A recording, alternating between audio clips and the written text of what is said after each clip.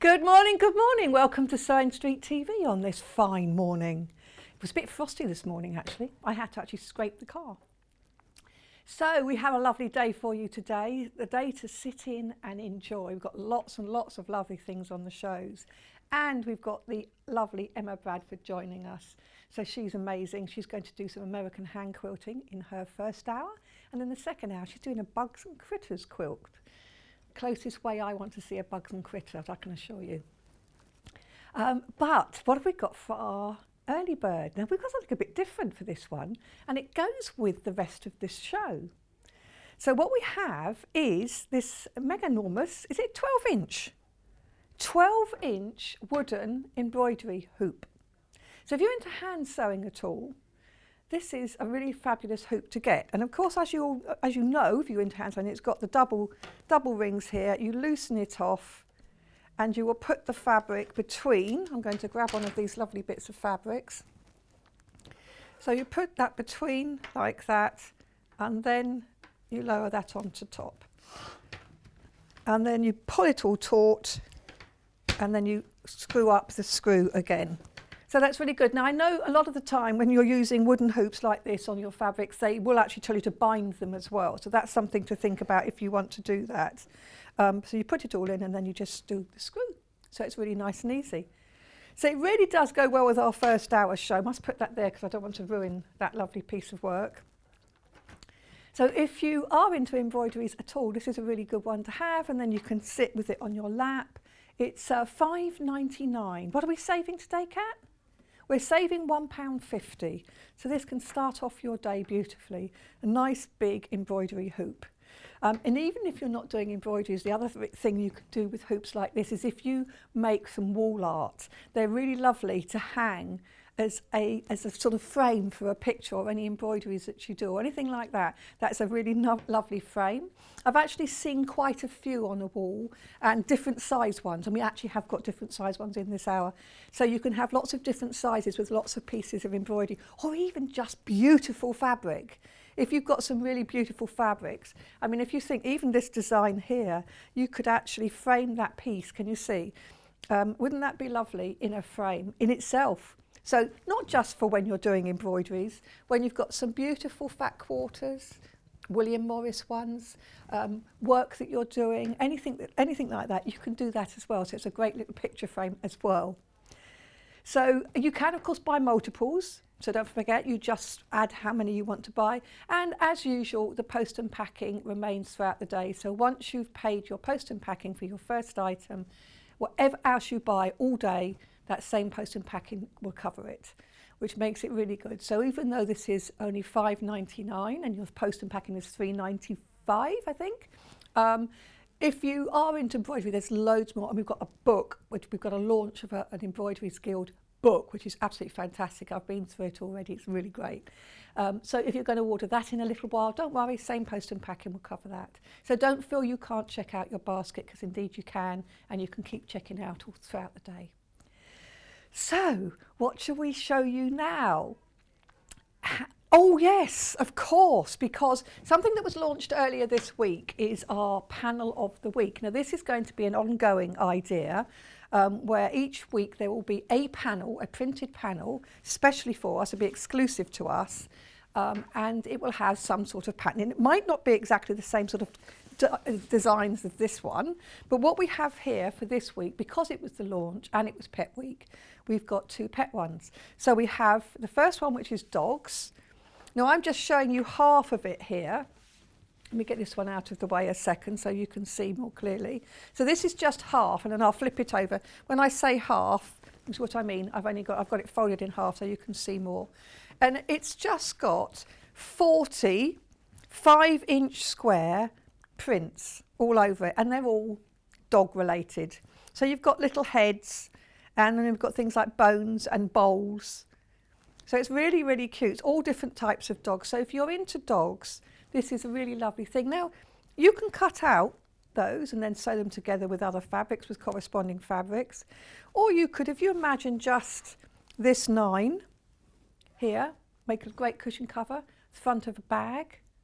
So you can use it like that, or you can use it as I say, in quilts and things. Here's the other side. They are, you know they're exclusive because they've got the Sewing Street logo in the top there. So this is the other side. Look at this. They're all ours. They've been designed especially for us. And we are going to be doing something like this. It won't always be 5-inch squares. It might be bigger panels. It might be smaller panels. But it would be something every week. So if you have an idea of something that you'd like, let's say shoes, just saying. If you wanted an idea of something that you would particularly like, it might be sewing paraphernalia, it might be knitting paraphernalia, it might be cakes, whatever. You can send in your ideas and they will all be looked at by the design team.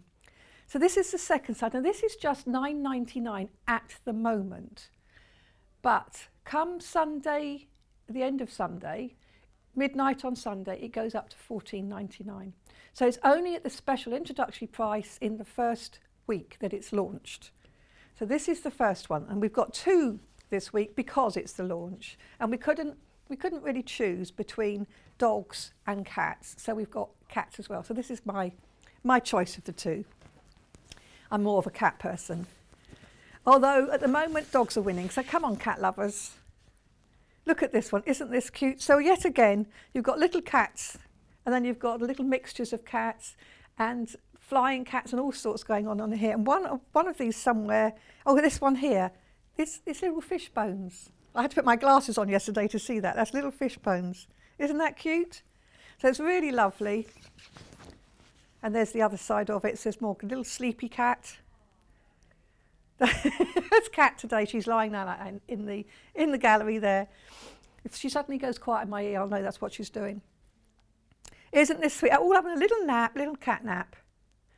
Isn't that sweet? So this is the cat version. Again, $9.99. And as I say, you could make a lovely cat basket liner with this. I was thinking with the other one, could you make a dog coat with the dog one? Don't know. But there's all sorts of things you can do. What you do with it is up to you. You can cut out the squares and then you can add them to another quilt. You could make a lovely big quilt for a pet lover. Or you could make a really nice lap quilt with it because it's sort of big enough to do that too. Add a few borders and things. So that's a really nice one. So these are 2 things. So it's $9.99 for each of these. And you just pop it into your basket now. It will go up to $14.99 at the end of the week. And if you like the prints and want to make sorry, what was that, Cat? Oh yes, if you want like fat quarter panels and things like that to go with it, we do have them on the website. So do take a look on that if you want coordinating fabrics and things. So that is our lovely 2 things there. So let's have a look at the menu for today. So as I've just said, we have got the Embroiderers Guild book launch. It's a really lovely book. You're going to enjoy that. If you're into embroidery at all or any kind of embroidery stitching, you'll love it. And then we've got Emma's American Hand Piecing. So that's I'm struggling with this. Emma Bradford coming back with me to see that. So just a little example of what she's got there. Really lovely hand piecing. So it's something you can sit and do gently in the garden when it's nice, or just in your living room. You can take it with you because it's sort of portable. So that's a really lovely little idea. And then we've got quilting tools. So we've got all sorts of quilting tools to show you, which would be really good. As I mentioned earlier, at 11 o'clock, we've got Bugs and Critters Quilt, and that's with Emma again. That is on the machine, and she is going to show a couple of ways of doing the dreaded Y seam. So she's going to show how to make that easy. And look at that quilt, isn't that beautiful, all of those colours. She'll show how to fussy cut the centre panels as well, and how to do the bindings. There's lots to see with Emma later on today. And then we're going to finish with workroom gadgets. So we've got a few nifty tools and gadgets for you today, nice and different. So I'm going to move to the other set. I'm going to take both sets of glasses and I'm going to start with this book launch. I've got my iPad with me, by the way, guys, so if anybody wants to message in, please do, and we'll try and... So it's a bit difficult for me to read them when I'm on here on my own, but when I'm here with Emma, perfect. So what have we got? Let's have a look. Look at the lovely quilt behind me, isn't that gorgeous? So what we've got here is the Embroiderers Guild Transfer Collection. Sorry, just my ear's gone quiet on me, so I need to pop my ear thing again in.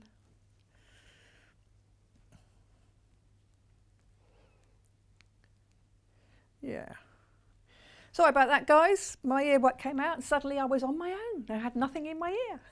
So look at this lovely book. Look how beautifully it's presented. So this is the Embroiderers Guild Transfers Collection. This is something they're quite passionate about, and they've actually rediscovered 90 treasures to transfer and stitch. And this is in the Embroiderers Guild. So this is kind of hard, it's a hard back, but it's like a case. So you open it up and you have pockets. And I just love the detail of this. See this pocket here with the design on the pocket, and then you take that out. And that matches, isn't that clever? I'm very easily pleased. So this is the transfer collection. What we have in here is lots of the transfers, not all of them, but a lot of the transfers that have been stitched out. But you also have, and this is the bit that I think is so useful, you also have lots of information, how to use the book, how to use the transfers, tools and materials that you need, and then, best bit for me, techniques and stitches. So we have 1 week exclusivity of this book, so you won't find it anywhere else at the moment. It is £20, and what you get is this lovely book in the lovely case and all these reusable transfers, and they are reusable 7 to 8 times. I'll get to those in a minute, but look at this, how to use an embroidery hoop, and these, the best bits, all the different stitches. Very, very clearly illustrated. All the stitches that you want to use to create these absolutely stunning embroideries. So it's really beautifully laid out. I didn't even know there was a fly stitch. So all of you embroiderers out there. So all of these different stitches. And then some tips on embroidering the designs. So beautifully illustrated. So look at this, how you can do it and then how you fill it. How you can do it in monochrome, how you can, in variegated threads, how you can do it in colours. Adding extras. There's always, so this is not just for these designs, it's illustrated by these designs, but it's tips and techniques on how to do this in other work that you're doing. So you can see how this one is in monochrome, exactly the same design here in colour. You decide which kind of way you prefer to go. So it's really lovely. How to add other elements. They're really, I mean, they are really beautiful classic embroideries. And it's just all those sort of simple stitches that are in the book reproduced in the different ways, and it just shows how beautiful the work can become. And this is another, so using a colour background, how that can make that very simple design look lovely and stunning. Using stitches in an unusual way. I just absolutely love it. Even though I'm not, I wouldn't say I'm you know, a full-time embroiderer or anything like that, because I'm not, but I have got into embroidery stitches and adding it to my other work now, and I really love this. And this, you know, you can just learn from, you can get ideas from using beads and sequins. So really lovely and combine, and I just love this, how to combine designs. So all of this techniques that you've got in here and illustrated by some of the designs in the reusable iron-on transfers part. So here are the reusable iron-on transfers. So there are just lots and lots of them. And what they suggest you do is that you cut them out of the book carefully, leaving as much white surround around them as you can. And then you can iron them on, and you can use them again and again 7 to 8 times. And it's got this nifty pocket in the back here, so you can store them in the pocket when you've used them once. And what you'll notice is that the designs, if I can find one of the ones that was in the illustrated in the book, they're kind of reversed, so that when you turn it over and you iron it on, that's yeah, I think it's a fox. He would, or a fox or a beaver, he will be going the other way. So it's all done for you. This looks like a sort of Art Deco. And look at the birds in the flowers. They are such beautiful, intricate designs. It would be, you know, it would take so forever if you had to actually try and transfer these in the old way of drawing them out. So this is beautiful, the sort of the birds. Really intricate designs.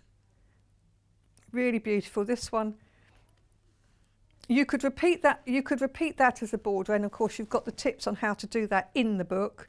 You could add something into the centre of this one, for instance, a message. You could embroider a message in there. That's entirely up to you. And of course, because these are actually shown just as black and white transfers, you're not restricted on your colours. So what you use is entirely up to you. Some of the designs are shown in colour in the guide, but only some. So this is going to give you complete freedom to create. These are so beautiful. And as I say, each one can be used 7 to 8 times. Look at that, I love that. Isn't that cute? See, that looks like it would be relatively simple. Whether you fill in all the parts isn't up to you. You could just do some stitching on the lines, or you could actually use fill stitches like the satin stitch, which shows in that book there, to really create a really well embroidered piece. So yes, a lot of these are designs from sort of the archives. They'd stopped being reproduced in the 60s. So they are some archive designs brought back to life. There's the little fish and the bird. So you can see how beautiful they are. And altogether, there are 93. Just read that because it's got a number. Got a number on them.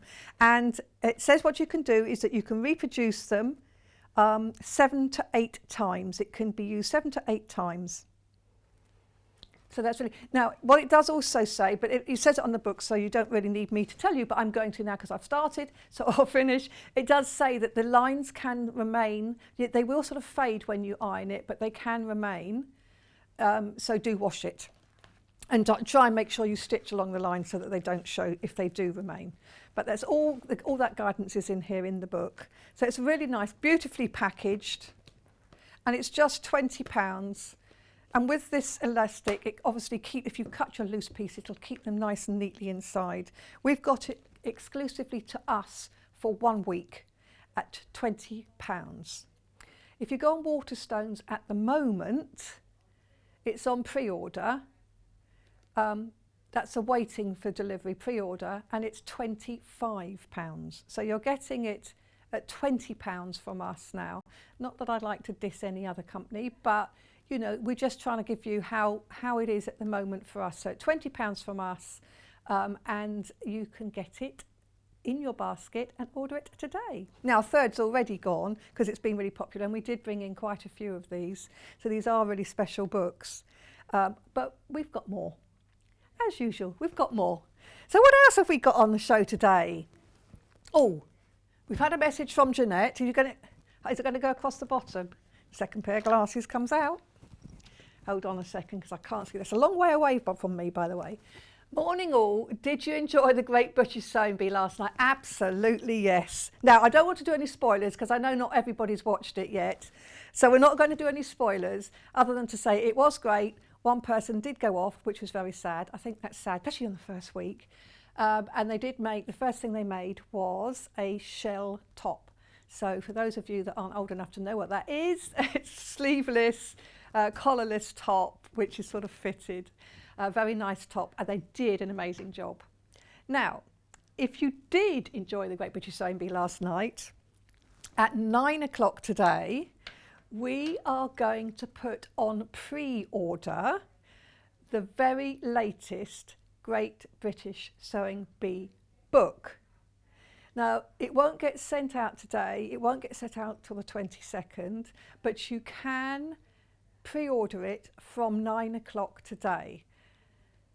You have to have the book. Each time the book comes out with the series, it gets sold out very quickly. And in fact, the one that I did, series 4, so we're now on series 7, when somebody asked me where they could get it from, and I said, "I'll go to Amazon," and it was being sold for like 84 quid because it was in such high demand you couldn't get it anymore. It wasn't because that's what the cover price was, of course. It's what somebody was profiteering on, it wasn't me. So a lot of the booksellers will be selling these from the 22nd. Some of them not even till the 29th, apparently. So today you can secure your copy, make sure you get it, pay for it, but it won't be sent out to you till the 22nd, the launch date. So it might be a couple of days after that, but we will have your order ready, packed to go, and you will be definitely secured a copy. But stay with us, and we will do that bang on 9 o'clock. Okay, so we're going to go to a break a little bit early, and then we're going to reset for the 9 o'clock show when Emma's going to join me. But before that, we're going to talk book. Exciting, exciting. I mean, oh, I've had a message on Facebook. Hold on a second. From New Zealand. Okay, that's... Oh, well, yeah, Kat's meant to be in Australia, and so she likes to mention it. I can't see this message on here. Okay, all right, brilliant. So just to recap this book that we're launching now, over half has now gone. Beautiful book. It's a hardcover. It's a case more than a book when you look at it like this, and then you open it up, and that's where the book is inside.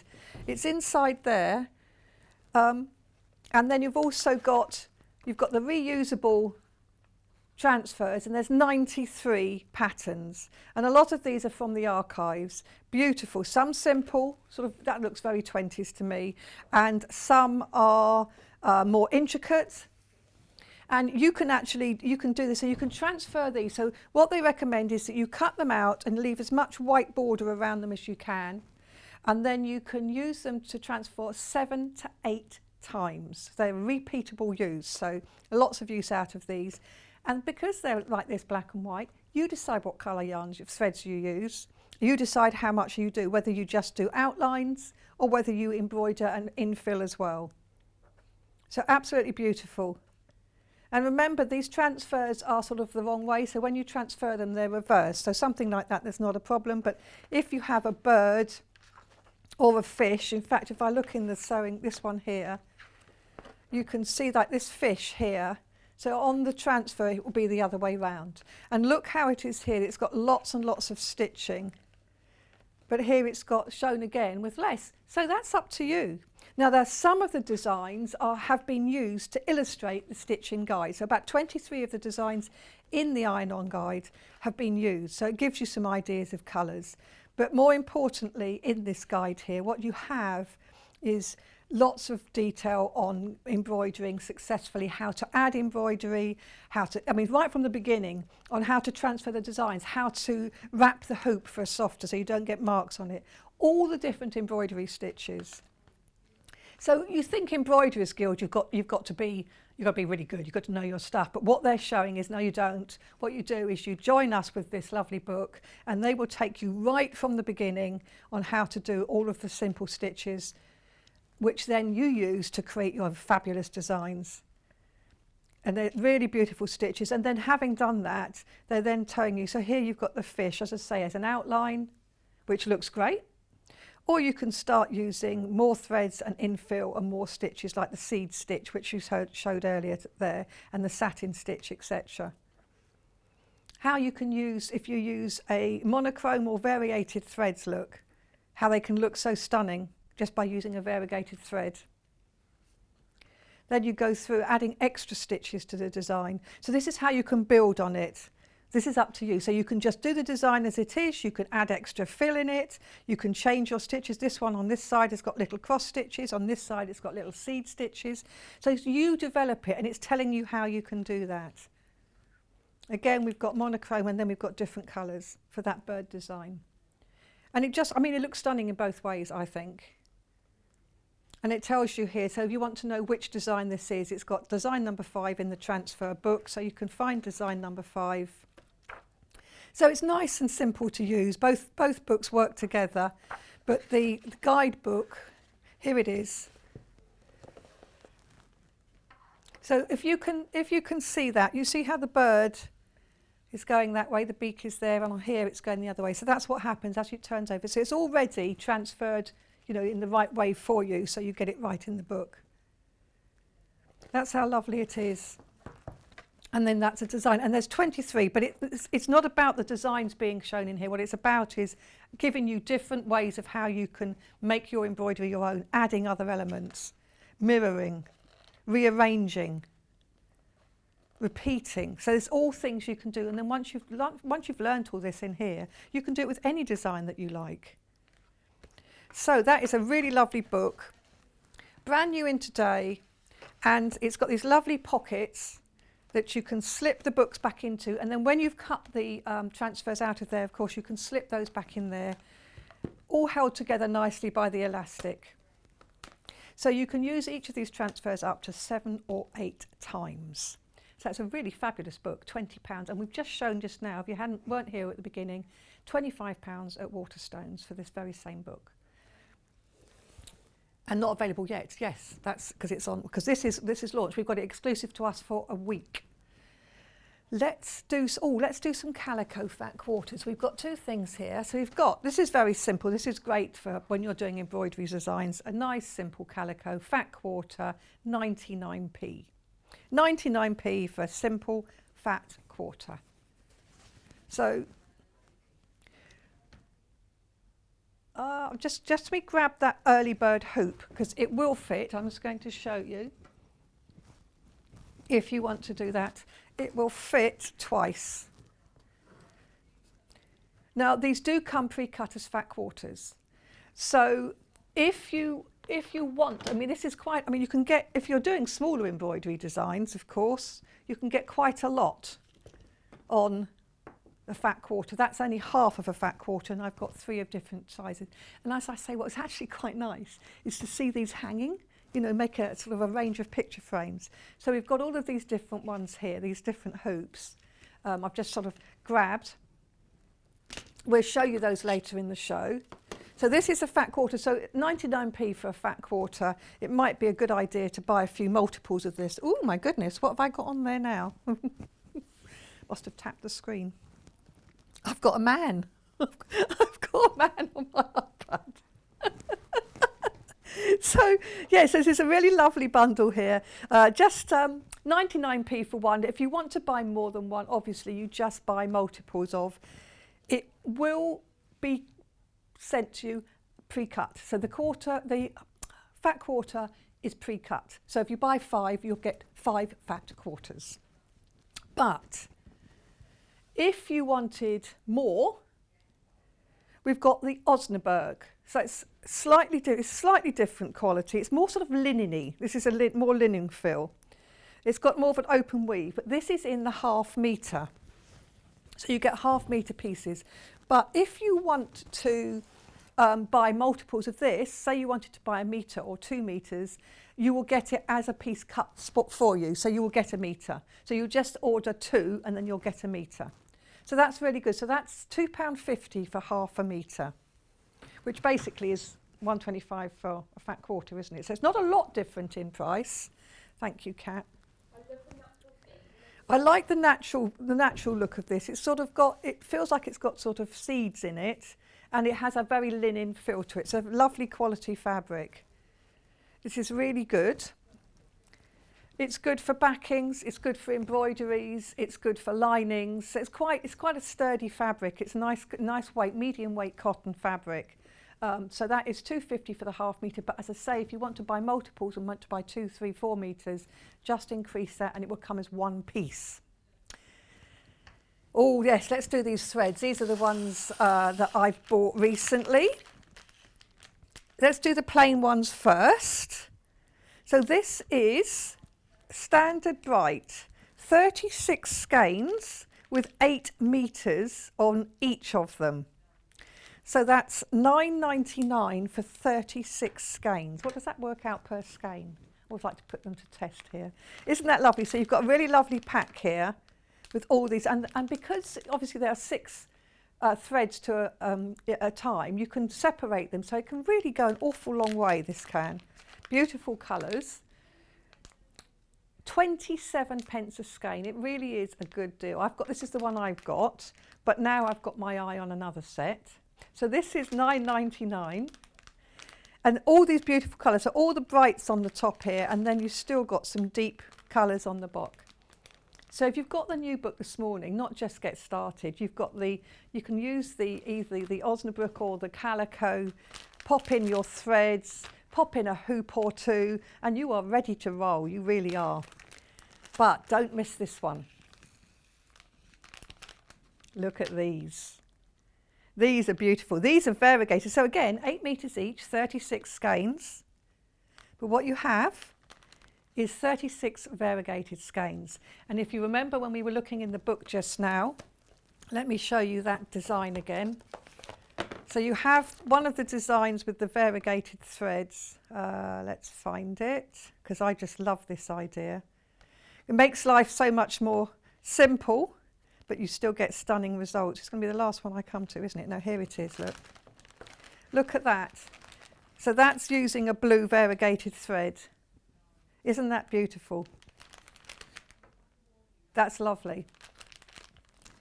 Oh, we've got less than 15. If you're thinking about this book, and I thoroughly recommend it if you're into embroidery at all, or if you want to be, or if you even just like me, you're adding embroidery stitches to other work that you're doing. So I'm doing machine embroidery, beautiful decorative stitches on my machine, and then I intersperse them with hand stitching. And I think the combination is beautiful.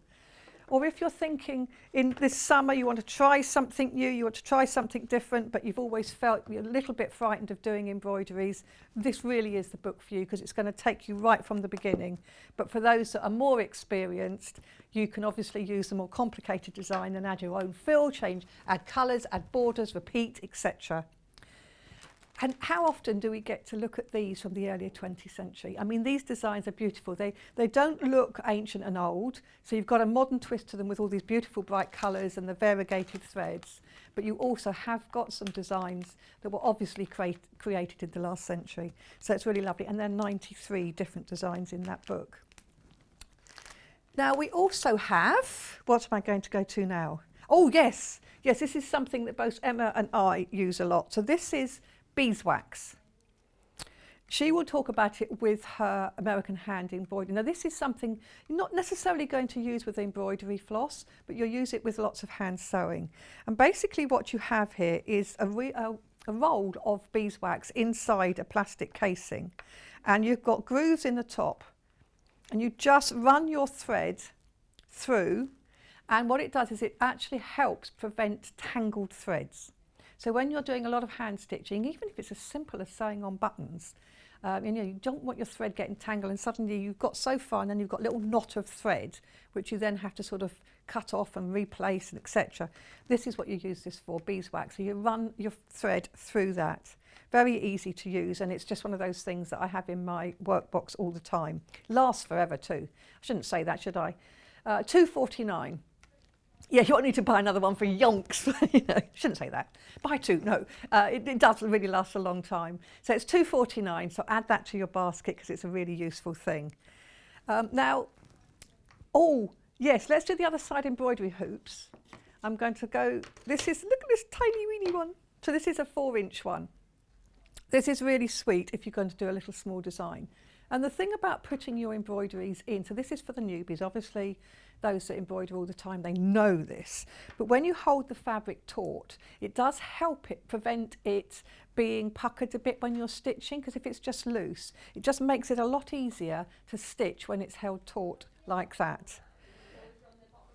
A lot of people embroider on clothes now, so you can get it on jean jackets, you can get it on your jeans. So if you want to add embroidery to existing clothes, you can still hoop it up, but you might need, so this is why it's a good idea to get a selection of hoops, because you might only need a small hoop. If you're doing something on a cuff, for instance, you might not be able to get a big hoop in. And you can get thicker fabrics in, you just have to unwind that screw further. This is a new one, so it's really tight. So you have to, here it's going now. So you just unwind the screw, and you just unwind it as much as you need. And you can see that the top one is opening up here, so that you can get a fabric in between. I'm not going to go open all because I've got that band there. But you put the fabric in between, and then you tighten it as much as you can. So they work together. So this is the 4-inch. We also have a 7.8, well this actually says 20 centimetres 8-inch. Oh, I see. So they're probably going from the outside there. So we go from the inside because that's the embroidery area, in fact. So this is what, so this is, again, it's exactly the same thing, but this is an 8-inch. Now, this is a good size to use on your sewing machine too. So if you're doing free motion embroidery on your sewing machine and you're a bit worried about trying to move the fabric with your hands and getting your fingers too near the needle, if you hoop it up, but you hoop it up the other way. So normally when you hoop up the fabric is lying on the top. When you're doing it on the machine, you have the fabric underneath. So you just hoop it up so that the fabric is flat on the surface, or turn it round so the fabric's flat on the surface, doesn't matter which. But so it's a really useful size for that because it'll go under the needle and move quite nicely. So not just for hand embroidery, it's a good size for that. So this is another one. And next we have this one, which is 24 centimetres or 9.6 inches. Or 9.4 inches if we're talking on the inside of the hoop. I'm just reading out what it says on here. But yeah, so we've measured from in here and they've obviously measured from out there. So again, exactly the same thing. You've got the screw at the top here. And so you split the rings in order to trap the fabric between them and then pull it nice and taut and screw it up. So really just very useful to have. And as I say, as this one, if you've got a big machine with a big flatbed, you could use that size, or of course for hand embroidery. Don't forget the early bird today, which is super duper one. This is our 12-inch one. So look at that. I mean, all together they look great, don't they? That should be a kit, you know. That should be a bundle. But you can just put them all in all your favourite fabrics and everything all in. Make your own bundle. Just make your own bundle. But can you imagine this on the wall? So you've just got lots of different ones with all, I mean, it's just simple as beautiful fabrics. Or you could have different embroideries. I think it's quite a nice sort of way to frame work and it looks really good. And it is eye-catching. And it's just different. It's just a bit different. So they are beautiful. Now, if you're doing iron-on transfers, as we've got in the embroidery transfer collection book, you will need an iron. Careful I don't knock everything flying. Now we've obviously got this one. Of course you can use your big iron, I'm not saying you can't, but this is our little prim iron. This is the one that you will see the guest presenters use again and again and again because it is so handy to have right next to your sewing machine, and you can have it on a nice little mat, an ironing mat, which you'll also find on the website. And of course we've also got those little, have we still got those little like books which have got the ironing, oh they're all out of stock. I was talking to Kat about out of stock items and she thinks, and I haven't checked it out, that if there's something that you really want, and for instance for me, if I can find it, it's this. No, not that one. I want, it is, if the customer team is watching, I want this. But every time it comes in stock, it's out of stock. But apparently you can call customer services and put it on a wish list. So when it comes in stock, they'll let you know. Apparently, haven't tried it yet, but if that's the truth, yeah, if anybody has tried that and it's worked, please let us know because that's going on my wish list. It's so handy. I have got ironing mats, I've got ironing boards, but to have that right next to the machine with a little iron like this, notice it's not plugged in by the way, so I'm safe to do that. It's a really neat little iron. Stands on its heel beautifully like that. It's got all the functions of a regular size iron. So it's got all, you've got steam, you've got temperature dial, so it does get as hot. So don't think because it's little it doesn't get hot, it does. So it's got everything there going for it, perfect for right by the machine. So when you're ironing in between, when you're sewing and ironing, you can do that. So it's really good. Often goes out of stock. It's $39.99. Right, oh, the beautiful one, the Jane Greenough needle set. Yes, indeed. We like this. Now this is when Jane Greenough was on with me, I'm sure she's said this repeatedly on other shows too. She was telling us all about the gold needles here. So these are gold plated needles, and being the expert that she is, she had these particularly crafted for her, and the gold on there is quite a high level. because when she first got them developed, she didn't really know what to ask for when she was asking for gold-plated needles, and so she ended up sort of asking for a higher grammage or wattage or whatever it is, but they are lovely. And the good, I don't know what it is, I suppose is it caratage? I don't know. But what you've got here is a gold needle. It's not just a gold eye, it's a gold-plated needle all the way through. And she says they last and last and last. And if you can prove them that you got them from her and the gold comes off, she'll replace, because she is so confident that these are really good. They're very easy to sew with, they're very smooth, and they will sew, and you don't lose that gold plating, as can happen in other ones. What you get in this little pack, if you can see, I don't know if you can see very clearly. So what I've got here is I've got 2 size 26 and 2 size 24. The higher the number, the finer the needle. But also, I have got, I can't get them out because they're in there by elastic. Here, I'll tell you what, I'll take the whole lot out like that. Look at this, a really cute little pair of gold plated, sharp to the very point, embroidery scissors. So it's a really lovely set. It's a really lovely gift for yourself because you're worth it. But it's also a really lovely gift for a friend. So it comes in this little box, little presentation box, like that. So it's a lovely little kit there, and it's $14.99. Just, yes, tie a little bit of ribbon around that, make it a little gift. And that's really nice, but it is lovely for you too.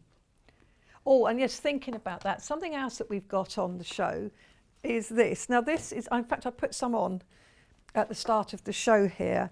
So this is the Seams Couturier's hand cream.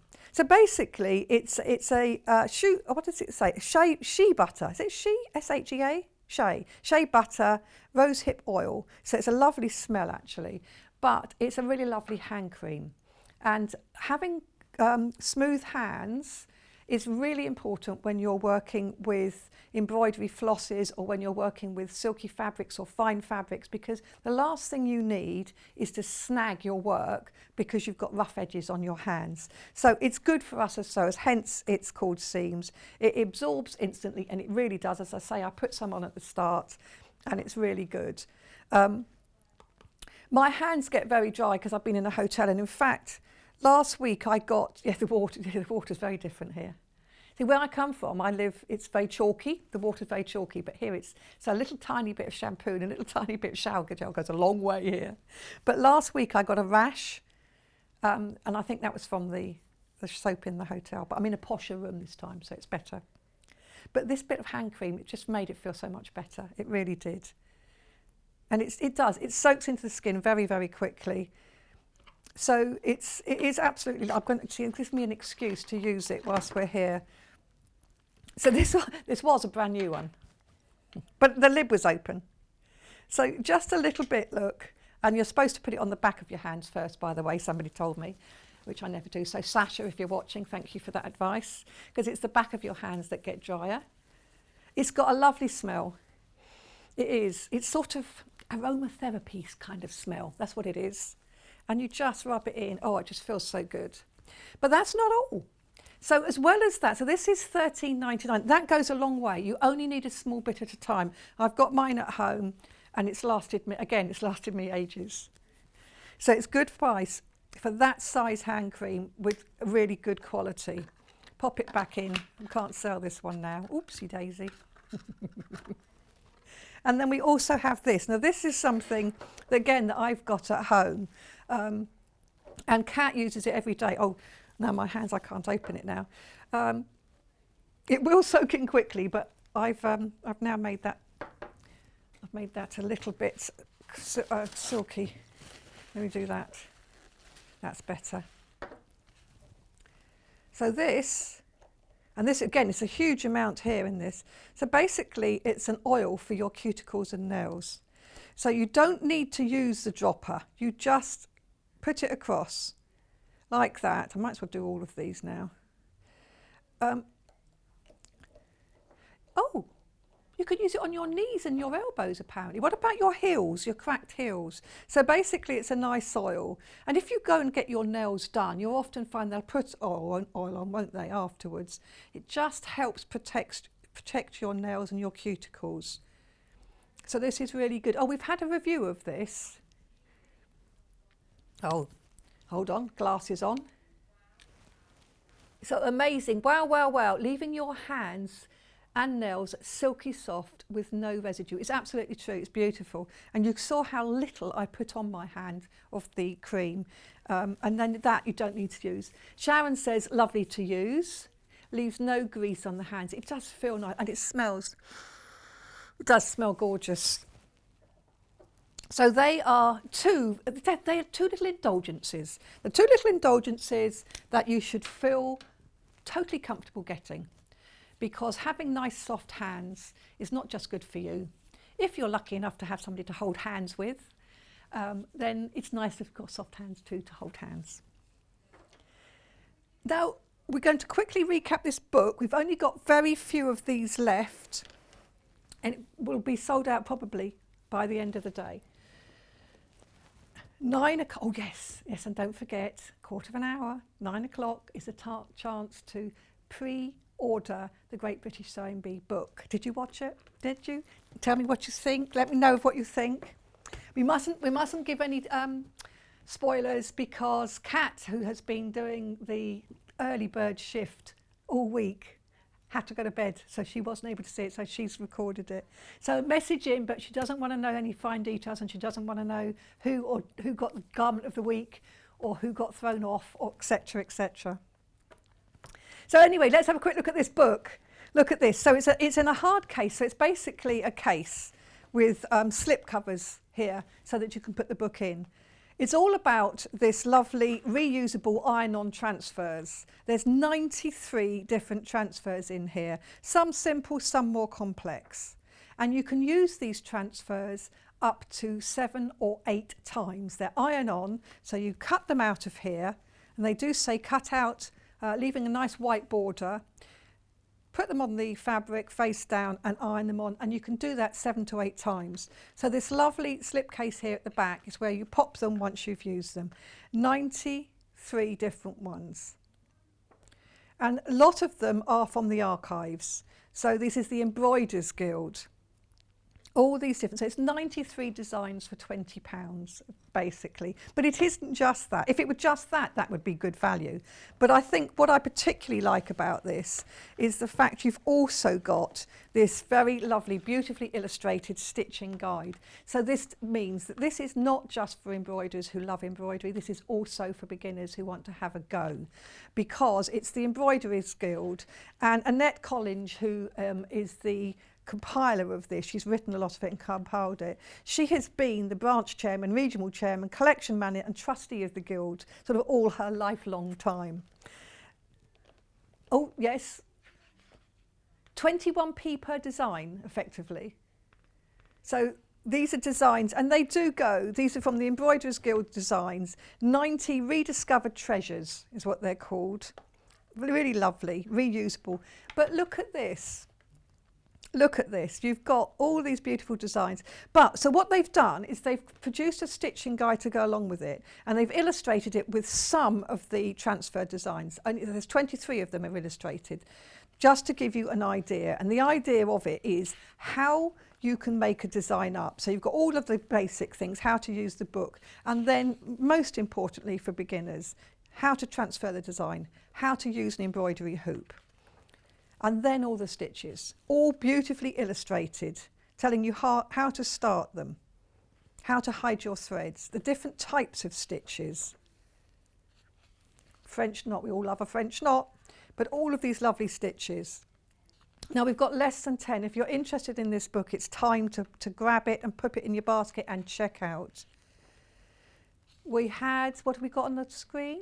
Oh, we've got a message from, let's have a look. I love these messages, apart from the fact I have to keep putting my glasses on and off.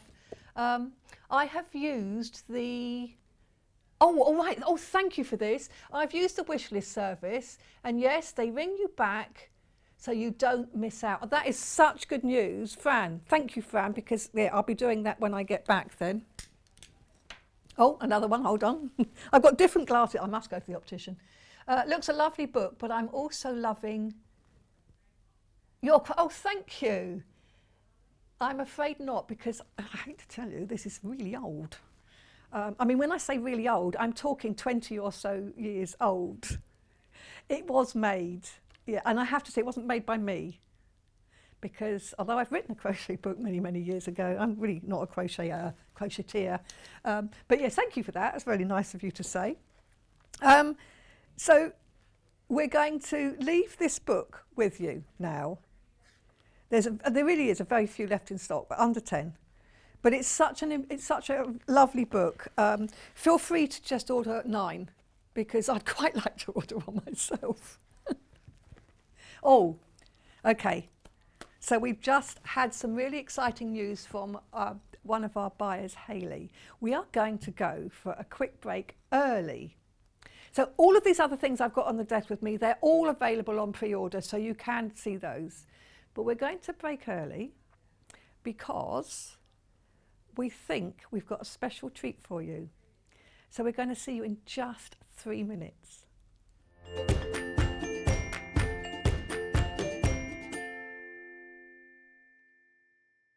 If you'd like to get in touch with us during our live show and send in any messages or any questions, then you can do it on studio@sewingstreet.com. Alternatively, you can message us on our official Facebook page. Are you a fan of Sewing Street and Yarn Lane? Why not join our growing Facebook fans pages? Just search Sewing Street Fans and Yarn Lane TV Fans on Facebook and click Join Group. It's that simple. Never miss out on the latest news and updates from our presenters and guest designers, special offers and plenty of chat with your fellow fans. Share photos of your makes, ask for advice, interact with your favourite guests and presenters, and be a part of the ever-growing sewing and yarn community. See you there!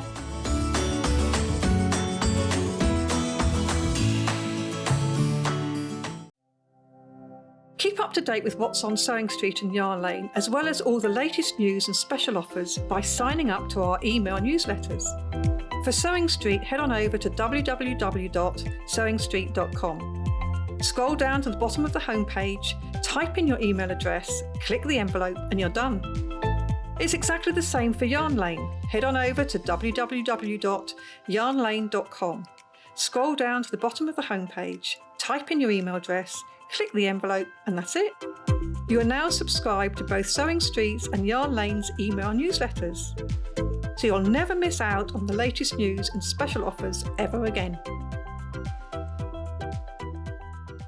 If you're a Sewing Street or Yarn Lane customer, no matter how many times you check out in one day, you will only pay 1 postage and packaging. So don't wait to add the item you want to your basket and check out. You will only pay 1 P&P even if you check out multiple times in one day. Missed the live show? Don't worry, we recorded it for you. Never miss out on your favourite presenters, guests and makes ever again. Head on over to our YouTube pages to watch back the day's live show and enjoy your favourite demos over and over again. We also have lots of great content exclusive to our YouTube pages, such as product demonstrations, troubleshooting videos, and so much more. Subscribe and turn on the bell notification so you never miss a show or video ever again.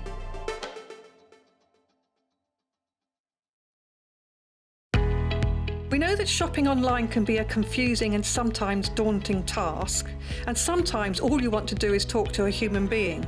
Well, our family-run customer service team are on call 24/7.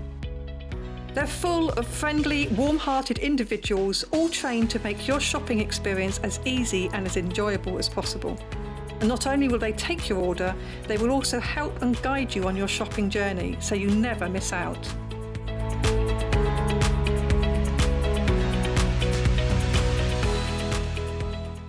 Are you a fan of Sewing Street and Yarn Lane? Why not join our growing Facebook fans pages? Just search Sewing Street Fans and Yarn Lane TV Fans on Facebook and click Join Group. It's that simple. Never miss out on the latest news and updates from our presenters and guest designers, special offers and plenty of chat with your fellow fans.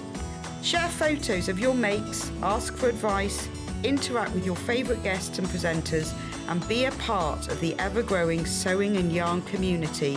See you there!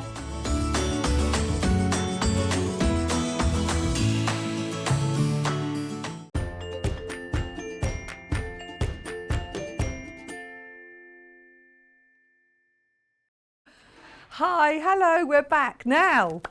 So exciting, this is so good. Now, earlier on today I said to you we were going to bring you the Great British Sewing Bee book on pre-order. I've got news, however, because the book's just been delivered to our warehouse and we've got one copy delivered here. So I can go through this with you, but more. We can actually send it out to you before the 22nd. So if you order it today, and I think it will only be today because we have got a limited amount of stock, if you order it today, it will go out with your order as everything else will go out with your order. So it's all the same as usual. So if you've already bought something and you've paid your £3.95 P&P, this comes in the same as well. You'll get it. We thought we couldn't send it out to the 22nd, but apparently we can because they're in. They're here, they're ready to go. Other places they're not. So this is real scoop, which is fantastic. So let's have a look at it. This is the book. Now this is smaller than you've seen in the past, because in the past the Great British Sewing Bee book has had all the garments that are in the show, plus a load of other garments, etc. This time what they have done is they've basically produced a technique book. So that's what you get. And all of these, a lot of the information is based on previous authors of the books, myself included. And so a lot of the information is some that will be in other books, but it's all been presented beautifully. And what I did want to see, if I can find it again, I can't remember what page it was on now. Last night, if you did watch the show, you will have seen them doing an all-in-one combined neck and armhole facing on the shell top. Here it is, look. Illustrated how to do it. It's actually a fabulous technique and it makes your armholes and your neck edge really beautiful and neat with all raw edges tucked away inside. So this is really good. We're doing this at $14.99. It's a companion, it's a dressmaking companion book, beautifully illustrated as one would expect. And it's got all these different things. It's ready in the warehouse to go. This is just such good news. It's like we knew we were going to kind of pre-order it. We knew we could do that. And we were going to say we get it for the 22nd like everybody else, and then you can get it from there. But what we didn't know is we were going to have these in our hot, sticky little hands. Do you think if I smudge this with some of that Seams moisturiser, I could accidentally, yeah. Well, I couldn't sell it after that, could we? Look at it, isn't it lovely? So it's got all of the techniques that you're going to make dressmaking. So really useful. Set-in sleeves, raglan sleeves. So you've got sleeves, you've got belts. It's just lots and lots of information. New illustrations. So we've got zips, invisible zips, fly zip. What other zip have we got? Conventional lap zip, open-ended zip. So lots of zips, centred. So this is great. This is great for anybody that's starting, and it is good for beginners because you've also got at the front your basic sewing kit, what you need, useful extras, sewing machine, just having a go. Yeah, I had a friend text me actually last night and said, I've just watched my very first ever sewing bee. How fantastic. I can't imagine how brilliant it was. And she was watching it because she knows of my interest, but she's not got any interest in sewing. She's watched it and just thought, my goodness. Because it's a bit like the pottery showdown and the cooking ones. Oh, and there's a jewellery one there. So even if you've not got a particular interest, it's interesting to watch people have a go, isn't it? And they were great last night, I have to say. Not sure who's going to be the star yet. Did you watch it? I didn't. Oh, you didn't? I mustn't say, no, must no, I? no. Mustn't say because you've got it on record too. So yes. Oh, we've had a message from Karen in Bristol. Oh, it says, hi Wendy, hold on, I've got to get my glasses on. I have to say, just for you at home, the screen I'm looking at is a long way from me. And now it's at an angle. Yes. Hi Wendy, Sewing Bee was great as ever. And the funniest episode ever, I've never seen, oh yes, I've never seen Patrick unable to speak for laughing. Yes, so there were a couple of garments that were made in the Upcycle Challenge, which I was with Patrick. I was laughing my head off, not because the garments were crazy, but because of how they were. Anyway, I'm not going to say because I don't want to spoil it for Kat or anybody else that hasn't watched, or for Emma. But it was funny, and I was absolutely with him.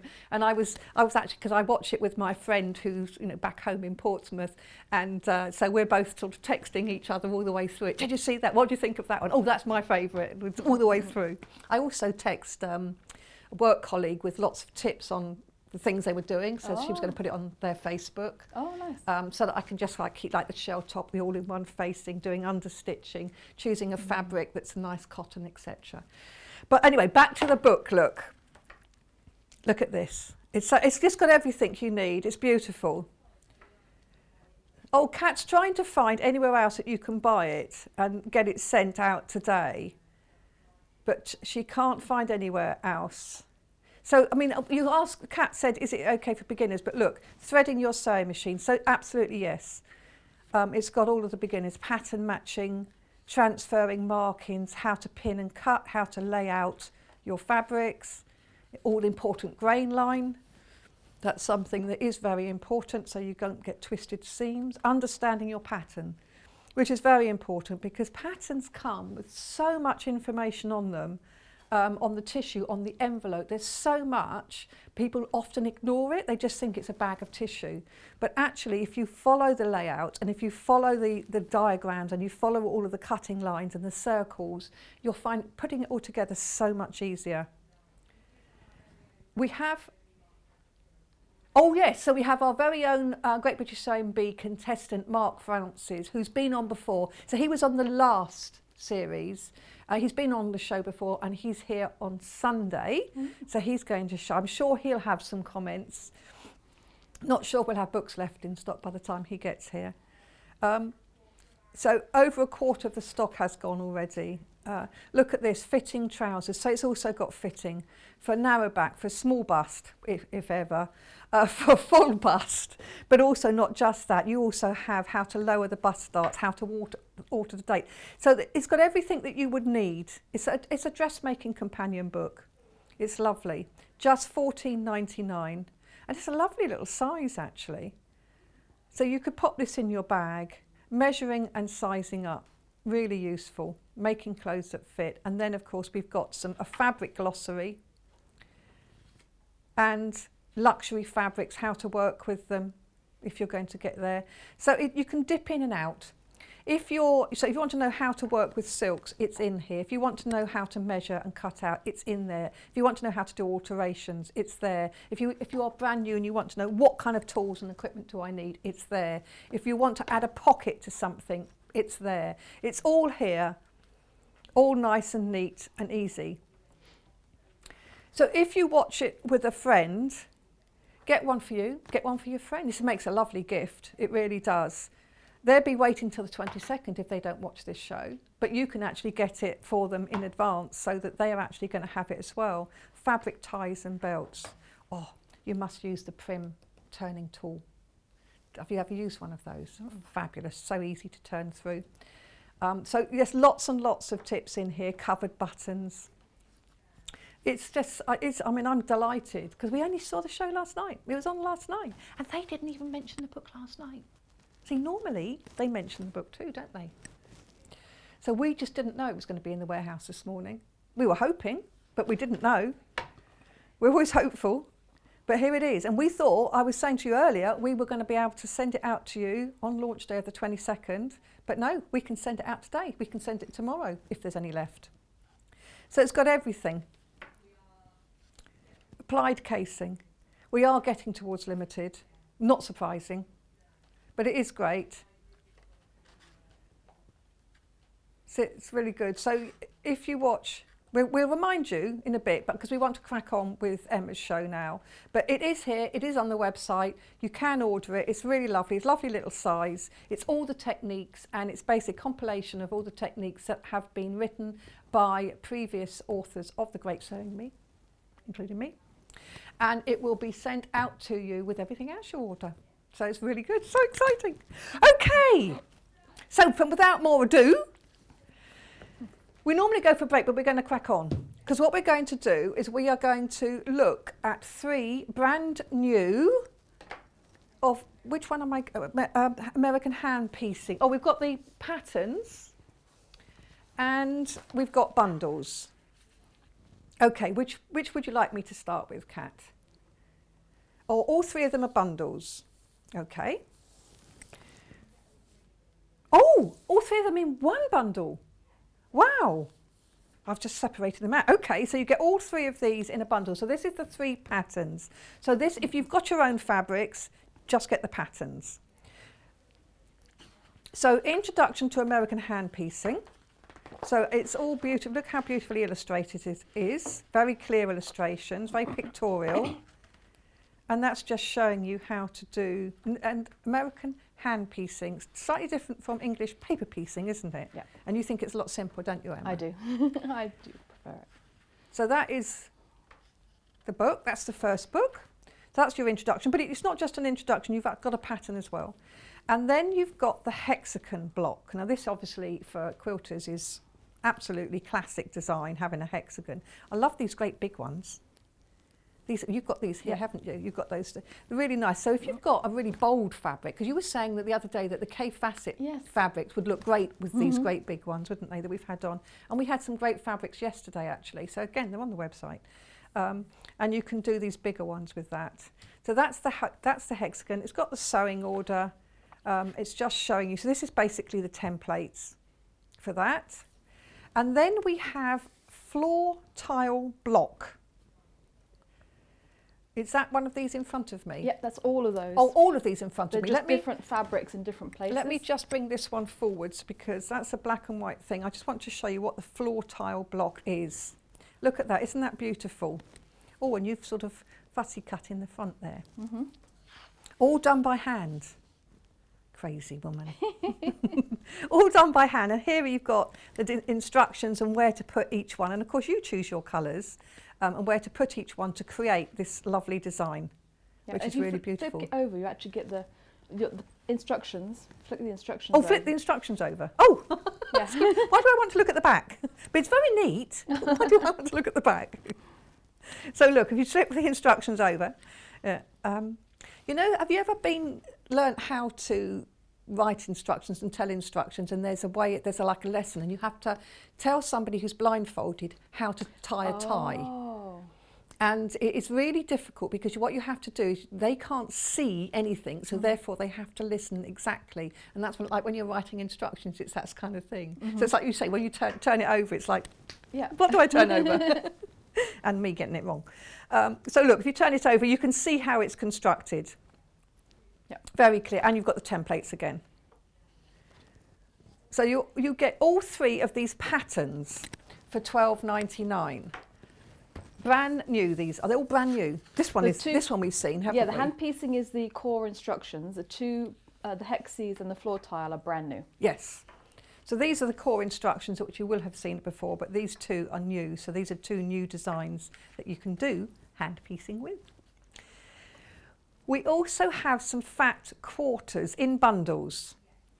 So shall we go for this one first? This is this one here.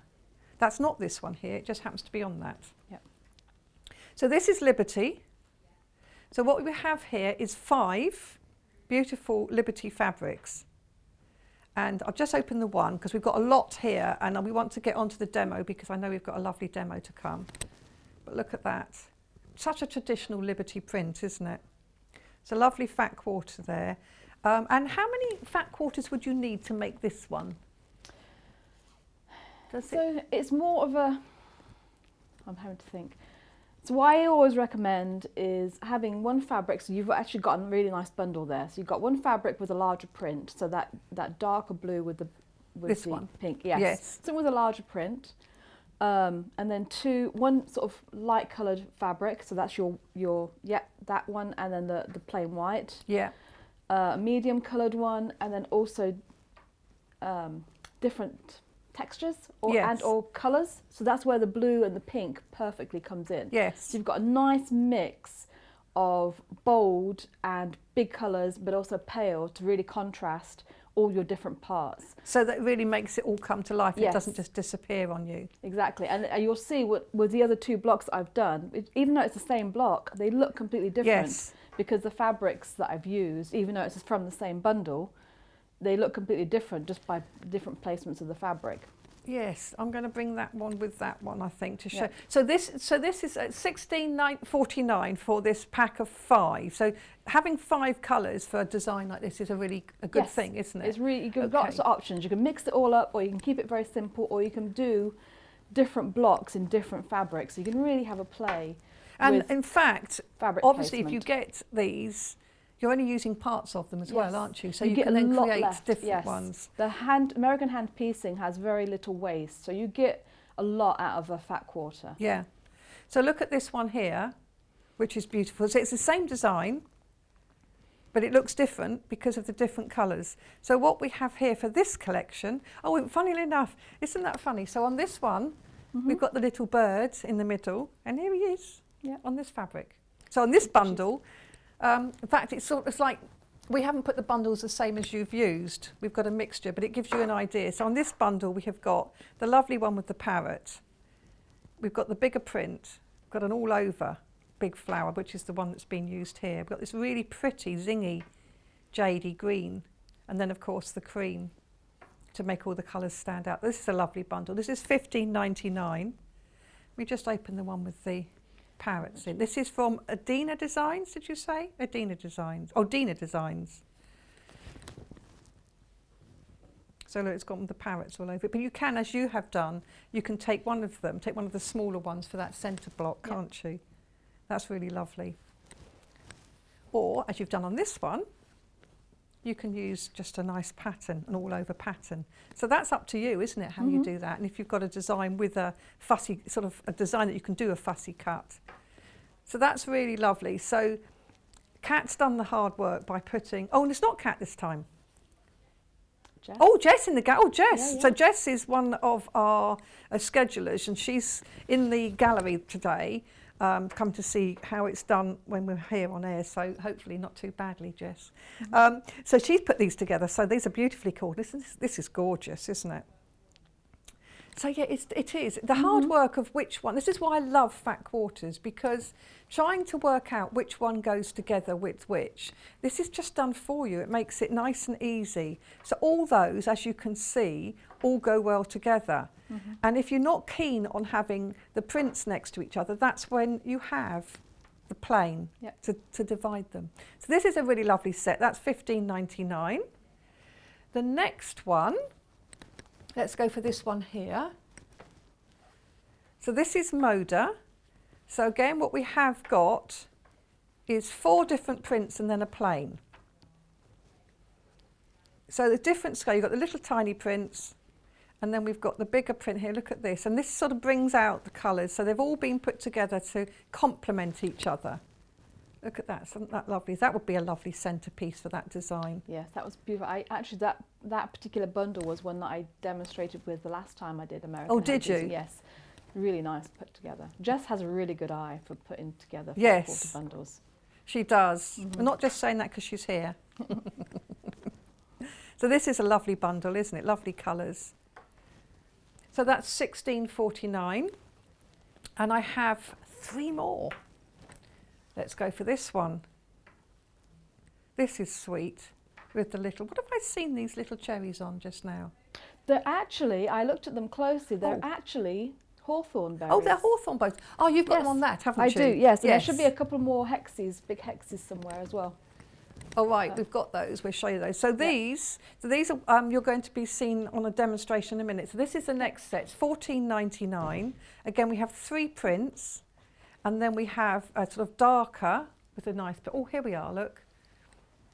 If I bring that one in, look at that. This is one I made earlier. If you believe that, you believe anything. This is one that Emma brought in. So that you can see how lovely that is. Look at those colours and how it's used. So this is, for this one, you've used that, that and that. Isn't that lovely? And I love these big hexes. So that's from the hexy pattern. Yep. So this is our next. So this is $14.99, this collection. These are all beautiful. So really beautiful collection put together. Then we have, now these you're talking me now. Look at these lovely bright colours. Look that at would these. be right up my mum. My mum is a bright colour person. Yes, Yeah. I love That's these. what she would go for. Definitely go for the bright. So we've got butterflies and bees. And is there a gnome one? Top one, is it? Oh, is this gnomes? Oh, bless. I just put my finger on a gnome and I didn't know. Oh, no, no, no, no. And now they're upside down. There, they're gnomes. Look at them, aren't they lovely? Oh, that'd be perfect. They're for like cut. tomts. Like- So I think it's a Scandinavian name for them. One of our lovely tutors, Steffi Stern, she does needle felted tomts, Tomte, and they are basically what we would call a gnome, but with long beards. So I don't know whether they're a different thing or is it just a Scandinavian word for it. But look at that, isn't that cute? Oh, if you want this fat quarter bundle, we are very limited, so do go for it now if you want it. But it's beautiful, so that you've got your little gnomes. Oh, that's really sweet. It's so sweet, isn't it? And then we've got butterflies Oh, I and love the bees on butterflies. flowers. Look at that. Isn't that lovely? I don't want to waste too much time on this. Same again on the blue. And then this one. This is little bees and ladybirds and snails. Snails on leaves. But I like the way it's multi-directional, so you haven't got to worry about the right way up. Direction, yes. Because that's quite important if you're doing something and it has a direction and it matters to you. So that's multi-directional. And then again, you've got a plain, a nice coordinating plain. This is a nice sort of soft blue, which goes in and it picks out the blue, beautifully picked out, Jess, picks out the blue in all of the fabrics there, and then it contrasts nicely with the yellow there. So that's really lovely. And then I have one more bundle to show you, which is, I love the way they put them right at the back of the desk. You just want to see my roots, don't you? This is a Liberty blue. So it's similar to the pinks that we were looking at just now, but this time it's blues. If they're blues are more your colour. If you're more into Delft pottery or the Japanese, like the willow patterns, it's always the blues, isn't it? So these are really lovely. So you've got these lovely prints, and again you've got the plain, which coordinates beautifully. It's all perfect. So you've got a nice big print, you've got light and dark, you've got small print, slightly medium-sized print. Yeah. So it's all been put together. She knows what she's doing. She's put them together so that they work. So you can cut little pieces and bigger pieces, and you can have accent fabrics. It's all beautifully coordinated. $16.49. So now, sorry about that, Emma. Already just gone quarter past. American hand piecing. Yes. So I have to say, I did say, and I know I keep saying this, but she looks stunning. Oh, bless She you. looks absolutely stunning today. You really do. And that dress is lovely. Very Thank you. flattering. Thank you. I said to her when she came into, all masked up, in a big coat. I said, "Oh, hello, my name's Wendy." "Oh, hello, Emma." I could just see her eyes popping over the top of the mask. You look delightful. Anyway, thank you. Over to you. Yeah, so American hand piecing. So I think it's a little bit like Chinese food. American hand piecing. It's not called American hand piecing in America. No. I'm just calling it that to differentiate between English paper piecing, so EPP, and the way that I do it, so just hand piecing. And this is actually the way that I learnt how to quilt to begin with, how to do patchwork, because I didn't have a sewing machine at the time. So the lady who taught me said, you don't need one. So I just literally had a pair of scissors. I didn't even have a thimble at the time, although I did learn very quickly that you really need a thimble. Thread, needle, pair of scissors, some cereal box cardboard actually, because I don't even have fancy template plastic at the time. And yeah, just got started. So I love how portable it is, like you said. Yes. It's very calming. So it is a slow process, but you'd be surprised, a little bit like a hedgehog, in that I always imagine hedgehogs move quite slowly. Then you turn your eye, and then all of a sudden they're like down the end of the garden. Yeah. So but I think, slow stitching and mindfulness is really in at the moment, isn't it? So this is perfect. But it goes surprisingly quick because I do it in front of the telly, and you'd be surprised how quickly it grows when you're not really paying attention to it. And it's just a nice project to do. Back in the day when I used to go to quilt group, it's nice to take something hand worked, so you're not sitting behind a sewing machine and you can have a nice conversation with the person in front of you. So, how do we start with? So the patterns themselves, these are just my printed ones. Your ones that you'll get would be nice and glossy and a lot prettier than these. So it has the templates, I don't know if you can see on that very well. The templates on both, so you've got several dimensions of hexagons. What you've got, 1, 2, 3, 4, 5 different sizes. The one that I've got here and the one that you've got is not even the biggest hexagon. There's 2 more sizes bigger than that. So it gives you a really nice variety of different hexagon sizes. The bigger ones, obviously, it grows quicker because they're quite big, but also, like you said, it works really well for those fabrics that have a really large print, like the calf. The calf ones. Facet, yeah. Calf. I was getting it wrong. All right. I know, I just got my wrist slapped when I got it wrong once, so I try not to now. But those lovely, or the Tula Pink, those really lovely big prints. Yes. You get them and you love them, but you're not quite sure how to work them into a quilt. This is perfect because you can really show them off. For the templates, like I was saying, the actual lines on there are the sew lines. So it's very important when you are making your templates, and I've got some template plastic here, when you trace them off, you need to trace them off exactly to the line. So I've done my hexagon here to fit it's my 2-inch hexagon. These are 2-inch hexagon. And the measure 2 inches is along one side here. So the edges are 2 inches long. So when you trace them out, it's absolutely important that you make sure that you trace them directly on that line, because that's going to affect how accurate your piecing is afterwards. Now, I just have to interrupt and say, yes. Light box. Yes. Could you put that on the light box and then trace it more easily? I like to get the light box in whenever I can. I know you do. Well, for template plastic, it tends to be see-through anyway, so you can see pretty well quite through it. So you really don't have to worry about it too much. A gridded one is even better because they are in inches and the grid is in inches. You can actually just line it up. I mean, I've only drawn one line across my template because I know I'm going to cut around the edge basically. So you can kind of even just put your template plastic on, and for the square, just denote the corners. So. Makes it simpler. And then you use paper scissors to cut out with? Yes, very important. Not your fabric scissors. So I'm just going to cut this. Whilst you cut that, Laurie Voss Goldsmith. Oh, yes. Hi, Laurie. So she said, "Hi Emma, you're looking stunning today," as I did say. I love watching you do your stitching. It is calming. Ah, thank you, thank you. Yeah, I am a big fan of this technique in particular, because for one thing, once you've made your templates, and actually you'll probably find this shape is probably the same shape as if you bought the templates for the weather vane or the windmill weather vane that we did last time. This shape will probably be in it, so you might already have some of the templates made for this particular floor tile block that you don't have to repeat again. It's just a different way of putting them together. But once you've got your template, that's it basically. I've probably got a little baggie of templates, plastic templates, that's at least 20 years old from when I started. And do you sort of write on them what it is? If you're very organised, you can. I don't tend to. Sometimes I do. If it's clear plastic, I will write down how wide the square is or something like that, but I just tend to use them just because I'll just pick out my templates and spread them all out. I'm a little bit of OCD, so I would probably write them very neatly what they are. I'm the opposite. So that's how you make your templates. I'm going to show on the hexagon.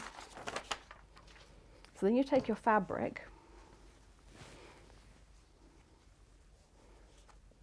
Oh, and this multi-mat, I know they're out of stock at the moment, but when they're in, maybe you can put your name on the wish list for these when they do come in. These multi-mats won't be the same design, but the multi-mats I love. Yes, I have one of those. The outside is a pressing mat, so it's a little bit padded. On the one side, you've also got a small cutting mat, then a moleskin divider, so you can actually keep your pieces of fabric or your blocks inside it and it'll keep it together. And then what I love is this sandpaper that's in here. And that is because it's perfect for marking your fabric up with these templates. So I've just got a regular pencil. You can use a friction pen or anything that isn't going to mark too hard, but you do want to be able to see the lines. And I'm just going to draw around my template directly. Now the sandpaper does two things. One, it grips the fabric so that when I get to these corners, the fabric doesn't shift and it doesn't distort the corners when I draw them on. And two, if you're using a pencil, it helps to sort of, you don't have to press too hard because it's a rough surface, the lead comes off a little bit easier. There we go. So that's just like that. And then you'd continue. Now you said that was the sewing line. It is the sewing line. So does that mean you need to leave seam allowance as well? Yes. So when you mark your next shape, and I try to nest them as much as possible so that I have as little waste. So I'm just going to move this over here. But I'll show you. Normally I would draw it right down here. So I've got my other shape here. I would normally draw it right here, but you want to make sure that you've got at least a ½ inch between the edge of the shape that you've just drawn and your new shape, because you want to allow a ½ inch seam allowance all the way around. So don't butt them up against each other like that. So I've got my drawing line here. I won't want to put it against, because when I cut it, I'm not going to have any seam allowance left. So you do have to make sure that you spread them out a little bit. A little bit more is better than too little. However, saying that, my very first quilt that I made in this technique for my daughter, so would have been 95, 96. Some of those fabrics were given to me and I wanted to have a certain number of pieces from that one fabric. So some of my seam allowances are probably more closer to about 1/8 inch. And it's still sitting together, so there are no holes in it. I guess if the you're seams hand haven't come stitching, apart. that's not. It's trying to sew on a machine with 1/8 inch seam allowance Yes. is quite difficult. But Yeah, and I have to admit it was only on that one fabric, so what it was sewn to still had the ½ inch, so Yeah. maybe that helped as well. But it's been washed to death as well. So that quilt has definitely been put through the ringer, and it is still intact. It was hand sewn, hand quilted. Even the binding was hand sewn on, because I literally did not have a sewing machine, didn't have a ruler, didn't have a rotary cutter. So the only story I have that's similar to that is when I first moved into a little flat when I was young, I didn't have a fridge for a while. Oh. So I stopped drinking white wine, because you can't drink warm white wine, but I did learn to drink red. Oh. Is that similar? Well, it's all a bit of a make do and mend, so yes, I would go with that. So then when you cut them out, and I do cut them out generously, so I don't just skimp and do a ½ inch, because you will trim them again afterwards. There. So for the hexagon flower, which is what this is just one design you can do with the hexagons. You would want one colour for the middle and then 6 hexes, big hexes, to go around the outside. For the floor tile block, which I won't demonstrate because I did do the weather windmill. So if you go back to last time I was on, it's a really good demonstration of. That was on the 1st of bits. April. Oh, thank That was you. with us, yeah. Oh, I didn't realise it was that soon. I guess it was, yeah, because Mikey was with me. If you use the pattern, you can basically see how many of each square that you need. So here's my instructions on the front. Yeah, so there's an outline on the front. It tells you exactly how many of each template that you need, and then it's just a case of you deciding which fabrics you want where, and making sure that you've got enough squares of that fabric, enough triangles of that fabric, and so on. And then once you've marked them all out, you will cut them all out once and then recreate your block just to make sure, one, do you have enough pieces, first of all, and then second of all, do you like where that fabric is sitting? So for the blocks that I've made of the floor tile, you can see all the different ways that fabric placement can change the whole overall look of Definitely. of the block. So you can have a real good play. And if it's something that you don't like, just take those pieces out, put them aside, save them for another project, and do some of a different colour and then have a play with it. So that's why I also love those fat quarters, because you can really have a play and learn a lot from how different fabrics work in different places and how putting some next to each other, so putting a plain next to a very patterned, or putting a plain next to a pale, or a dark next to a pale, how it really changes the look of the block. So the next part is, once you've decided where all your colours are and how many pieces you need of each fabric, what I do is draw them all out. And I don't know if you can see this pretty well. So I've got a hexie all drawn out. Now this is the smallest hexie. This is the 1-inch hexie that I've done. I'm going to demonstrate on. So I've got this fabric for my centre, and then I've got the pale blue for my next round, and then I'm going to do another round in the dark blue. I won't get to all of that today, but that's how I planned it out.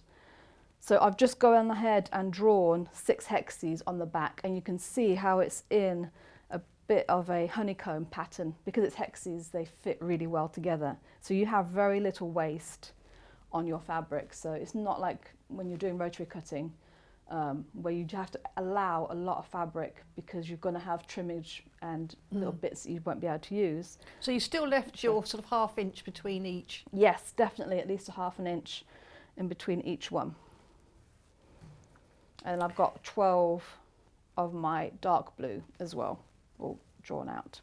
And what I do, especially when I'm going somewhere, I will draw all these up and pin it, so just pin these fabrics together to keep it together, and then put it inside my sewing box for when I'm going out anywhere, driving, anywhere that I want to take something with me, and I just pick it up and I've got it all there to go. And all I have to do is take scissors, basically this kit. Scissors, a thimble, a reel of thread, needle, and a pin or two, and I'm good to go. Yeah, as long as you're not driving. No. No, as long as you're passenger or Yes, train, we're or all going to be hopefully going out more, and this is perfect, Yes. isn't it? Take Yes. to a park, take to the beach. yeah, definitely. Oh, I love If you're sitting travelling outside. on a train, well, you have to have had them cut out. I'm not sure you should be sitting on the train with sharp scissors, but you can certainly do the sewing, can't you? Yes. I'll tell you what, actually, yesterday we had an Amber Makes sewing case, which absolutely gorgeous, and it's only little, but it's beautiful. So it's from a pre-printed panel, Okay. and it has a little pin cushion, a needle case, and a tape rule cover, which is sort of a bit of nonsense, but it also had little pockets in it for buttons, trying to think what else, or bits and buttons, bits and bobs, and what was the middle one, Kat?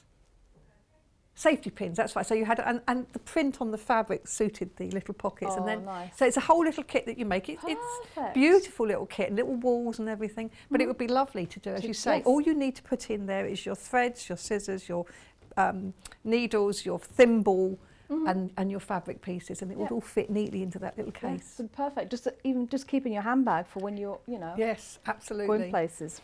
Okay, so I've got my 2 hexies started, cut out.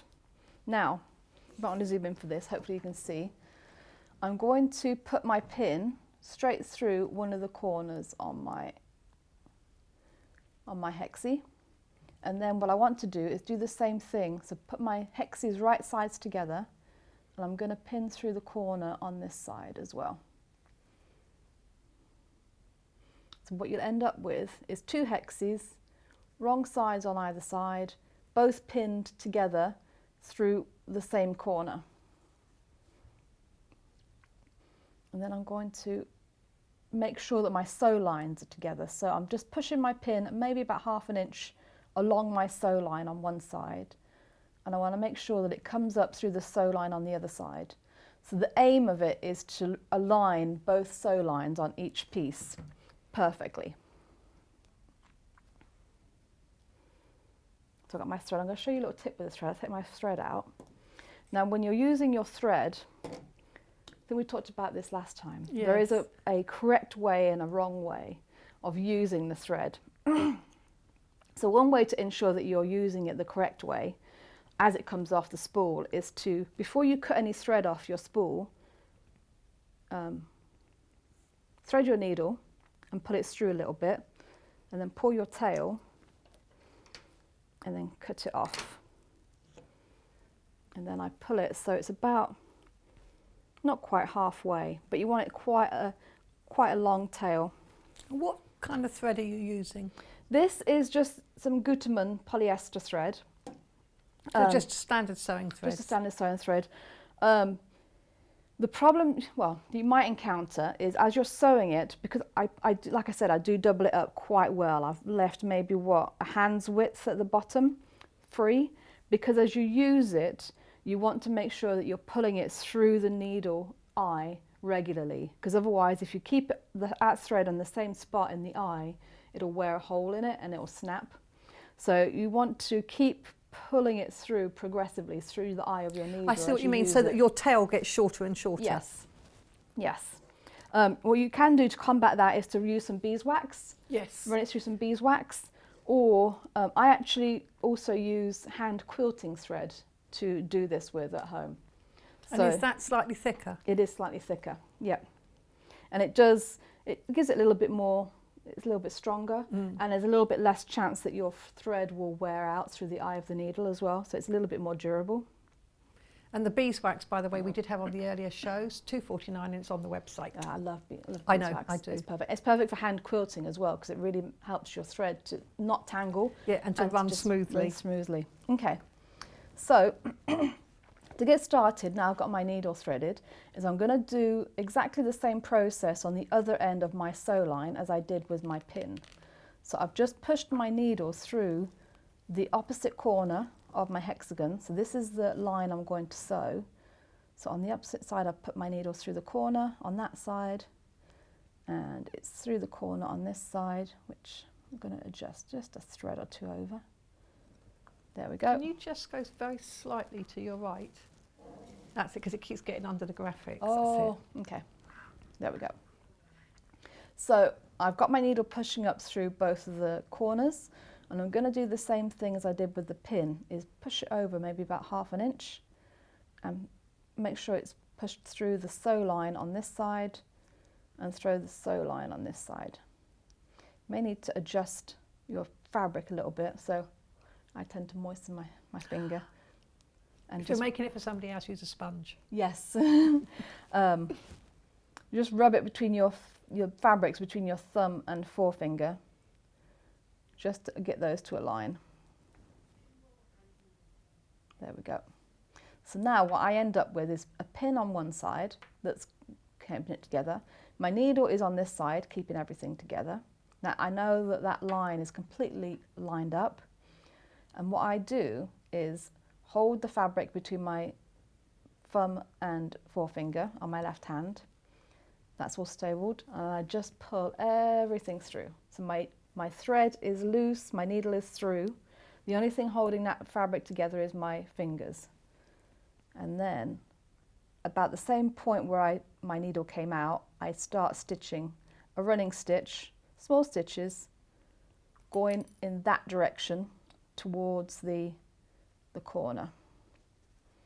There we go.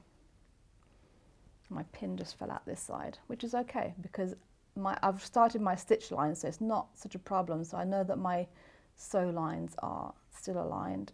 Put that back in. There we go. This might be a little bit big of a pin for this small of a piece of fabric. Because you just used a really small hexagon. Yeah, that's okay. So I do a little running stitch towards the corner, and when I get to the corner I stop and pull my thread through. So I've got left about a tail, about 1/2 inch tail of thread right here. But you haven't put a knot in it. Haven't put a knot in it at all. And then I start doing a running stitch along the sew line in the opposite direction. So I've just flipped my piece over, and now I'm sewing in the opposite direction to what I just did. And don't worry if you're not getting it, because it is all in the core instructions as well, with diagrams so you can see really clearly. And don't forget, of course, you can also watch this back. So just remember the day, and you can rewind and watch it back. So in your own pace, if you wish to. April 1st as well. Yes. So I've got to about the middle of that sew line. I'm going to pull my thread through, and then when I start again, I'm going to do a little tiny back stitch. And every time that you pull your needle through, whenever you're doing a sew line, always start with a little back stitch, and that just adds a little bit more stability to your sew line. My needle's out, my pin's out, which is fine. So I just need to continue sewing all the way to that corner. So now I've got a running stitch along my seam line, my sew line, that marked line, all the way across. To finish that off, I'm going to do a little running back stitch like we started with. So I'm just doing the same thing. I'm going to sew, it's only about 2 or 3 stitches, maybe about 1/2 inch in the opposite direction again. There we go. That's my first seam done. I'm just trimming that off by eye, 1/4 inch. So you've got nice, neat seams. So Kerry asked us earlier, is this harder than EPP, English paper piecing? I find it easier because it's just a running stitch. You don't have to do whip stitches. I find it quicker because you've got less stitches basically, so you don't have to whip stitch everything across.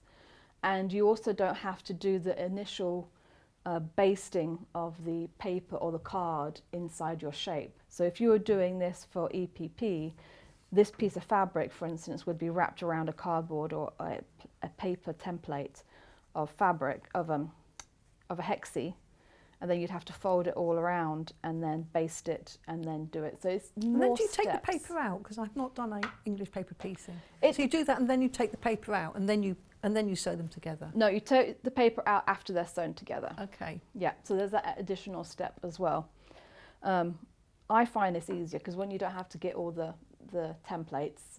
So if especially if you're traveling, I have taught this method to some other ladies who do EPP, and their what's a complaint, but what they found was they would print off their patterns to do the EPP. When they got there to their destination, when they're on holiday or to the caravan or wherever, they realized, oh, we didn't actually print out enough templates, or we didn't have any templates, and so they're kind of stuck. They couldn't do anything.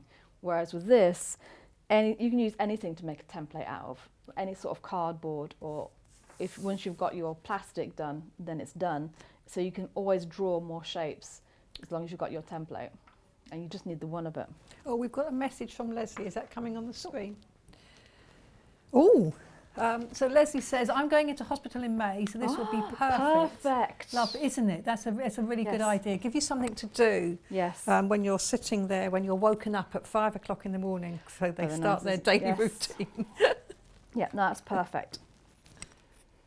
Right, so That will be good, and good luck with that, Leslie. I hope Yes. it's nothing too serious and you come back well. Definitely. You can always watch us back as well if you miss any shows during the take day. your iPad and If you can watch it on your iPad, if you get the Wi-Fi or Facebook Live, you can still watch, can't you? Yeah. Okay, so I'm just going to add my next hexie in. Now when you get to the corners, there's a slightly different technique, or there's an additional technique for going around the seams, which I want to show. So is this a Y seam, Kat's asking? This is a Y seam.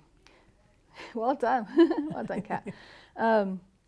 But it's a lot easier to do it with hand pieced than machine pieced, because you automatically, with the hand piecing, even if you're doing squares, so not a Y seam, if you've got 4 joins together, you will never sew straight across the seam allowance like you do with machine piecing. So you'll see your corners, as you can see on this one, they're all loose. Yeah. Yeah. Yes. So it makes it really easy to do And the it wide makes the lay seams. flatter as well, doesn't it? Mm-hmm. Got little flowers on the back. So I'm just going to start my sewing just like I did before. So with aligning everything up and doing my little running back stitch.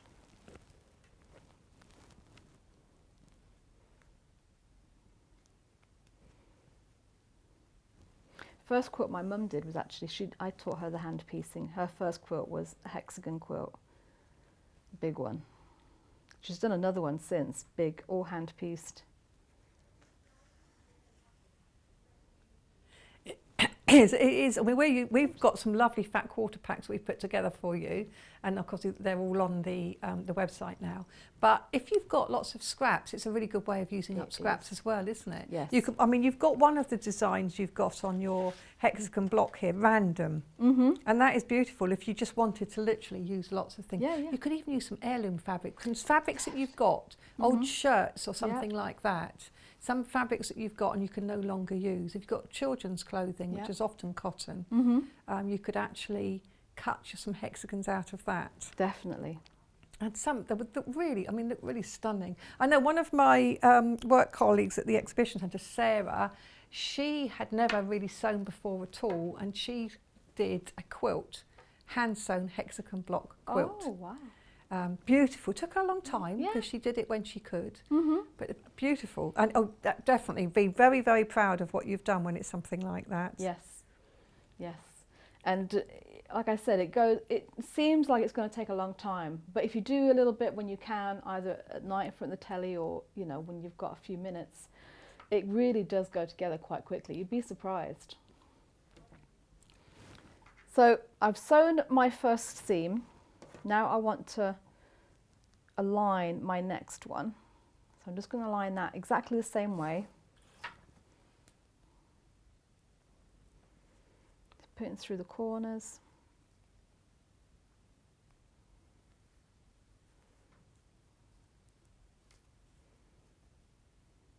There we go. It's lots of precision though, isn't there? There is, which is what I like. I find I'm a lot more precise. I can get my corners matching up a lot better with hand piecing than I can on a machine. And I'm not particularly fastidious or OCD about it. I mean, I do my best for sure. And there are certain tricks and tips, especially if you're doing it on the machine, which, you know, it's cutting and it's laying it a certain way and nesting seams and things like that. But I don't even have to think about it when I'm hand piecing, because I know it's all going to line up, because you are literally sewing on the line that you've drawn around your template. So you're literally I like that actually. I think like that. You know, because there is this thing about the 1/4 inch seam, isn't it? On some machines, yes, the 1/4 inch foot isn't exactly a 1/4 inch, and then you Yes. have a scant 1/4 inch, and then, but whether you're doing it and you've drawn the line and you're stitching on that line by hand, there is no error. No. It's absolutely going to be perfect. It is, definitely. So I've got my next line pinned together. If I open it up, this is only 3. So if you'd have a squares together, you'd have 4 sort of sides. I think of it like pages of a book, like if you opened up the pages of a book. The aim of it is so I've sewn along this edge. What I now want to do is just do a little seam and pull my thread around all of those joins in a circle, so that it just keeps that corner tight and you don't have a gap wherever all the seams join. So what I'm going to do is I'm just going to put my needle straight through this corner to the corner of the hex seat directly behind it, just like that. Just going to pull that through.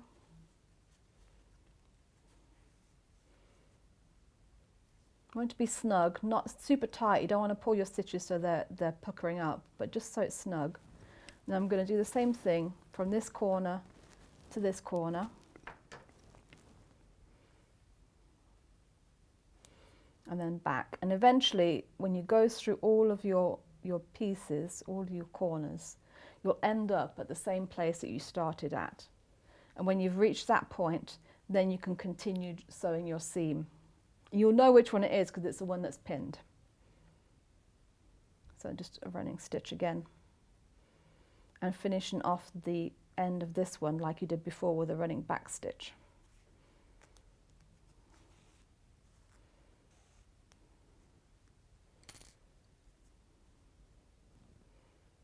Yeah, if you're using smaller hexes, what might be useful is those little applique pins to pin the corners together so that they're a little bit shorter, less unwieldy. I mean, I've been doing this for 25 years now. So it does take a little bit. When you were 5, did you? Yes, exactly. So it will take you a little bit of practice to get those that muscle memory in to hand stitching, but don't give up, because I was all thumbs and fingers when I first started as well. And I'm just showing you the way of holding it and of lining everything up that I've sort of learnt myself along the way. But if there's another technique for lining everything up or holding it a certain way that works best for you, by all means, do what works best for you. Yeah. But I do recommend having a thimble, a nice comfortable thimble, at least, because your finger will thank you in the end. I know, I must admit, when I do some of my hand stitching and I forget to put a thimble on, I end up with lots of little sort of holes in my finger. Yes. Especially when you're using fine needles. Yes. So the eye is quite pointy too. It is. So I mean, these instructions, I mean, this is a wealth. 25 years of experience have gone into writing these and making them usable for anybody, even beginners. So this is what you're getting. This is the $12.99, isn't it, for 3? So you get, if you're a starter for this, the American hand piecing, the whole technique and how to do it. Very, very clearly. This is showing how you're doing your sort of little bit of running stitch from the edge and then back again. Yep. That's showing how you've done that bit and reverse. That's what you've just been doing and building your blocks. So it's really good. So if you want the instructions for all 3 of these, it's $12.99, and these are brand new today as a bundle. We do have the instructions from Emma's first show on 1st of April. So again, on the website, if you look at those.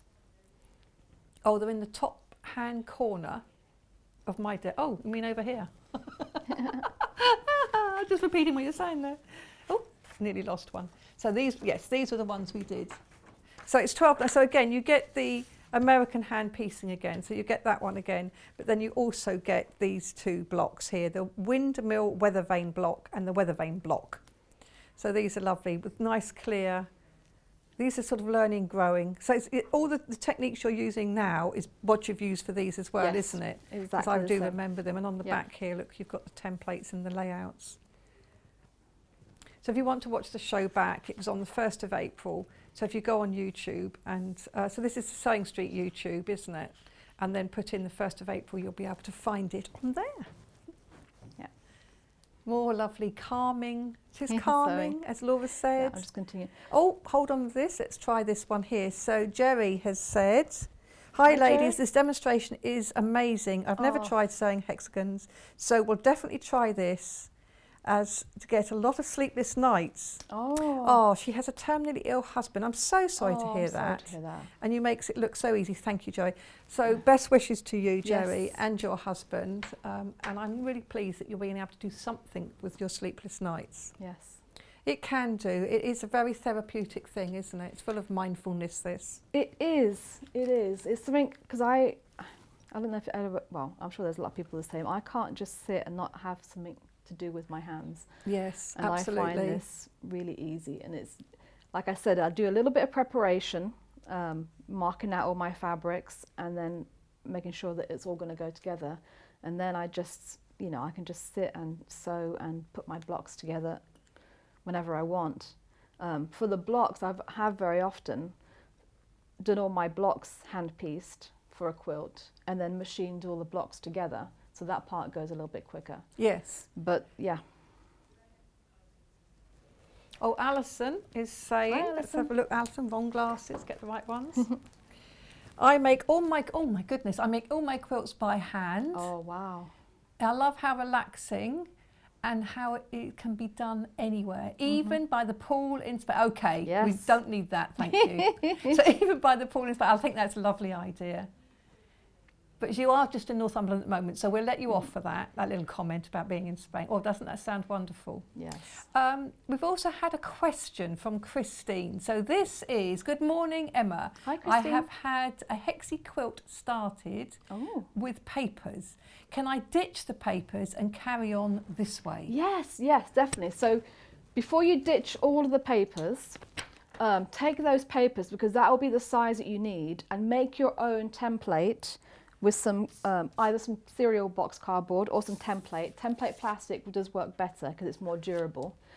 And make yourself a template from that paper, and that will be your sew line. So you may need to, on the edges, so if you've already sewn some together, on the edges of your hexagons where you want to join, you start joining again, you'll need to open those up and mark your sew lines with your template.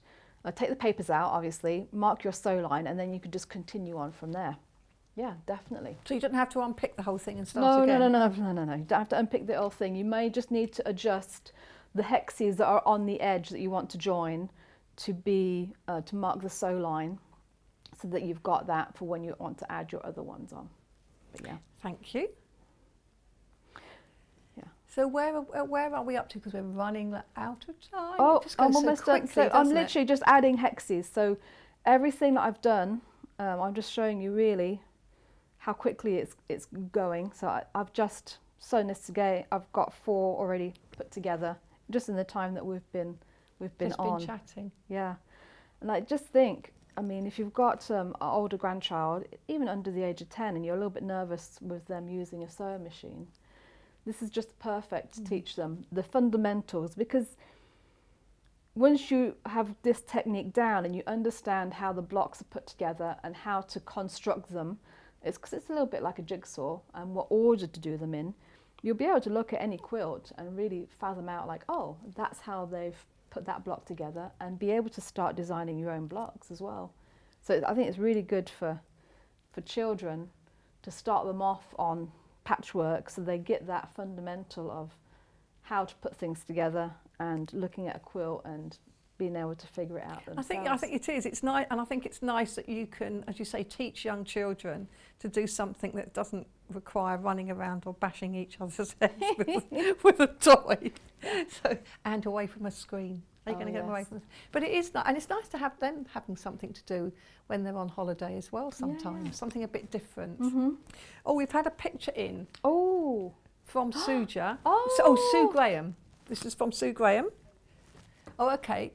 That's this gorgeous. is, hi Wendy and Emma, here is my first block using this technique. Thank you for a great demo instructions bundle. Oh, you're welcome. Eventually we'll have a quilt for our caravan. Oh, that is beautiful. Isn't it? I love that. And she's got caravans in the centre. Yes. Isn't that cute? I love a sawtooth block. So that the sawtooth star block is what you'll get in the core instructions to make. And that was my very first quilt, was just sawtooth stars, and then an alternate block of just plain fabric. So that made it, I had a bigger quilt with half of the piecing required to do it. But yeah, oh, that's gorgeous. It is very lovely. Yep. Oh, so Suja has said, hello everyone, I made this quilt over a few months. Did sew a few hexagons at a time, as Emma has said. Look at that. Look at those. That is it's gorgeous. stunning, I love isn't that diamond design in the middle. That's just how versatile hexes are. Yeah, look, I love the flowers, the pink Yes. flowers. Yeah, it's beautiful. I It is love that. gorgeous. Very clever, very clever. So thank you, Emma, for this you're really great welcome. demo. Very calming. And is there anything else you want to mention before we just recap some of the bundles? No, I think that's everything covered. Unless anybody's got questions, we can always answer the next In the hour next as well. hour, yes. But yeah. That's brilliant. Thank you ever so much. It was lovely. You're welcome. You can go and sit and have a bit of cake. We've still got some cake left over from yesterday, which was really scrummy. So, the instructions that are new for today are this one here, which is, you've got the American hand piecing, which is the sort of basic beginner's instructions, the core instructions. And as you say, that gives you the sawtooth, do you call it a sawtooth block? Just a sawtooth star block? Sawtooth star. Sawtooth star block, Yeah. which is that one which we just saw there from Sue. And then we also get in here the hexagon block. So what you're getting actually is you're getting the different template sizes that you can trace off and go right up to a 3-inch. You said this one was the 2-inch, didn't you? That was the 2-inch one that I've got next to it. So 2 more sizes. I love the idea of the really big one with the really bold fabric. And then you've also got some ideas on how you can join them together in different kind of layouts. So if you're absolutely new to it, go random. And then there's no wrong way, is there? Yep. And we also have this floor tile block as well. So this is all part of this bundle. We have a message from Bernadette. Bernadette says, absolutely brilliant. The answer to idle hands without heaps of, yes, I think you're right, without heaps of tools. Peaceful sewing. This is utterly relaxing. The whole point of home sewing. Yeah. Very true, isn't it? So I hope you've been inspired with this because it is beautiful. We do have another bundle of instructions which we had on the first show, which we've referred to a couple of times. So again, it has the hand piecing core information, and then you have the weather vane block and the windmill weather vane block. So you've got the layouts, the fabrics you require, and how to piece it all together. And these are possibly just a tad more intricate, are these ones, or does it not make much difference? Doesn't make much difference. The basic technique is the same. The instructions tell you exactly how to start constructing it. That's the biggest part, is knowing which pieces to put which and in which order. So that is all laid out for you. Once you've got the technique of actually sewing together, going around all of the seams like I showed, then yeah, you're well away. Yeah, well so away. you can do either of those. So that is another set of patterns that you can get. So do look on the website at all of the different fat quarter packs that we had. Don't forget, if you are interested in the book of the year, the dressmaking, that's on there still. So that's the Great British Sewing Bee book. And then coming up after the break, we have got a lovely collection of working tools. So just see you in a few minutes.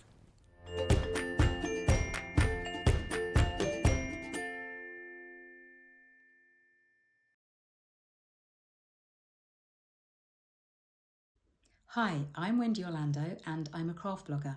You can find me over at thecraftyco.com, and if you do head on over and have a peep, you will see that I'm a tutorial blogger. I do all kinds of crafts, but my passions are crochet, knitting and sewing, which I've done for over 45 years. In that time, I've made lots of mistakes, but I have learnt lots of tricks and top tips that I can't wait to share. What I'd like to bring to the Sewing Street table is to show that you don't need to have gone to university or have a degree in design to be able to sew. You just need passion, a bit of courage to take the first steps, and a whole lot of patience. Oh, and an unpicker. You will need an unpicker. I do hope that you will follow me as I take my Sewing Street journey, and I look forward to seeing you all again soon.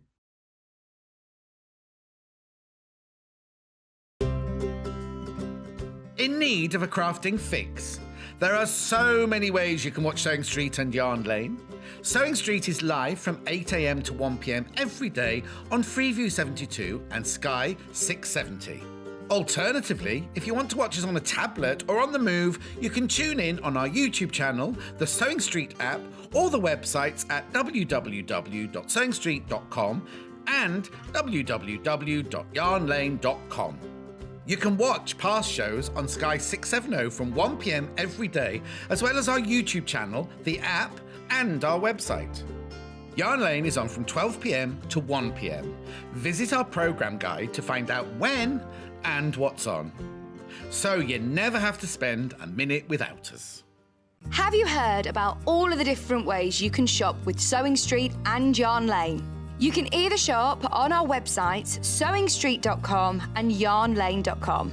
You can also order by phone by calling our friendly UK customer service team. For Sewing Street, call 0800 001 4433, and for Yarn Lane, call 0800 4700 600. And don't forget about the Sewing Street app. Here you can shop all of the Sewing Street products as well as watch the live shows from anywhere.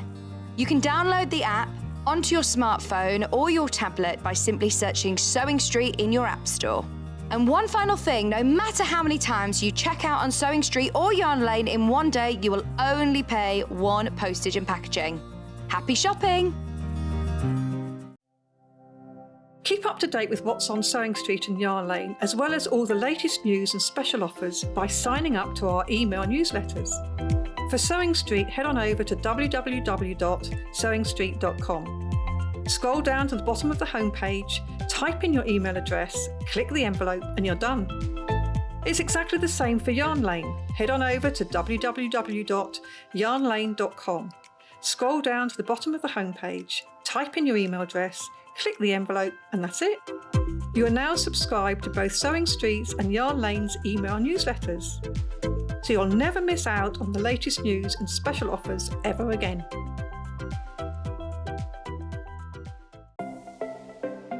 Missed the live show? Don't worry, we recorded it for you. Never miss out on your favourite presenters, guests and makes ever again. Head on over to our YouTube pages to watch back the day's live show and enjoy your favourite demos over and over again. We also have lots of great content exclusive to our YouTube pages, such as product demonstrations, troubleshooting videos, and so much more. Subscribe and turn on the bell notification so you never miss a show or video ever again.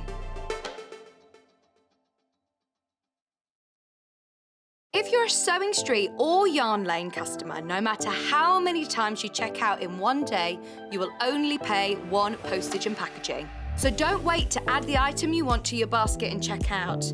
You will only pay one P&P even if you check out multiple times in one day. If you'd like to get in touch with us during our live show and send in any messages or any questions, then you can do it on studio@sewingstreet.com. Alternatively, you can message us on our official Facebook page. Are you a fan of Sewing Street and Yarn Lane? Why not join our growing Facebook fans pages? Just search Sewing Street fans and Yarn Lane TV fans on Facebook and click Join Group. It's that simple. Never miss out on the latest news and updates from our presenters and guest designers, special offers, and plenty of chat with your fellow fans. Share photos of your makes, ask for advice, interact with your favourite guests and presenters, and be a part of the ever-growing sewing and yarn community. See you there!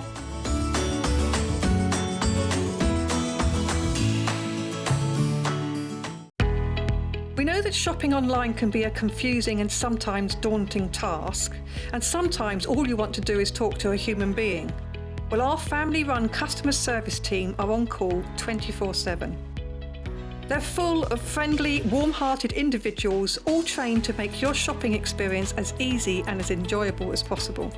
And not only will they take your order, they will also help and guide you on your shopping journey, so you never miss out.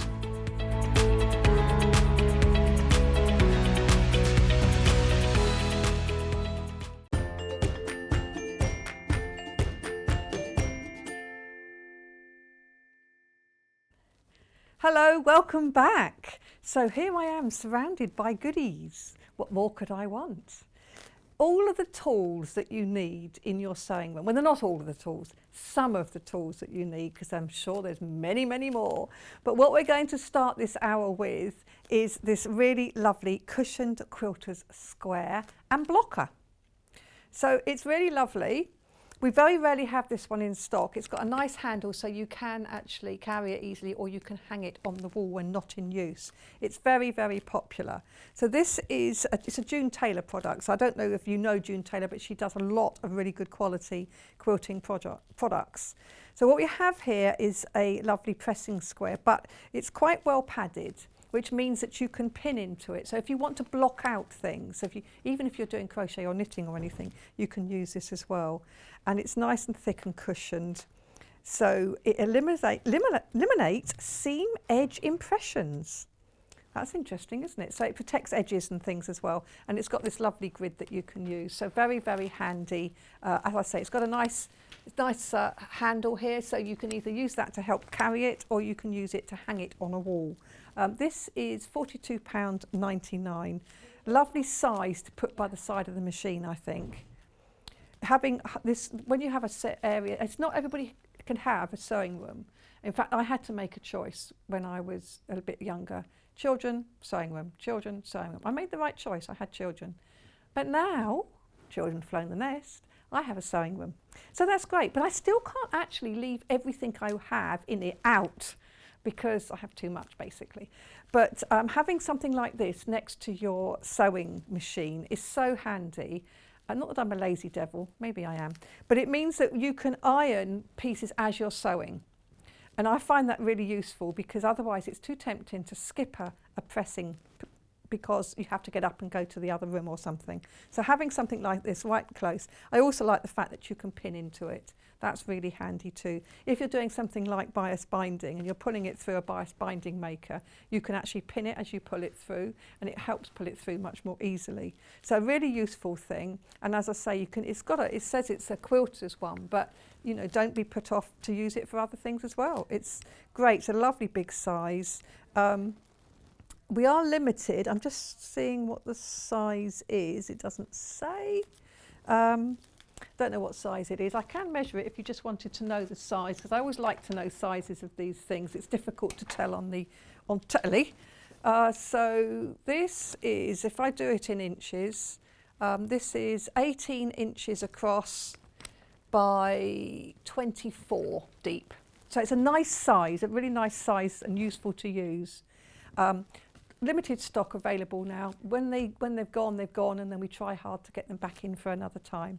So this is what we have to start this show. Isn't this lovely? I like this. Very nice. So I'm just going to pop that to one side. Let's do some of the other beautiful, delightful things we've got here. Which do you want me to go for first?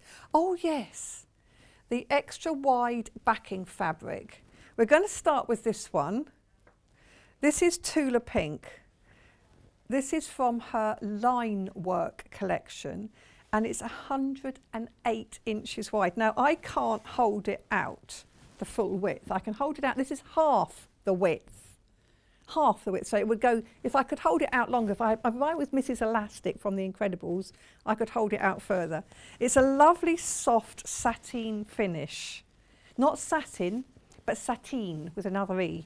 And that means it's lovely and soft to the touch. So this is a really great backing. Now we're selling it here in a 1/2 metre length. So that's pre-cut as a 1/2 metre length. If you wanted to buy multiples, would you get it in a bigger piece? So if you wanted to make it as a quilt backing, and I think what I really like about it though, if you look, it's sort of got little scribbles and things on it. It's got here little things like black and white animals and it's almost as if it's her sketchboard or her design board. It's sort of got designs all over it and sort of wording and different things. And I kind of feel like it's a copy of her design board. I don't know if it is. It's like a notepad. It's lovely. It's so soft though. This would make lovely pyjamas or dressing gown. So we are limited again on this. So it's £12.99 for a 1/2 metre, remembering it's that huge width of 108 inches. If you wanted to maybe get 2 metres, you have to times that by 4. Okay, so you just get 4 units. Limited quantity at the moment, but this is lovely and it feels great. And as I said, I actually could see a really nice dressing gown out of this. Lovely soft summer weight dressing gown. I mean, you don't have to use it for backing. You know, there are other things you can use a beautiful quality cotton like this, cotton sateen. So it's really lovely. Now, if that's a boo fancy pants for you and you prefer to have something plain, this is much simpler. This is 2.5 metres of black. So this is pre-cut 2.5 metres. What's the width of this one? This is 112. It's the Rose and Hubble quality. It's just the standard 112 width, but it's 2.5 metres. So this is just a lovely, plain, black, good quality cotton, 2.5 metres for £16.99. So the lovely quilt behind me, look, would look lovely with this. We've got a fancy print on the back of this one, but you could just have a lovely black backing like that. Oh yes, just to say, this quilt that I made earlier, no, I didn't. I don't know who did actually. If there's a name on it, I'll find it and read it out. But it's beautiful, isn't it? This is the Bugs and Critters quilt with the Y seams. It's on pre-order at the moment, and we have actually got limited stock. And this is the one that Emma's going to come back and show some details of it, some tips on how to get the perfect Y seams, how to fussy cut the centre bits of it, how to do the borders, etc. So it's really lovely. So do stay with us for that show. It's 11 o'clock. Okay, as well as black, we have this school grey. So again, it's 2 metres. This is a 2 metre piece. Was the other one 2.5, did you say? So the black was 2.5. This one is 2. So this is £13.49 for 2 metres. And again, it's the Rose and Hubble quality. It's the usual width of 112. Lovely quality, nice sort of neutral grey. It's lovely grey. Then if you want to go for a sort of navy blue, again, I think this is a 2 metre piece. So it's the same width as before, 112, 2 metres for £13.49. So that's a nice size piece. I would probably do that actually, quite easily, I think, if you wanted to put something like a blue on the back. So these are the lovely backing fabrics, but you don't be restricted. They don't have to be for backing. As I say, I can see a lovely sort of kimono style dressing gown on this, or PJs. Wouldn't that be lovely? We also have on the shelf behind me, am I allowed to get them down? I wasn't allowed to touch these yesterday. Now I think we've had these before. We have had these before. This is the Rainbow Mega Bundle. Look at these. Now some are 1 metre pre-cuts and some of them 1/2 metre. And that's so the more sort of commonly used colours. So if I just turn that bundle back up that way. So these are the sort of more commonly used are 1 metre. So the big ones on the top, these are 1 metre. And then when you go into the colours, so I'm still on 1 metre, still on 1 metre, still on 1 metre, and now I'm into the 1/2 metres.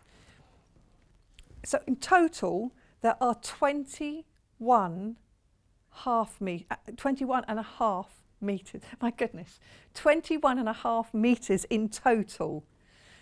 You still pay £3.95, and I can assure you this is heavy. You still pay. So these are all 1/2 metres, all these lovely, beautiful colours. You'll have something for every reason. They're all plains. They are still Rose and Hubble. So let me just show you one. I'll just show you the one from the top here. So this is this lovely, look at this lovely blue. It's 112 wide. And it is a lovely blue, lovely soft. It's great for linings, for if you want some plain sashing and borders, for American hand piecing. Some of the lovely squares we saw just now had a plain. And that really makes the colours stand out when you use a plain to go alongside it. So you've got something for everything here. We often combine these with new fabric launches because you need coordinating plains. And this lovely stash, can you see? I'm not sure which way is best to show it like that. Look at that. Look at the gorgeousness of all those colours. And don't forget, of course, you've also got the metre pieces of these as well. So these are lovely as well. So you've just got that extra there because these are more commonly used ones. So this is a fabulous pack. We haven't got many because we did bring this to you before. So we've only got a few left. And they're all pre-cut. And it's really hard to restock because it is such a mega bundle. So that is a really good value mega bundle there. Oh, it might be about to sell out. So if you're interested in that, and I can tell you I've got this. I have got this mega bundle because it has got a colour for everything. So you've got something. If you wanted to add a lining to something, if sashing or backing of a cushion cover, borders around something, you've got a beautiful print, but you want some plain borders to make that print stand out, you will have the colour you need in this. You really will. So that's absolutely fabulous. I'm not going to try and put it back on the shelf, so I'm just going to pop it over there. So what are we doing next? Oh, the best. Oh, yes. Yes, we had this yesterday, actually. We had this yesterday, and again, absolutely rave about this. This is fantastic. So let's start with this one, which is the lavender. So this is the lavender one. So it's just a lovely spray. Oh, I shouldn't put it on me. Oh, it smells gorgeous. So what it says, you spray it on your fabric as you're pressing. Best press, and what you're getting, it's a little bit of starch in there, so it stabilizes your fabrics. It's like starch and sizing. Sometimes fabrics come with sizing. If you're using soft silky fabrics, if you spray them with this before you start, and then when you cut out, it's easier to cut out and sew. So it's not only is it good to get rid of creases, leave a lovely smell on the fabric, it has a very practical use as well. The Clear Starch and Sizing Alternative is what it's called. This is lovely. This one's got a lovely smell. And it goes, with Soil Guard and Wrinkle Releaser. That's interesting, isn't it? So yes, it definitely helps get the creases out. It's a bit like spraying it with water because it is obviously a liquid. It says Mary Ellen makes ironing almost fun. Lady of my own heart, that is, almost fun. I don't mind ironing when I'm sewing, when I'm dressmaking and sewing. I don't mind it at all, but ironing clothes for clothes' sake, they often get left for a week or two before I get round to it. It's good for working with, what did you say there, Kat? Oh, yes, when you're working on the bias, because again, it can stabilise that bias. So that's good. Now, same thing, if you don't want scent, if you find, having scented things, if you already have scents in your washing machine, etc., you don't necessarily want a contrast, you can get it in scent-free. So it's actually quite good to have both. So sometimes you might want to add the scent, sometimes you don't. And then here it is in scent-free, and it's 499 millilitres. So earth and people friendly, which is the other thing that's quite nice, but it does just give that little bit of stability to your fabric as well as help get rid of creases and wrinkles. And it doesn't clog up the fabric, it doesn't clog up the needle, you don't have any problems, there's no marks left. It's a very useful piece to have. Oh, I just had a message flash up and then go again. Oh, okay, have we got a review of this? Shall we say what that, because it's good when somebody else says it. Mess-free, no stains, and does give some support to the material, ideal on bias cut fabric. Thank you for that. That's by Julie, yes, of Wiltshire. Julia, sorry, Julia. I tell you, the screen's very far away, honest. So that's really, really lovely, really useful to have. $11.99 per bottle. That's lovely. So we're going to go for the big pack of threads. This one, yes, this is a nice pack of threads. Ooh. So this is Great British Quilters Collection. It's curated, I like that, curated by Sarah Ashford Studio and Sydney Rose. So these are both quilting designers that you might have heard of before. They're very good. So this is a really lovely collection here. So you have 4, 8, 12 yarns, 12 threads, and they are lovely and big. There's 1,300 metres on each. Often you get 100, remember, on the smaller reels. So it's 1,300. So you have, how many times that did you say? 13 times, 13 times. And this is £88.99. So in here we have, these are solids, but we do actually also have a cheeky little pink, which is variegated. I like that. That's slipped in. Isn't that lovely? Very pretty, it's really lovely for top stitching. So it's £88.99, which makes it £7.41 a spool, or 57p per 100 metres. So if you relate that to a regular 100 metre spool, which you get more frequently, which might be £1.50 to £2, this is much, much cheaper. So it sounds expensive when you talk about buying a box of threads for 88 until you realise how much you get on there, how long they will last. And if you're working on big projects like quilts, you need a lot of thread. So you've got your basic colours here. We've got black, white, grey and light grey, and then you've got some nice summery colours, so it's really lovely, all nicely contained in this box, which is lovely. Oh, actually, oh, it's got some other, it says, in association with friends, and there's a whole list of other people, many of whom I know as teachers, so that is really good. So people that know what they're talking about have chosen that box to put together. We do have smaller threads, so if that's all too much for you, we do actually have some smaller ones as well. We're going to start with the orange one. Now this is a sew all thread. So in other words, you can use it for all sorts of projects. So it's a sew all thread. And this is 100 metres on each. And again, we have 10 packs of 100 metres on each. And this is $14.99. This is polyester, so it's 100% polyester. And it is Gutermann. So Gutermann is a very well-known brand. It really was the biggest brand in the country a few years ago. Obviously, there's a lot more brands that have come in now, but Gutermann is very, very well known, as are most of the brands that we use. So Aerofil, I've just shown you, Metler, which you often see as well. There are lots of good brands. This is one of them. Beautiful colours, all these lovely hot colours there. So very handy to have because it is sew all, so you can use it for anything. Then we have the blues and greens instead. So we've got blues and greens. So when we were looking at some of the fabric bundles earlier, these are ones that you want to go for when you're going to be sewing these.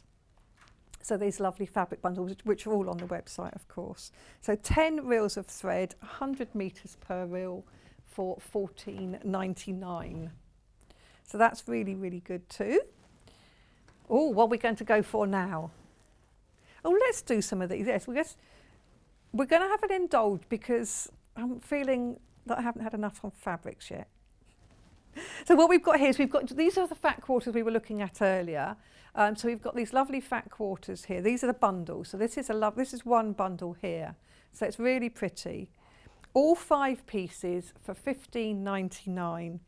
All fat quarters, and they're all coordinated. They've been put together by Jess, who is one of our schedulers, and she's actually here today in the gallery to see how all this goes.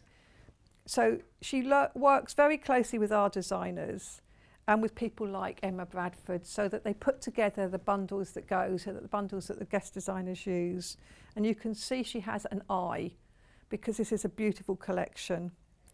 This has been put together with the American hand piecing we were doing earlier in mind.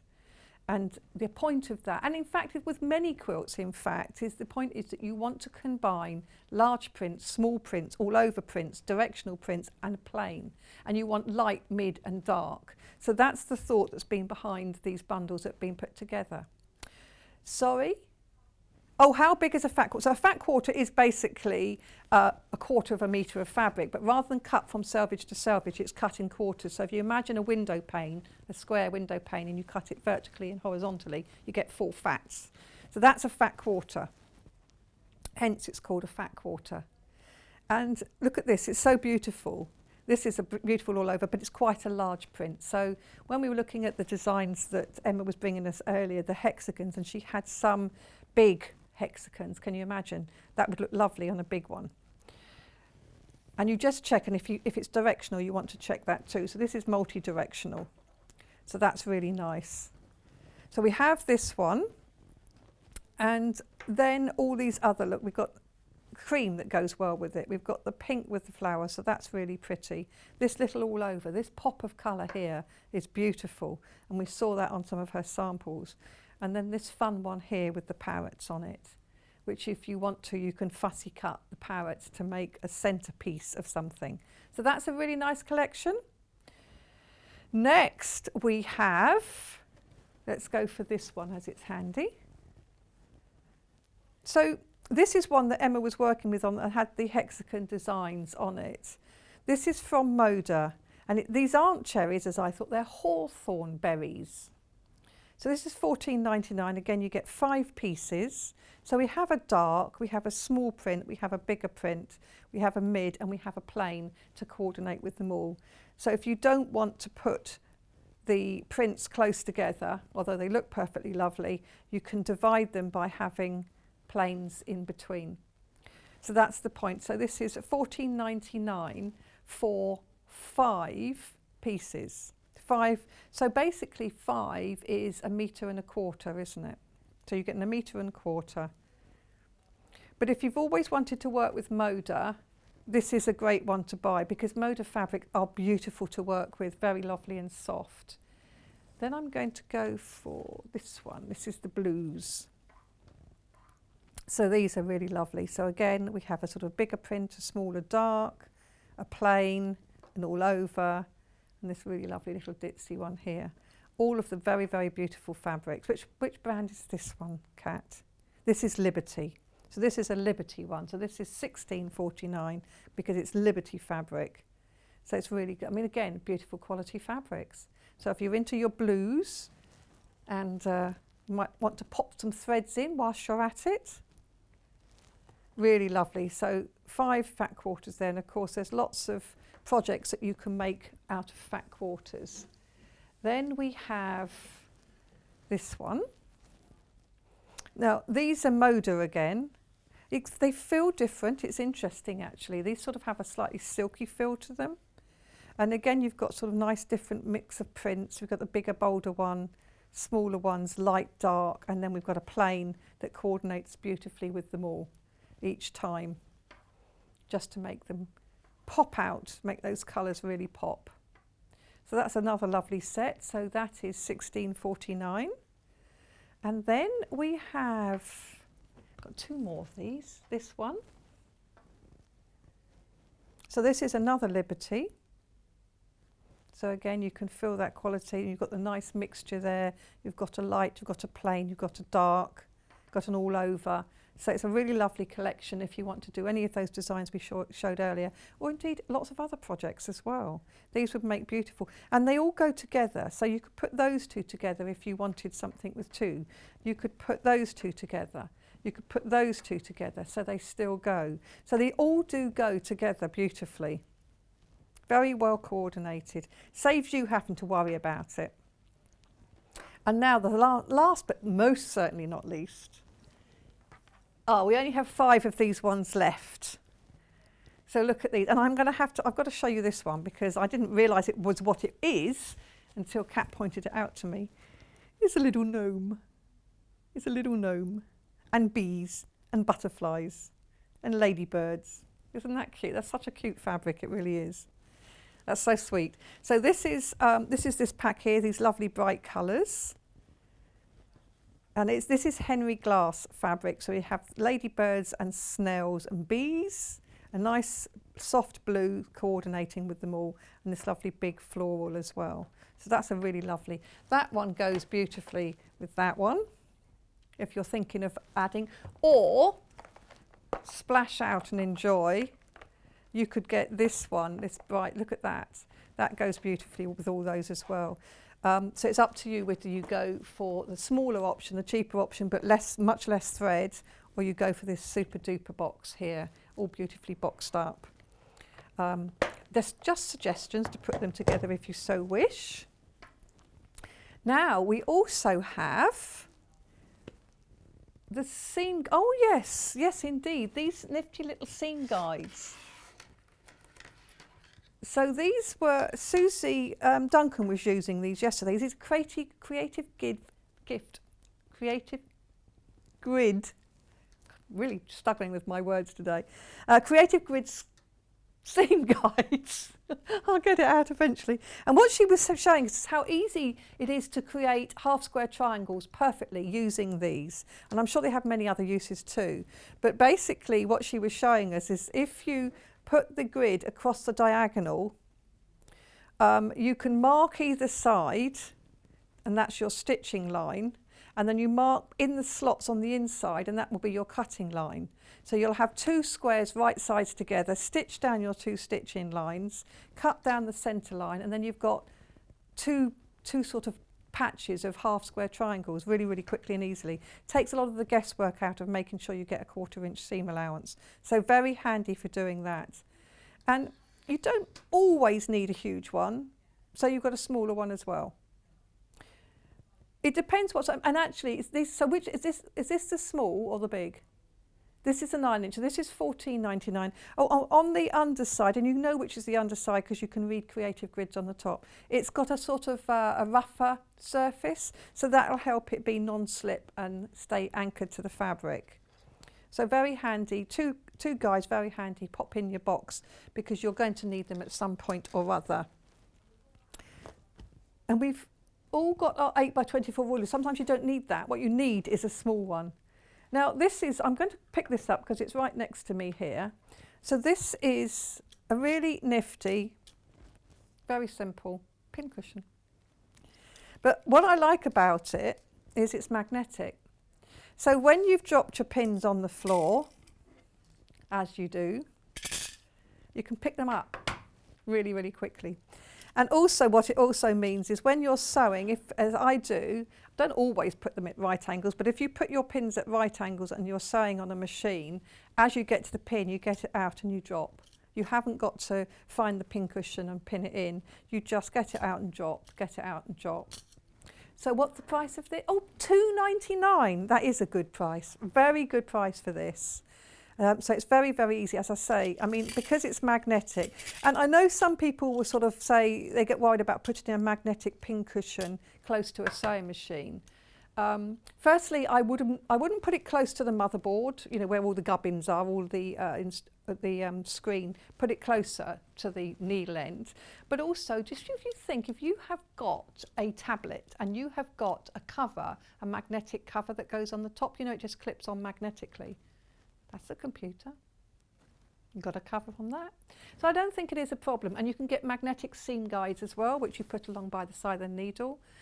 So it's not a problem, but I personally would keep it further away from the actual bit with all of your LCD screens and your buttons and such likes. But perfectly lovely. And I just love the way, because we all drop pins, which is why having ones with the plastic heads or the glass heads are perfect, but they're so easy to pick up when you've dropped them.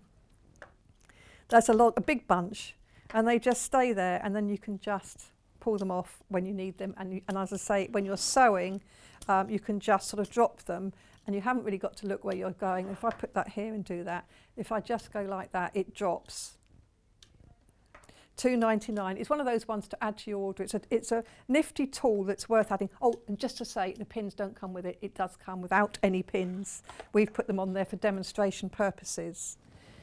We also have, where am I going now, Kat? Do you want me to go for this?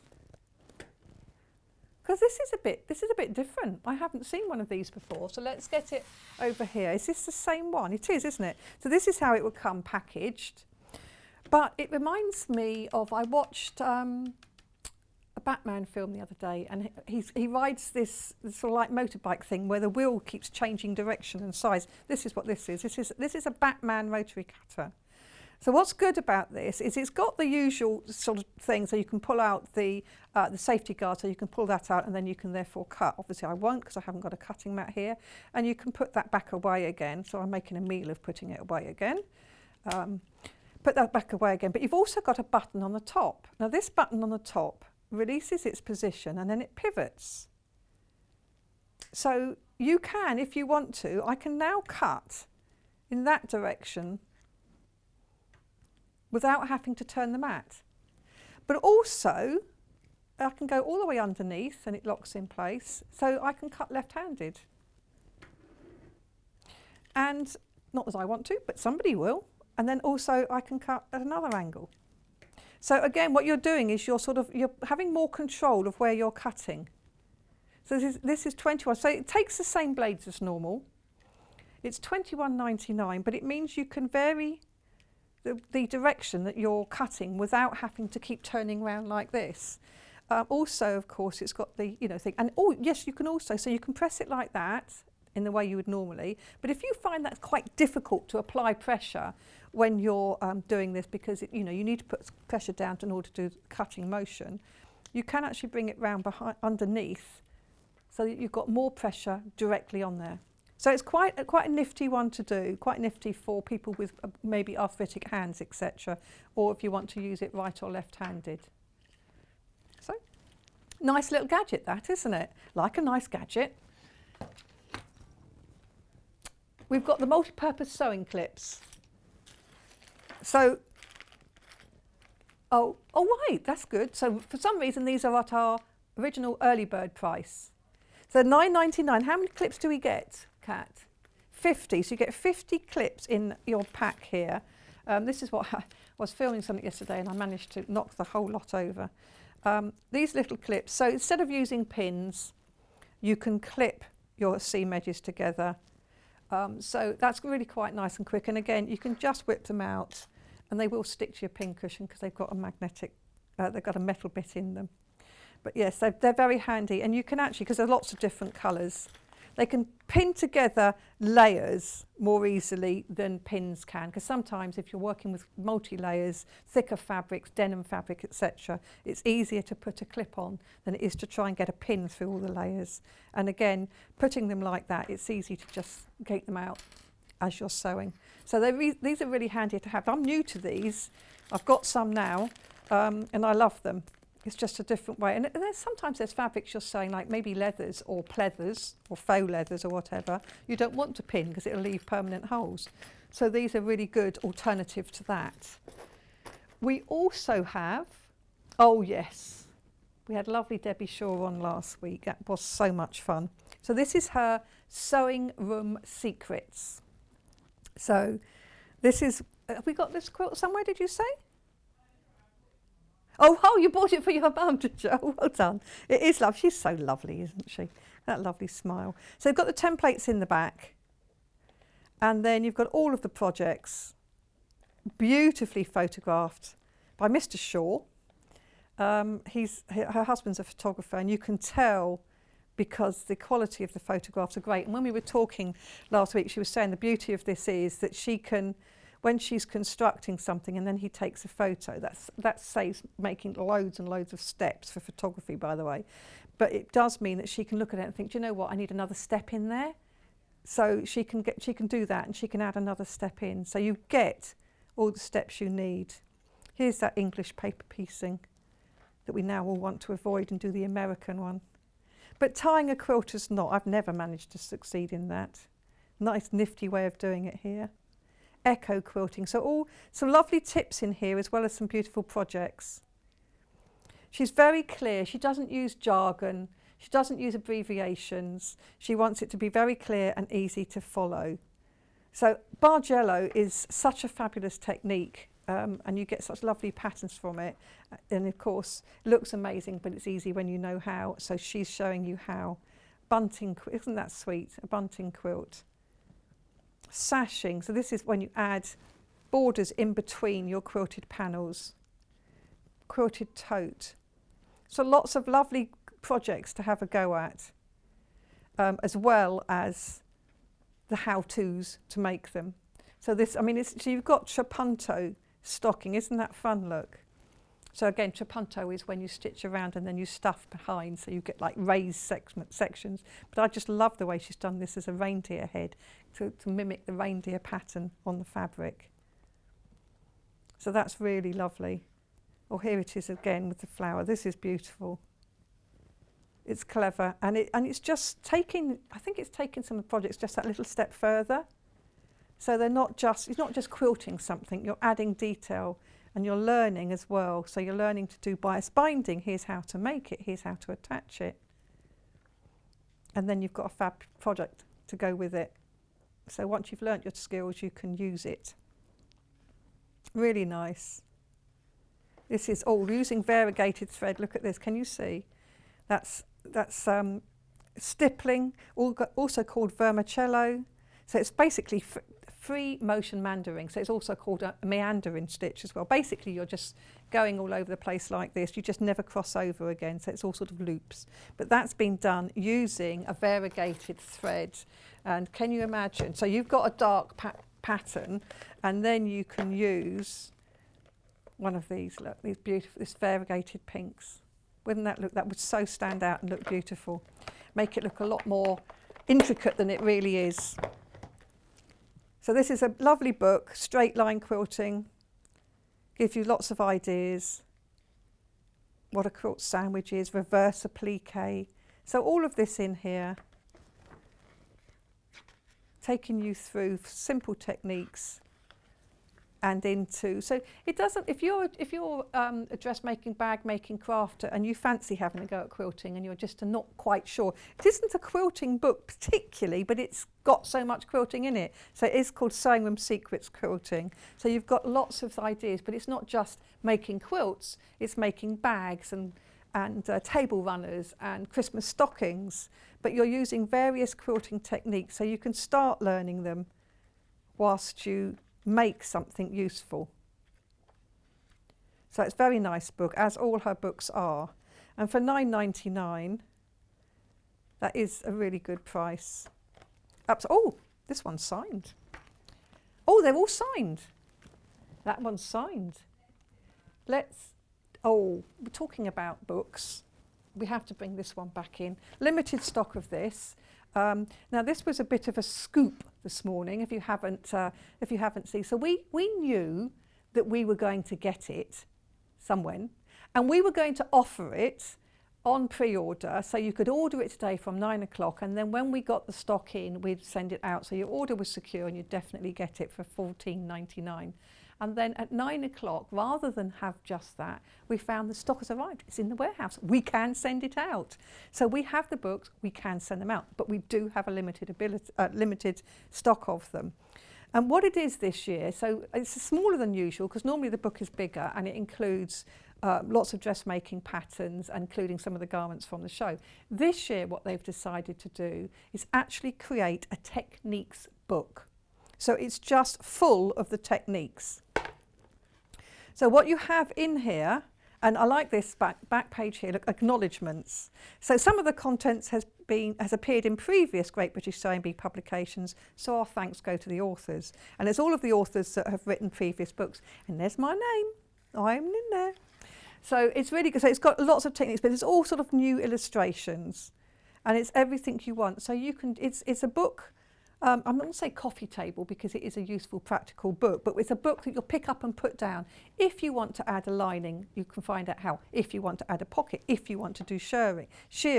So there's all sorts of things in here, all nicely illustrated. So it's a dressmaker's companion. If you watched the Great British Sewing Bee last night, you would have seen they made a shell top and they actually had to do an all-in-one neck and armhole facing. Here it is in the book, how to do it.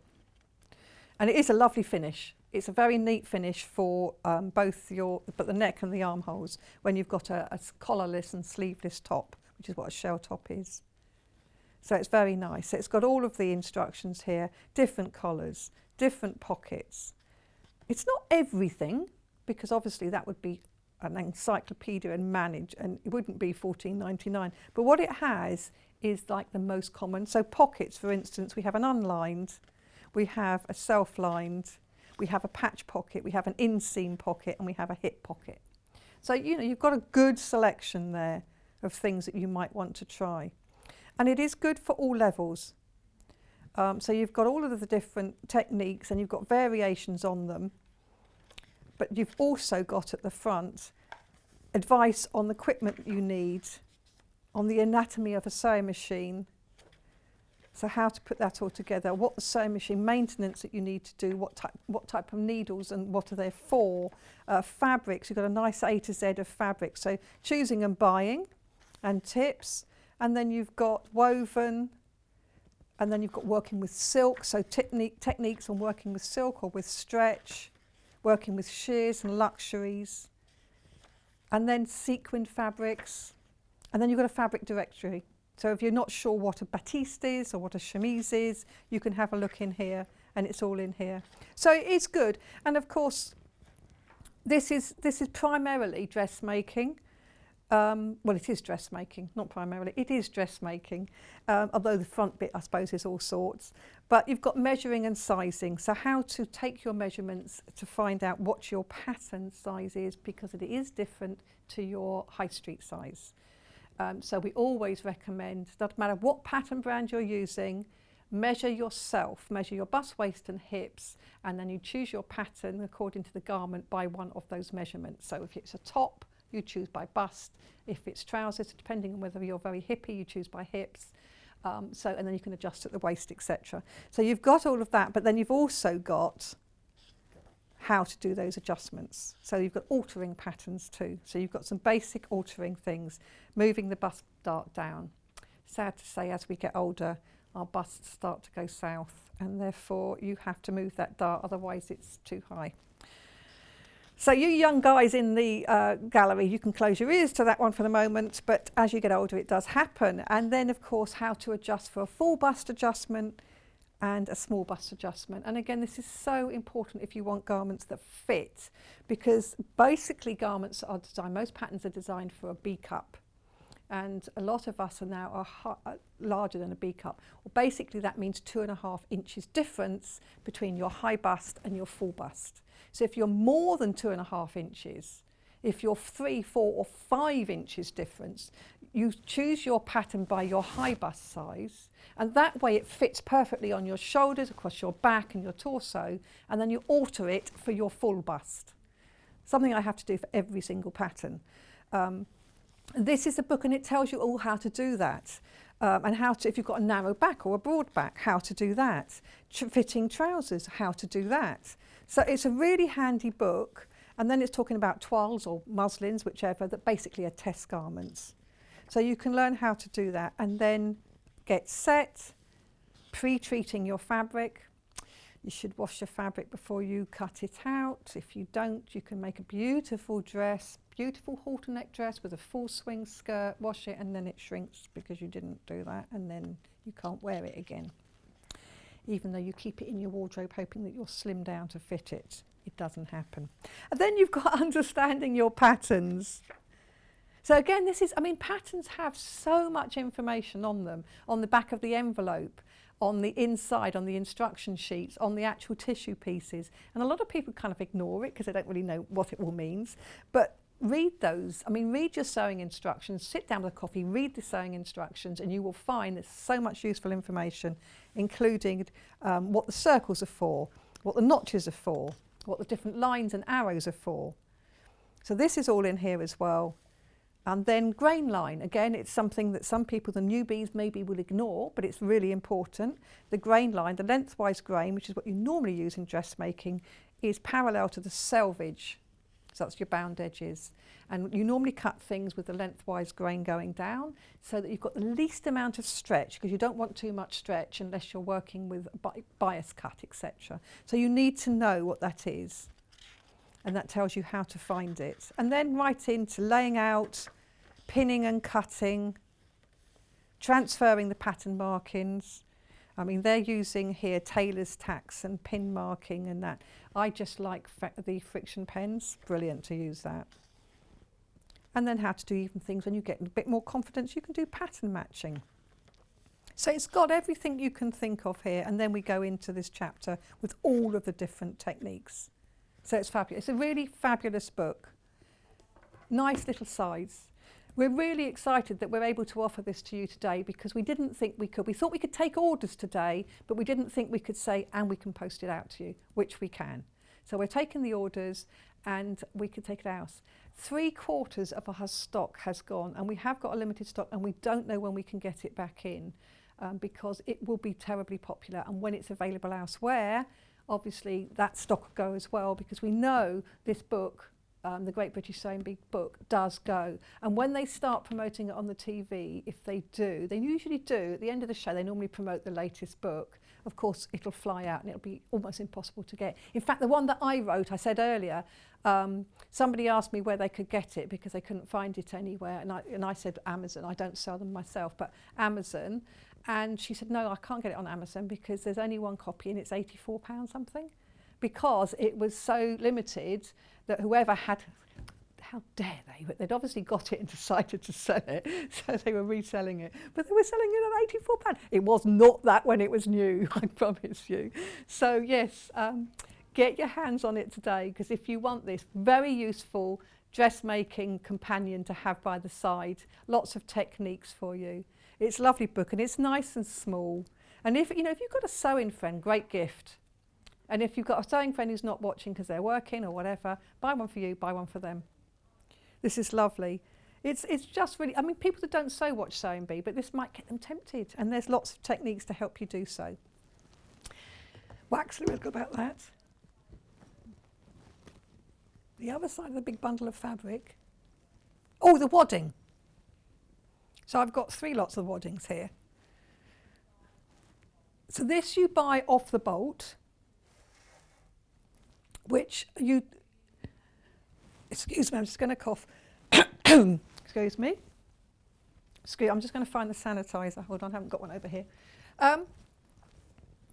Yes, so this you buy, so it's cut off the bolt to suit you. So we're selling it at £6.99 per half metre. So remember, that's per half metre. If you want a metre, then you just put 2 units to the basket and you will get a metre on 1 piece. That's what I'm trying to say. So this is this one. Which one is this? Is this the 80/20? So it's lovely. It's a lovely soft one. It's great to sew actually, and it makes nice soft quilts. So you get the quilted feel, but without the stiffness that you can sometimes get. This is really nice. Oh, you want to open it up to show the whole width?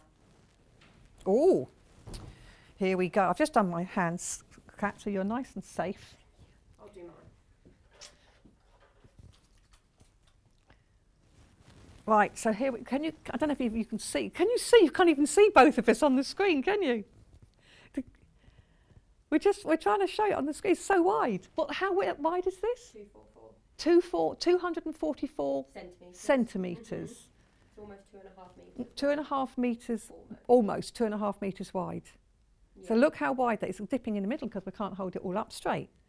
So that is incredibly wide. So if you get 1.5 metres of that, you'd have plenty, wouldn't you, to do a quilt? You'd have loads, wouldn't you? Yeah. Wow. So this is a really good. So this is £6.99 for this huge piece. So basically, if you get 1 metre, so it's 1 metre, so that's under £14 of this for 1 metre, under £14. So it really is. It's lovely. It's lovely and soft, as I say. It gives your quilt a nice soft feeling, not stiff. So that's a really nice wadding. We do have others that are pre-cut. So this is Heirlooms Premium Wool Batting. So they call it, this is American, they call it wool batting. And this size is 226. So we're talking about the one we've just shown you, which was 244. And they're saying times 274. So that's basically nearly 3 metres effectively, isn't it? So it's the same sort of width as we were talking about, but you get nearly 3 metres in here already. And that's £53.99. This is wool. So it's 100% washable wool. It says it retains its loft, which is its like thickness, its bulk. It's easy to quilt by hand or by machine. So it really is lovely and very soft and lovely to have. So this is a lovely big piece, huge piece there. If you're going to do a queen side quilt, you don't have to use it all at once. You can get the whole piece, which is what I've got. I've got the whole piece, but then I cut it into the smaller pieces that I need for whatever project I'm making. I mean, I just sew if I want to make a bigger piece and I've only got small ones, I then sew them together. But you can get batting tape, can't you? Which I think we sell. If you look on the website, you'll find that. So you can actually sort of fuse strips together to make your bigger piece again. So don't feel I'm never going to make a queen size quilt. I don't want that. It's still a good buy, just so you've got plenty. And then we've got this one. Now this is poly down. Easy to quilt, down-like softness, machine washable and non-allergenic. It's good if you've got allergies. So again, it's the same size. It's the queen size, which is 90 inches by 108. So just to help you with what is queen size, and you're in old money, it's 90 by 108 inches. It's really good for hand or machine quilting. It's lovely soft feel, and you still get a soft drape with your quilt, but this is polyester. So it depends whether you're a wool person or a polyester person. So this is £21.99. This is really lovely. Oh, it can be stitched up to 4 inches apart. So when you're doing your quilting, that just means it holds it all together beautifully without getting too stiff. So that's really handy to have as well. Oh my goodness, we have got a few other things that I've got on the table which we haven't managed to see yet. So we'll either do them in the last hour or they're on the website. So whilst we're in our break, have a scroll down, see what else we've got. We've got a Fiskars cutter, we've got the colour wheel, we've got a ruler, which is a Janome quilting ruler. So we've got through most of it, I think. But do have a look at those things whilst we take a quick break and get Emma back in here.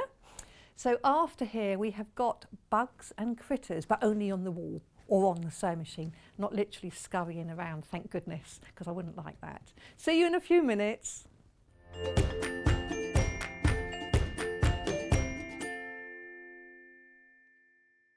Have you heard about all of the different ways you can shop with Sewing Street and Yarn Lane? You can either shop on our websites, sewingstreet.com and yarnlane.com. You can also order by phone by calling our friendly UK customer service team. For Sewing Street, call 0800 001 4433, and for Yarn Lane, call 0800 4700 600. And don't forget about the Sewing Street app. Here you can shop all of the Sewing Street products as well as watch the live shows from anywhere. You can download the app onto your smartphone or your tablet by simply searching Sewing Street in your app store. And one final thing, no matter how many times you check out on Sewing Street or Yarn Lane in one day, you will only pay one postage and packaging. Happy shopping! Keep up to date with what's on Sewing Street and Yarn Lane, as well as all the latest news and special offers by signing up to our email newsletters. For Sewing Street, head on over to www.sewingstreet.com. Scroll down to the bottom of the homepage, type in your email address, click the envelope, and you're done. It's exactly the same for Yarn Lane. Head on over to www.yarnlane.com. Scroll down to the bottom of the homepage, type in your email address, click the envelope, and that's it. You are now subscribed to both Sewing Street's and Yarn Lane's email newsletters. So you'll never miss out on the latest news and special offers ever again.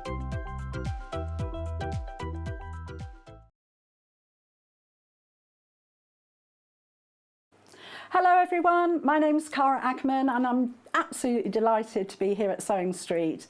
I actually originated from Hertfordshire, then went down to Hampshire and then it ended up in the East Midlands.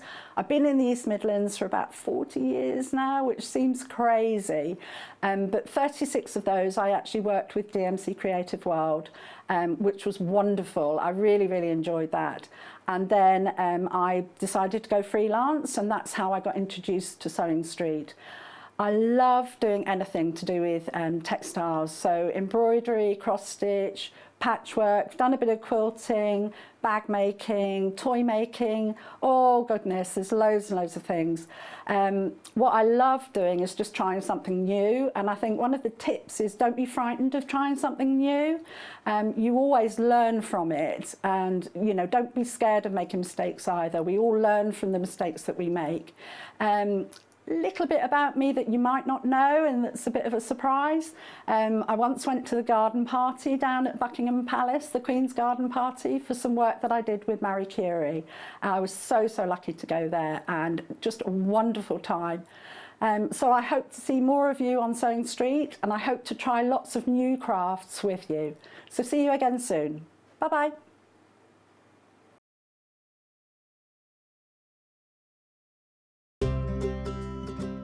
In need of a crafting fix? There are so many ways you can watch Sewing Street and Yarn Lane. Sewing Street is live from 8 AM to 1 PM every day on Freeview 72 and Sky 670. Alternatively, if you want to watch us on a tablet or on the move, you can tune in on our YouTube channel, the Sewing Street app, or the websites at www.sewingstreet.com and www.yarnlane.com. You can watch past shows on Sky 670 from 1 PM every day, as well as our YouTube channel, the app, and our website. Yarn Lane is on from 12 PM to 1 PM. Visit our programme guide to find out when and what's on, so you never have to spend a minute without us.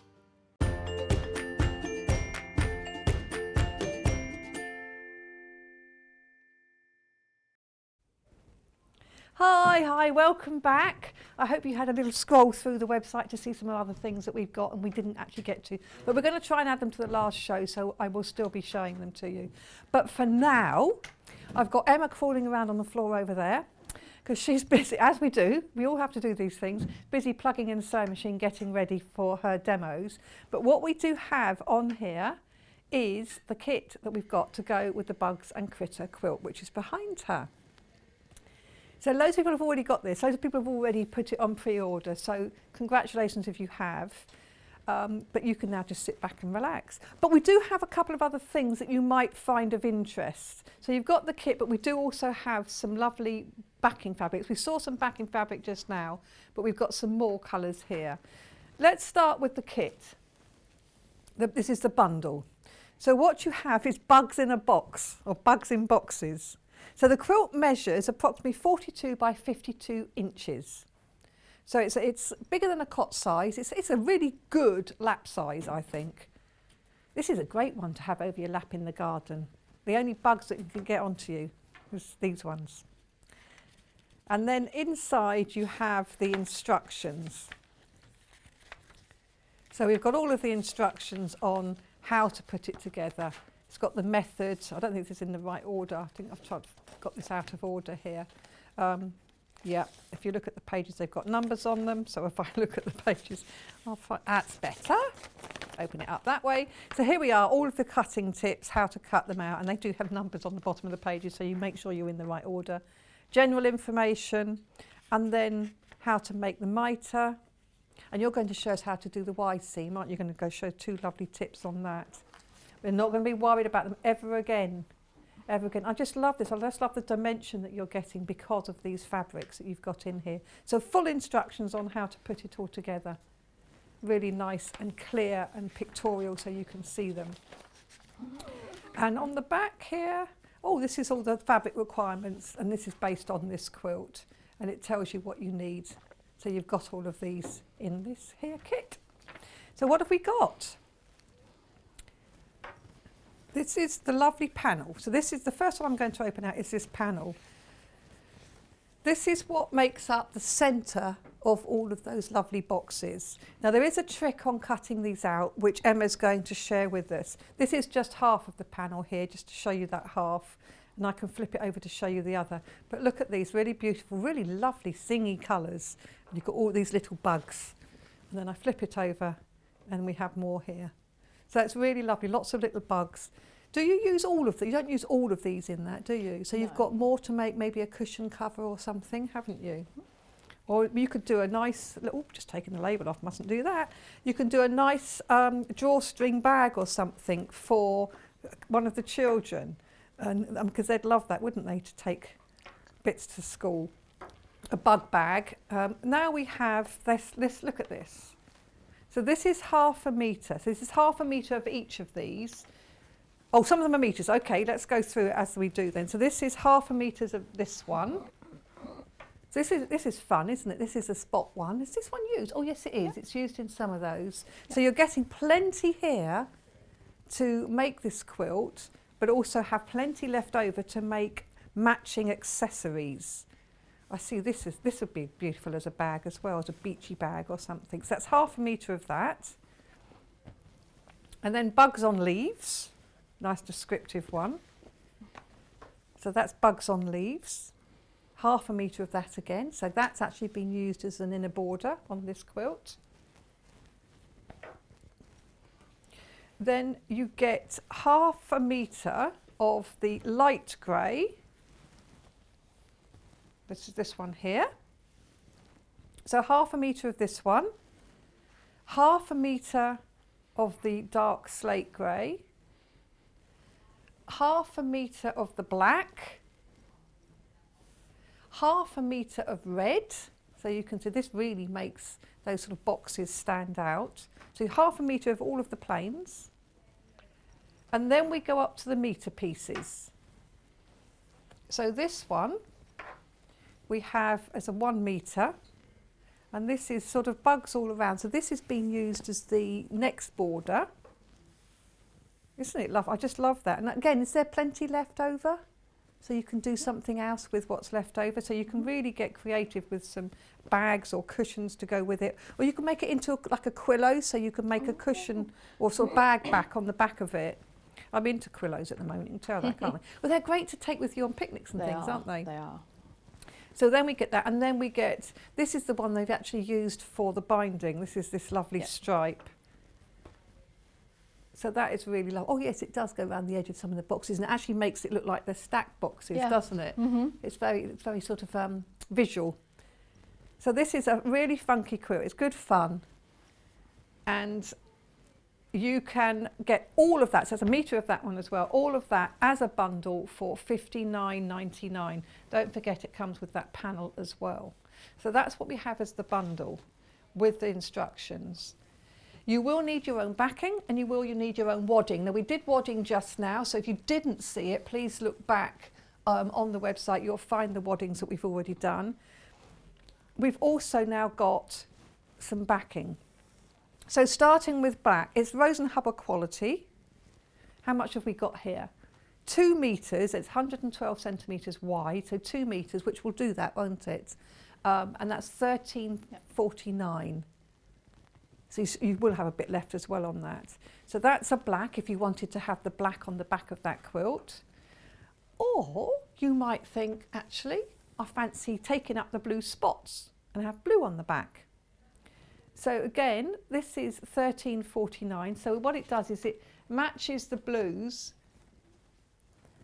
contrast and matching. The ones I wanted to bring out were this one here. Look at that.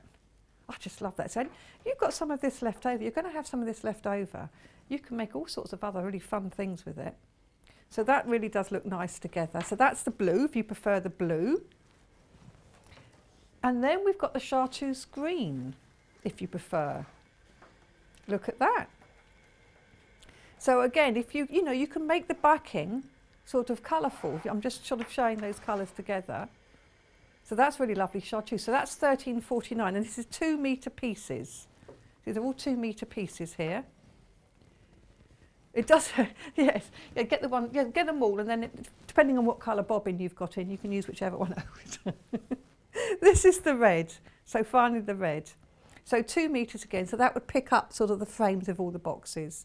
So it's up to you entirely what you get, and at $13.49 for 2 metres, it's quite a good deal. You might find you want to get all of them and put them in your stash. But there are 4 different backing fabrics, and the rest of it is all in the kit. Oh, the finished size of the quilt is 42 by 52. That's inches, 42 by 52 inches. And in the bundle, you get all of the fabrics you need, $59.99, but there will be plenty left over once you've made that quilt. Does that mean then that you could make it bigger if you wish to?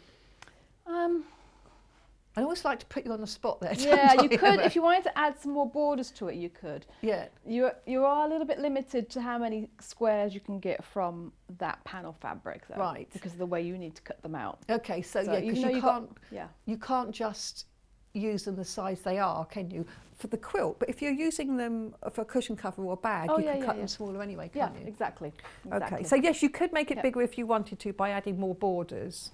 But the standard size, which are in the instructions and how to make it using all the pieces here, is 42 by 52 inches.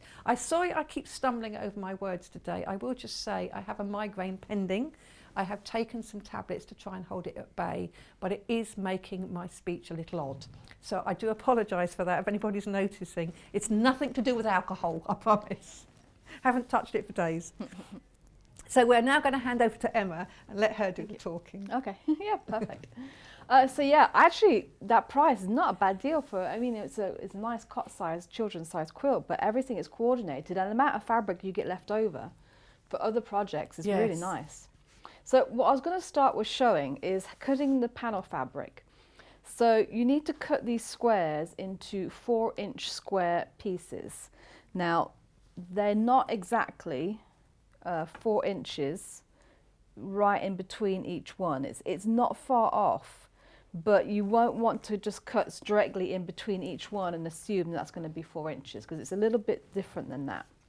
So what I did in order to make sure that I've got enough seam allowance around all of my blocks was I actually cut the fabric with scissors, so fairly close to the corner, to the edge on these blocks, and the same on over there, because I'm going to save the ones in the middle.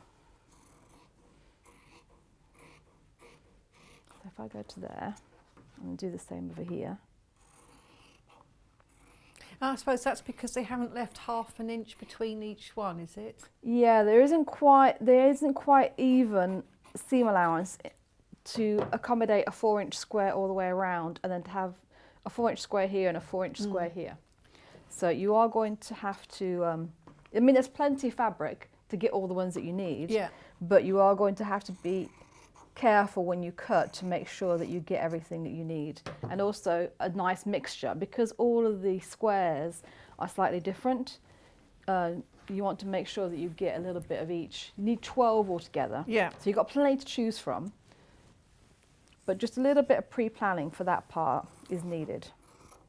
So then you end up with a square that's a bit like that. So you do get some leftovers that are a little bit skinnier, but plenty of fabric to use, and a lot of things that you can do with that, Yes, that size absolutely.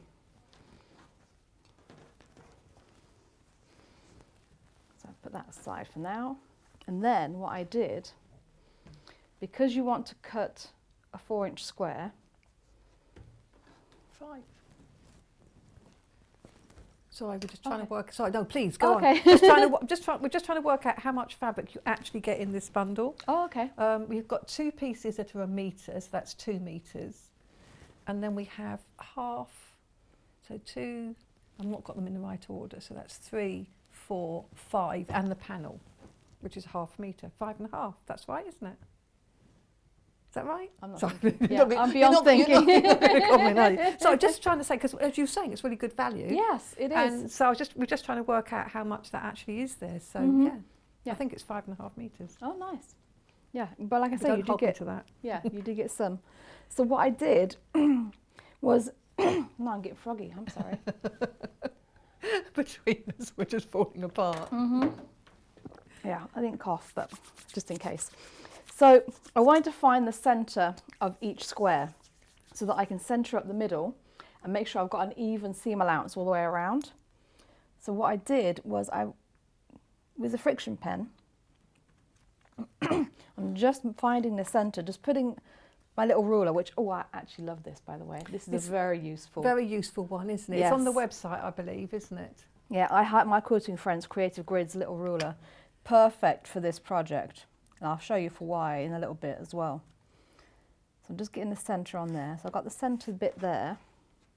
And then I can use my ruler to I'm going to put the centre of the square, so 2 inches, where it's 2 inches square, right in the middle. On that spot.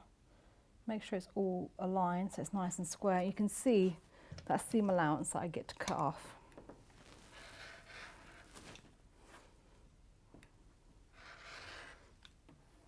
There we go.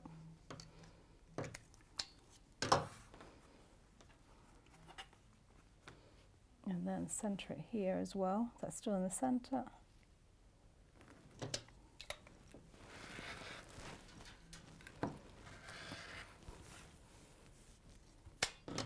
There we go. That's how I made sure that I've got a nice centered square. So I've got my motif in the middle where I want it.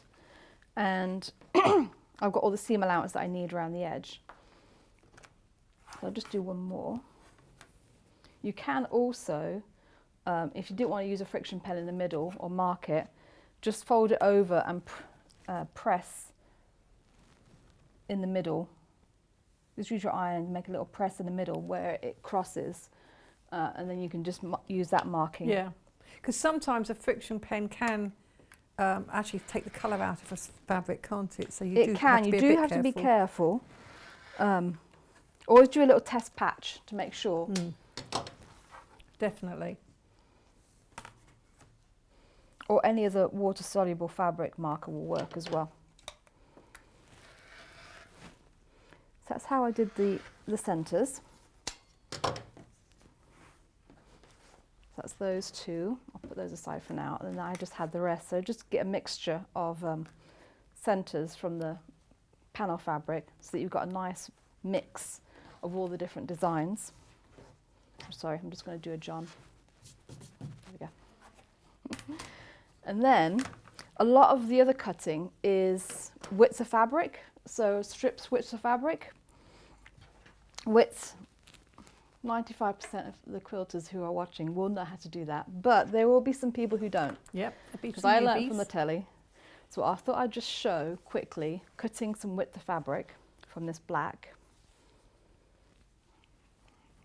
So you take your length of fabric, and I folded it over so I've got my selvage edges together along. Oh, black may not have been the best colour to use, but so I've got my selvage edges here. So I folded it over, I'm matching my selvage edges. Now you don't necessarily want to match the cut edges together because they may not be aligned. So I've matched my cut edges now, and I don't know if you can see, but there's a ripple, isn't there? There's a ripple in it, in the bottom. So what you want to do is just shift your selvage edges along each other until you get rid of that ripple and your fabric is laying quite smooth.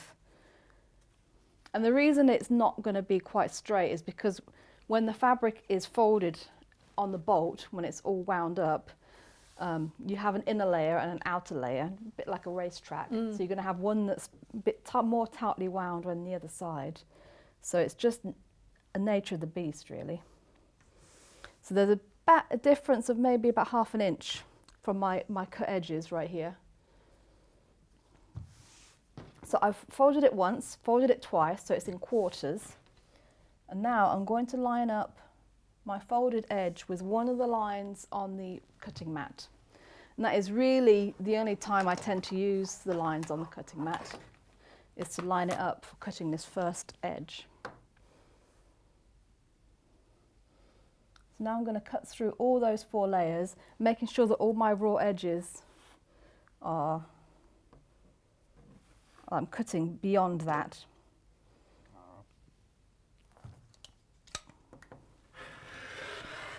There we go. And before I move anything, I always lift this up just to make sure you can see how that width is all different. That was the difference in the top and the bottom layer of the fabric. So I'm going to carefully turn it around because I want to cut from this side. There we go. And then you just measure using your ruler, using the lines on your ruler. So I'm going to line up the line on my ruler where I want to measure it from. So this is going to be a 2.5 inch strip. So I'm lining that up with my cut edge. I'm just double checking that my lines going across my ruler this way are also lined up with the folded edge, so everything is nice and square. And it's just like that. And that gives you a strip width of fabric, and that's what they mean by that. And then you just continue in that way, cutting as many strips as you need, just lining up every time. You may find as you do several strips that you may need to re-square your cut line, because invariably your ruler will shift, you know, a fraction of an inch, maybe not even a 1/16 of an inch. But after several cuts, it all adds up. So just re-square it periodically. There we go. And that's like that.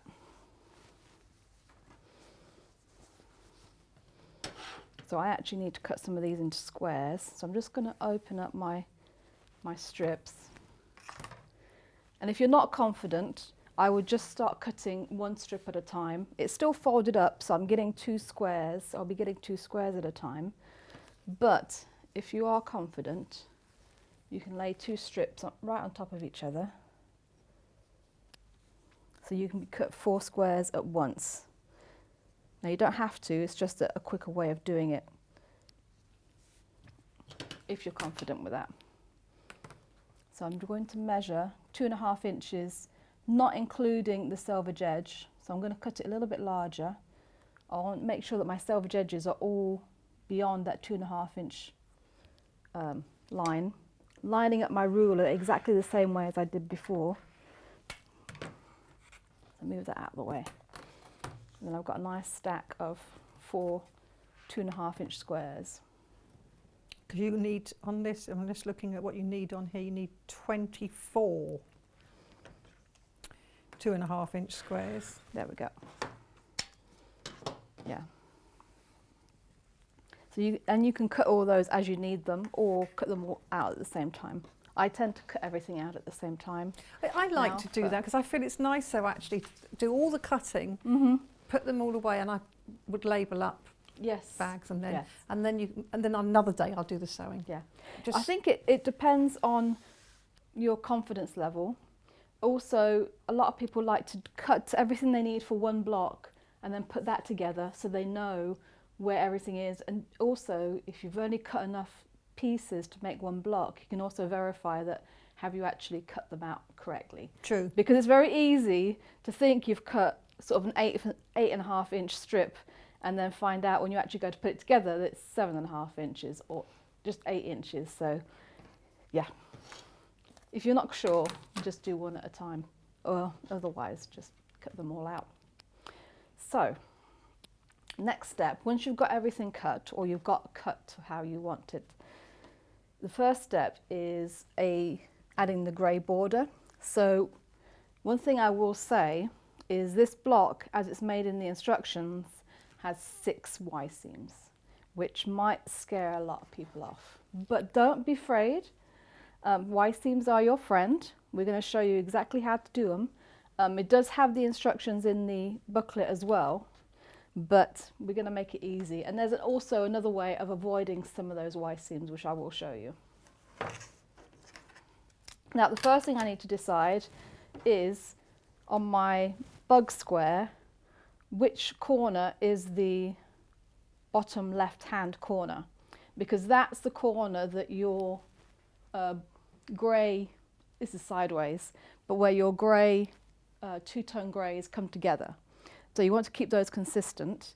So you just want to make sure that you're happy with the way that your block is laying. If there's a right or wrong way on your, what you think on your bug design. So that quilt's not hung up the right way, is it? It's sideways, but it's still effective. It is very effective, Yeah. yes. But it's sideways on. Yeah, but for blocks like, well, like this dragonfly can go either way. I don't know if I've got another dragonfly. This dragonfly, for instance, you may decide that this is going to be your bottom left-hand corner, or you might decide that way is. It's completely Yes, however it's up you to want you, it. isn't it? So if I continue with this one, so it's going to be here. So I need to mark this side. So on the wrong side of your fabric, this is where this ruler really comes into its own. You need to mark a little dot, 1/4 of an inch up and 1/4 of an inch in, and that is going to be where your Y seams come together, and you do not sew past that point. Oops. So right there on my dot, that is where I sew to and no further. So that goes like that. Yeah. The instructions have it light grey on the bottom, dark grey on the side. You don't have to do that if you don't want to, but so long as they're all consistent, so as long as it's going the same. Now what I do, oh, pins. Just putting that together, what I've done is I've lined up my fabric so that my raw edges of my centre block and my grey strip are even on this end, and then I'm going to start sewing from here 1/4 of an inch down, but I'm going to start at that dot. So when I go to the sewing machine, I'm going to position it so that my needle is down in that dot, and that's the point where I start stitching from.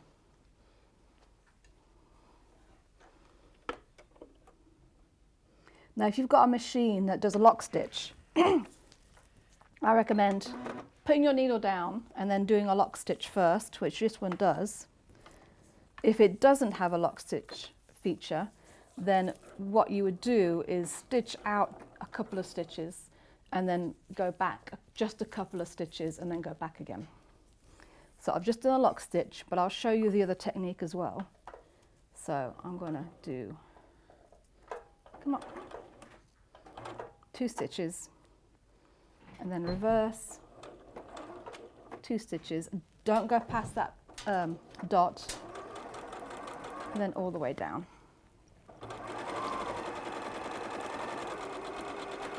All the way to the end.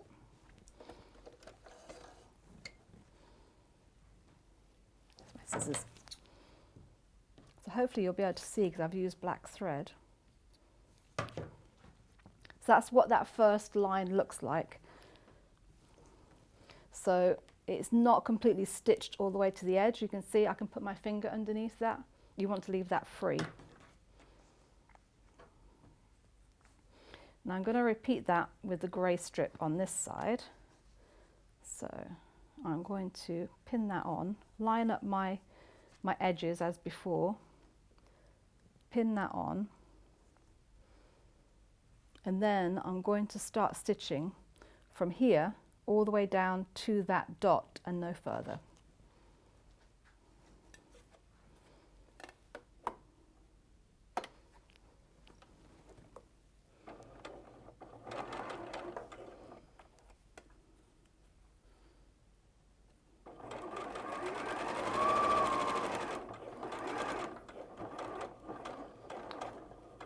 So you do have to be careful. If you've got a machine where it has a variable speed, you may want to put it on really slow so that when you get to that point, you don't go past it. And I'm just going to do a couple of back stitches, one forward, just to lock that in.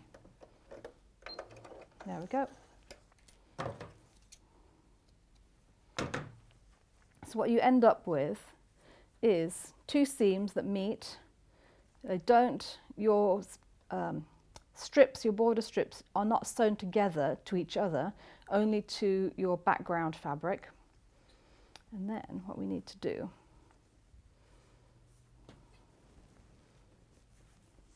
so I'm pressing, just finger pressing my seams in towards the square. I am folding that square in half to make a triangle. So I'm just lining up my seams just to make sure that everything is squared off.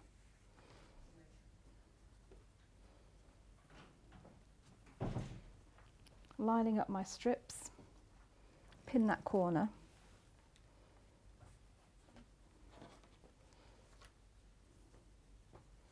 I'm going to pin this side too, just to keep everything, because it's not pressed in yet, just to keep everything from moving. There we go. Okay, now I'm going to use the same ruler again. And what you want to do is going to draw a sew line. So this is the line that you're actually going to sew along. So what I've done is I've lined up the edge of my ruler with my folded edge of my block so that I can continue that diagonal all the way across to my border strips.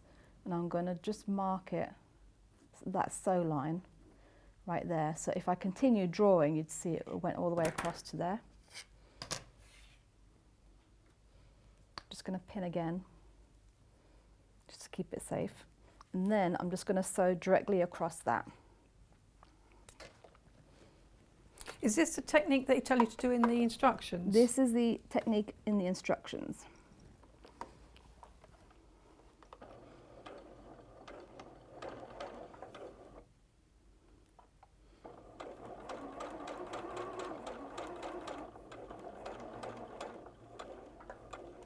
There we go. Backwards a little bit.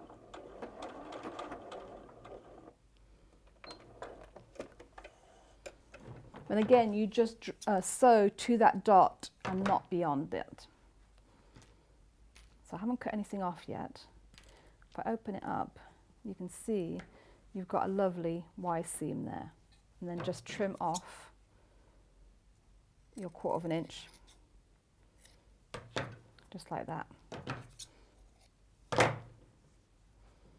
And now you've got your lovely Y seam. Lovely Y Oh, seam. that does look lovely. And you, I mean, you've made that look really simple, so don't be put off by No, Y it seams. is not. I know it's something that people say, oh, it's got Y seams, but Yep. you don't need to be put off. You can follow that. It's in the instructions. You've Yep. just seen that in the demo, very clear Oops. demo. And of course you can watch that again if you go to the Sewing Street YouTube channel, just remember the date and you can watch it again. Oh, this is your favourite iron, is it? Yes, I've just bought when they were on early bird special with John, I think Saturday. Yes, I'm like, oh, get in. So I got one. Did you? Yes, because I know my hubby will love it as well, even though he doesn't iron much anymore, but he does. I don't iron his shirts, he does. Yes, no, I never did iron mine. And my sons have grown up to iron their own as well. Yeah. Yeah. So what I've done to press it is I've pressed my seams towards my square, and then I've pressed open the seam on the actual Y. And that is to reduce the bulk there. All right, now that you've done that one, there are 4 more to practice. So I'm just going to do one more in the grey to show you that bit again. Yeah, that's one. Does it matter which strip you put on first, the dark or the light? It doesn't. So long as they're in the same position, so you keep all your light ones on one side and all the grey on the other, it doesn't matter. The trickiest part will be remembering which is going to be your bottom left corner. Bottom left corner.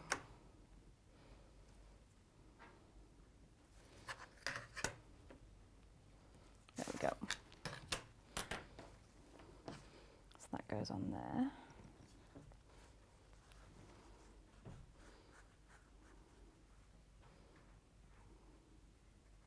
Just lining that up.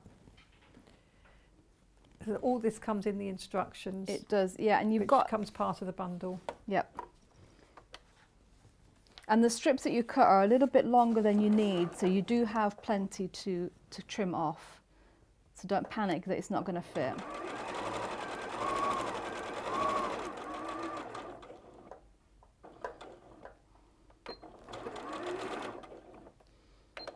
This is one of those techniques that the only thing that's tricky, really, is making sure that you don't sew past that point and getting your 1/4 of an inch correct. So if you spend some time making sure that your 1/4 of an inch is correct, and by correct I mean not necessarily the size of it, because so long as it's consistent it will work, but so that you have an even 1/4 of an inch seam allowance all the way along. If you're struggling to keep your seam allowance straight, so it goes skinny then fat and skinny and fat, then that is not going to work in your best interest. So you can, of course, draw, using that seam guide we had on just now, you could use that to draw your seams in if you, as you say, you're a bit worried about keeping it perfect. So you do that before you start putting the pieces together. Yeah. But definitely don't be afraid. I was afraid of Y seams for a long time. Y seams and curves I did not do, because the lady who taught me, bless her heart, when I started off and I was liking quilts that had those, she was like, oh, I wouldn't do those. Those are hard. So it put me off for like 20 years. And then I did them and it was like, oh, that actually... It's not that hard. Yeah. No, it's not as bad It's always the way. They're not hard if you know how. Yes.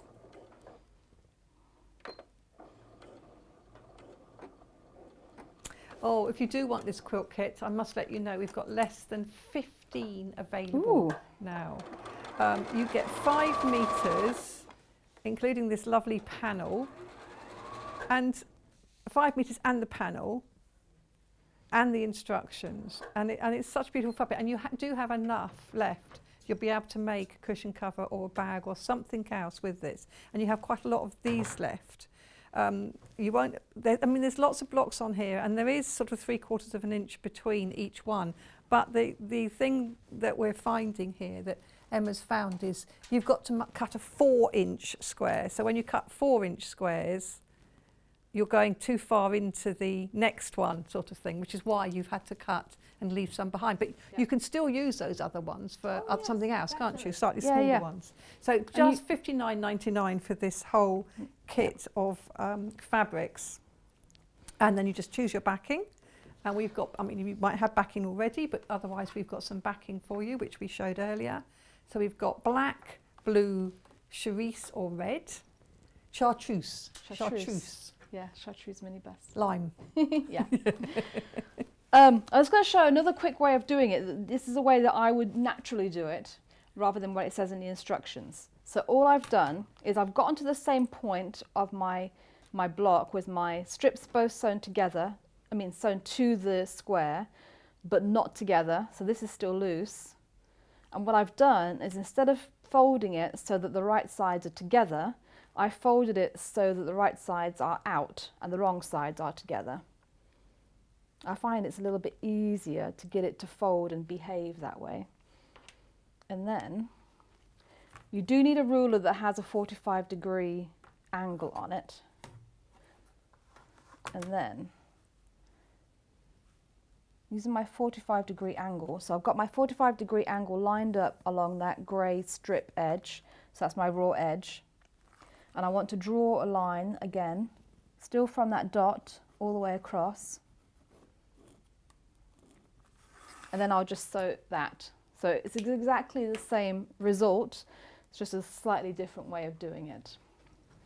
Lovely, it's always good to have alternatives. Yep.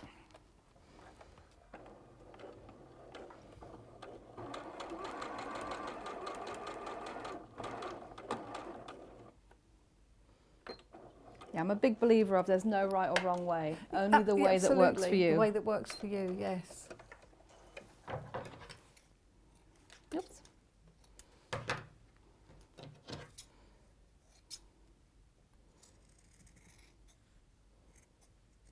There we go. And then again you just open out. Open it out. And then you get that lovely, that Y seam, same there. And then I'll press it exactly the same way though, because it does sit really nicely when you press it that way. Just finger pressing it for now. Then the next step is adding the red border. There we go. Now you're going to have 4 Y seams on the red border. So you cut your strips to the length it says, but because you're going to have them overhanging on either side, you want them to be hanging evenly on either side. So you want the same amount of overhang. So what I did, so I didn't have to worry too much about measuring, is I just take my block and I finger press, fold it in half, finger press the middle so there's a little tiny crease. Do the same to my strip. Give it a little finger press in the middle. And then I just line up those 2 little creases, and I know that's where I need to attach it. Now on the back side, we're going to do the same marking we did before for our initial Y seam. But because we've got 4 Y seams now, we need to mark a little dot on each corner. So it's going to be 1/4 inch in and 1/4 inch down on every corner. There we go. So you're doing it on the corner of the grey now, aren't you? Yeah, Yeah. corner of the dark grey.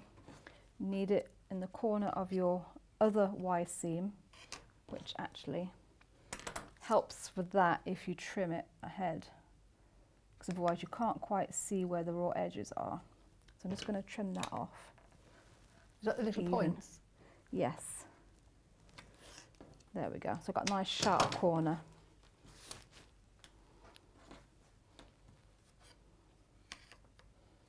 Wrong bit. Is it unusual to have so many Y seams in a quilt? It is, but I can see why they did it. The red one, there is another way of doing it that doesn't involve Y seams, which I will show after I've done the Y seam one. But with the stripes especially, it's really effective to do it with a Y seam. It is, because definitely. then your stripes come together perfectly rather than overlap each other, Yes. or overhang each other.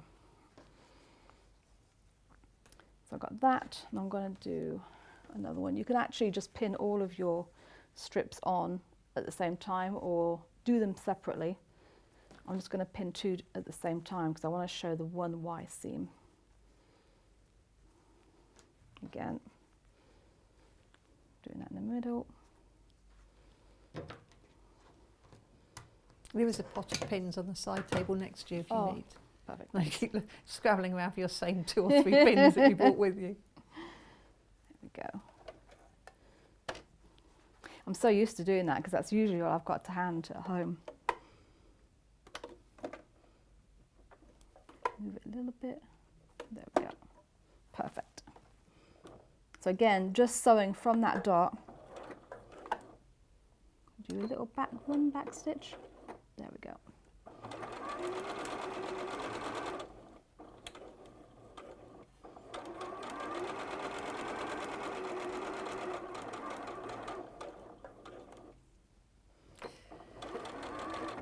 There we are. So that's one strip. Now I'm just going to do the other one. So it's the same thing from the dot to the dot. From the dot to the dot. And you do have to be careful. I'm listening. Yeah. You do have to be careful and make sure you sort of finger press that strip back so it's completely out of the way when you're sewing your next strip on, because you don't want to sew into it at all. So would you press with an iron or just finger press? Just finger press at this point, and then I'll press with an iron once all of the seams are done. There we go.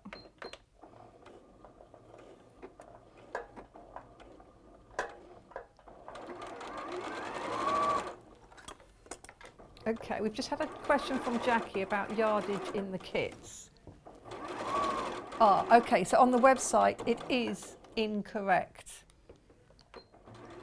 2 of the fabrics you do get a metre, so that is, which one? Is it this one and this one? These 2. Oh, hold on, the other end. The other end of my little stack here. Let's just grab them round. That's it. You can feel, actually, you can feel that's bigger. So these 2, the 2 that you get a metre of. Oh, on the website it says only half, but you do get a metre of each of these. And then you get half a metre of all of the others. And of course you get this half metre, which is the printed panel. So that is 5. That's 1, 2, 3, 4, 5 plus panel. Okay, so it's 5.5 metres altogether. And of course the instructions. So hope that's cleared it up for you, Jackie. I know it was a good question actually, because it is, when you've got a mixture, it does kind of get a bit confusing, It does. particularly if it's wrong on the website, which doesn't really help, does No, it? definitely. So I'm just doing my other Y, my first red Y seam. And I'm doing it just like it says in the So you're doing it the way it instructions. says in the instructions? Yes. I'm doing it like I was told to. Don't tell me you're being well behaved. Never. Yes, that goes against the grain, I'm sure. And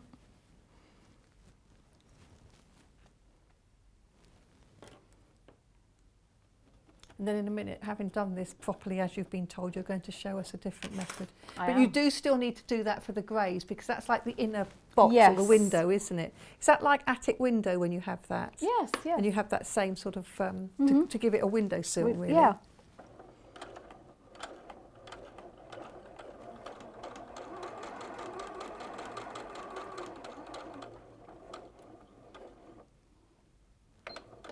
There we go.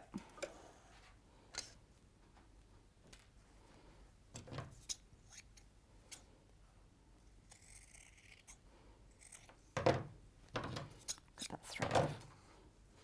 So there, so then you get another Y seam. Press that open. Pressing them open really does help them to lay flat and nice as well. There we go. And so you would continue that in that vein all the way around until you end up with a piece that looks like this. So I've just got 2 more Y seams to do to right there, and then you'd have Y seams all the way around your red. If you really want to avoid Y seams on the red some part, of them, yes. some of them, yes. you can. So let me just press this one out and this would only work on the red part, because you really still want to keep your outer border, which is also a Y seam, with your stripes. This really would only work on the red part of this quilt. Maureen has asked us, have we got the instructions on their own? And unfortunately, no, we don't, not at the moment. Ah, you see, as you've already got the lovely fabric, but at the moment they are only as part of the bundle. We might well bring them on their own later, but not now, I'm afraid. So we've just got about 8 minutes left here, Emma. Okay. Just to do your So quicker version. I'll do this quicker version. So avoiding Y seams on the red if you want to. I'm just going to add a strip on either side of this block. So this is just like you would normally, more typically do with a quilt block. It won't give you an opportunity to practice your Y seams, however. But there is still enough fabric to do this. And if you cut the strips according to the pattern, is that you've got enough? You haven't got to cut them longer or anything? No. But if you do it this way, you can get away with cutting them a little bit shorter, at least some of them a little bit shorter. Half of them you can cut shorter, the other half you still need the same. Yeah.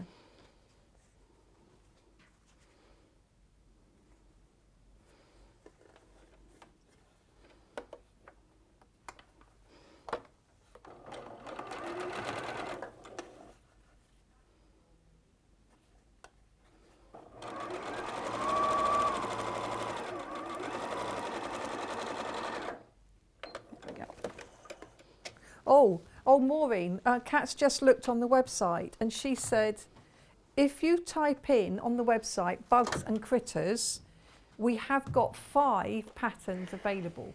So get on there quick. Ooh. Bugs and critters, $9.99, and that's the pattern. I'm not sure how it's happened, but it's there and it's available, so grab it whilst you can. If you've already got the fabric, as you said, it makes sense, doesn't it? Oh, look, Kat's just put it up there to show. Oh, nice. That's good. Thank you, Kat. You're so efficient. Oh, my Fitbit's telling me, take me for a walk. Or maybe I'll stand up for a minute and do a few steps. Does that count? So I've just added those 2 shorter pieces on the sides. I'm just going to trim them off so that they're square.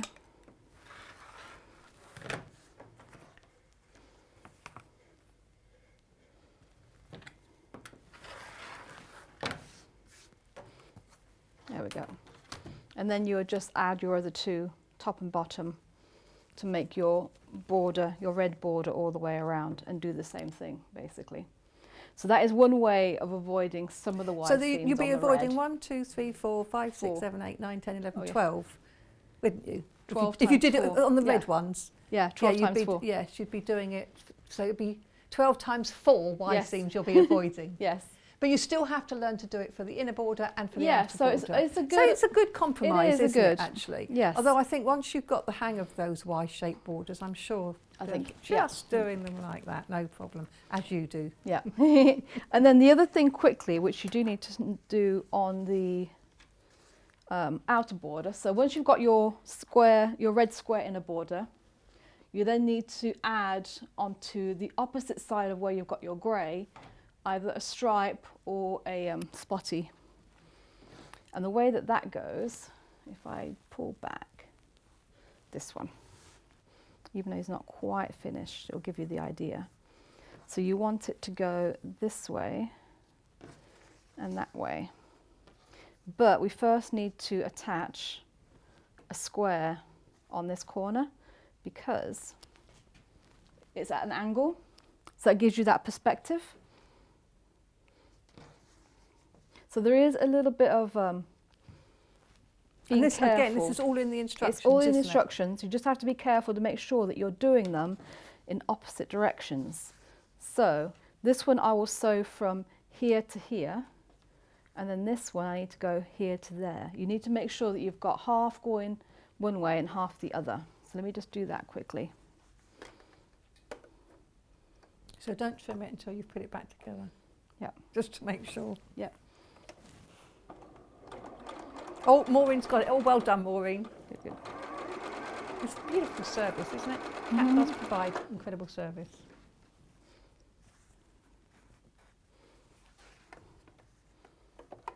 Now normally I'll draw a line across both of these. that you've got a nice straight. But you just sew from corner to corner.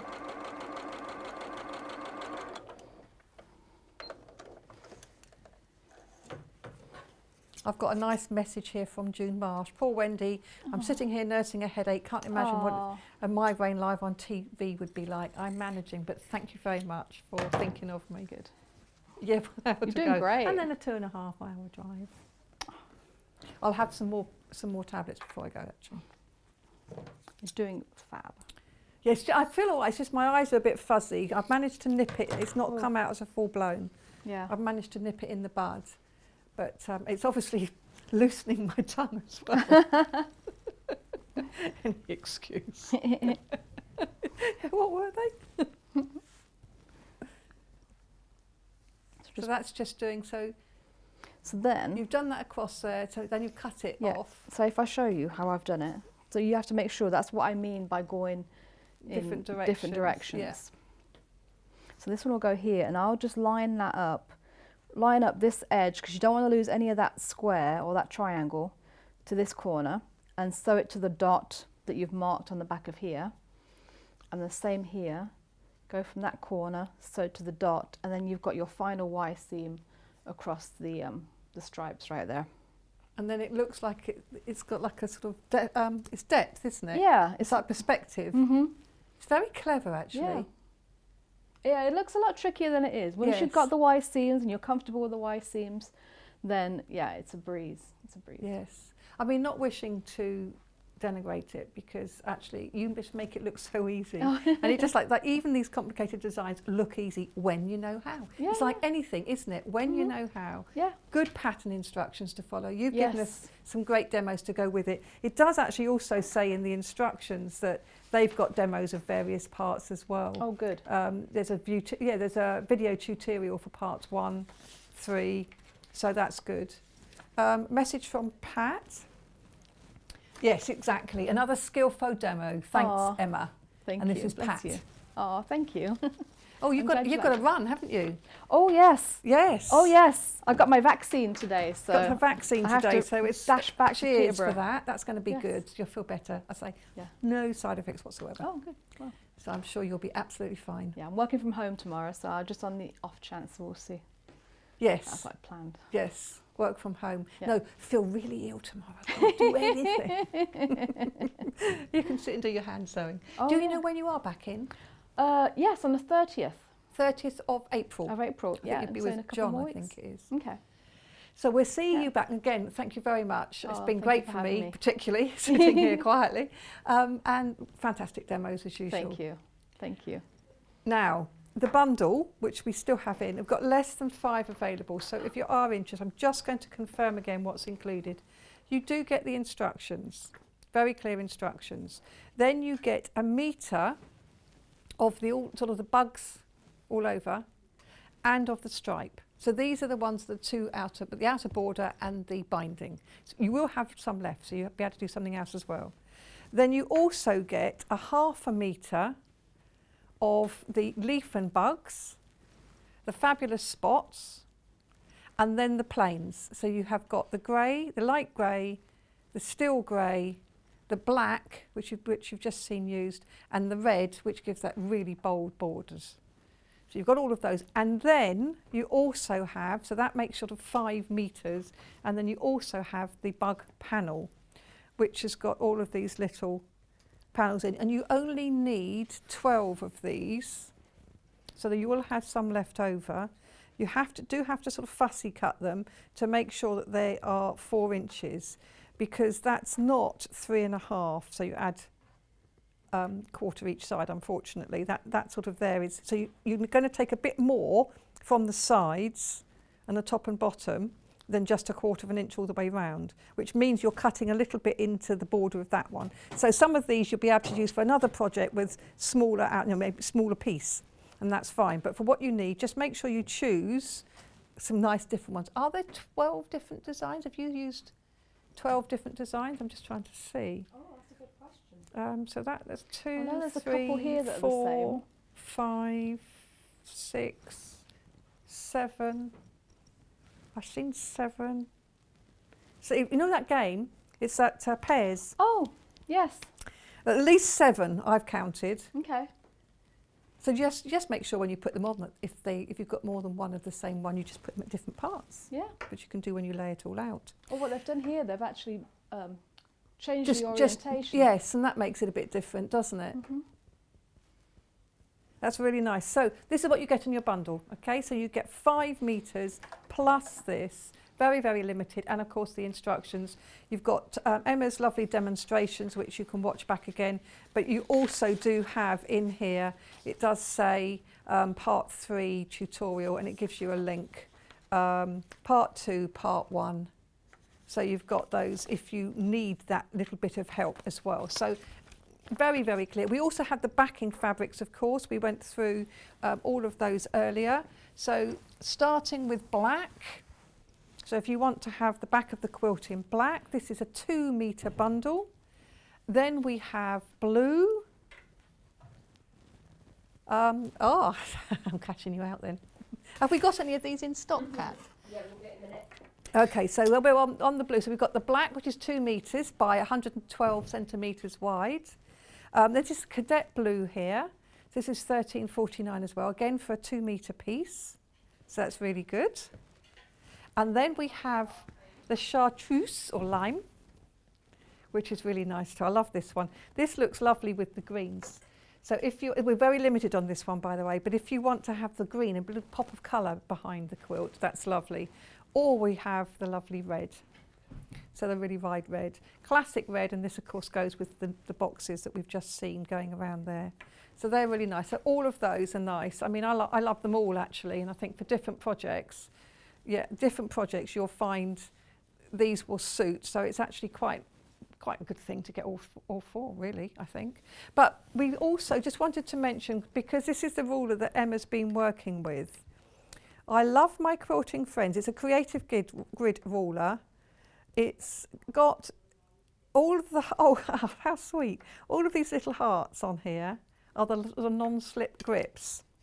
So they sort of grip nicely on fabric. That's sweet, isn't it? And then you also have, so you've got your markings here. We've got sort of 1/4 inch. So that was how it was easy for Emma to do the 1/4 inch from that corner. And it's 1, 2, 3, 4, 5, 6 inches by 2. So 6 inches by 2 ruler. And it's got a little hanging loop. And of course it's the acrylic, so it's a creative grid ruler. It's the acrylic, so you can use your rotary cutter with it as well. So it's quite useful. It's always useful to have a whole range of these rulers. I have a whole range. I have different ones. I have squares, I have the triangles and things, so the half square triangles. But I also have little ones. I haven't got this little one actually, which is quite handy, because this would go into Rebecca Reed's lovely sewing kit. Wouldn't it fit in there perfectly? So, I mean, we're ready to go to classes from sort of mid-May, I believe. We can start teaching classes again in person as opposed to Zoom. So this would be perfect to just pop in, if a little ruler like this. So really lovely, nice little gadget there to have. We'll just throw that one in because it's one that Emma's been using. So now we are going to leave you again for just a few minutes, and then we will be back for some gadgets, including my friend here.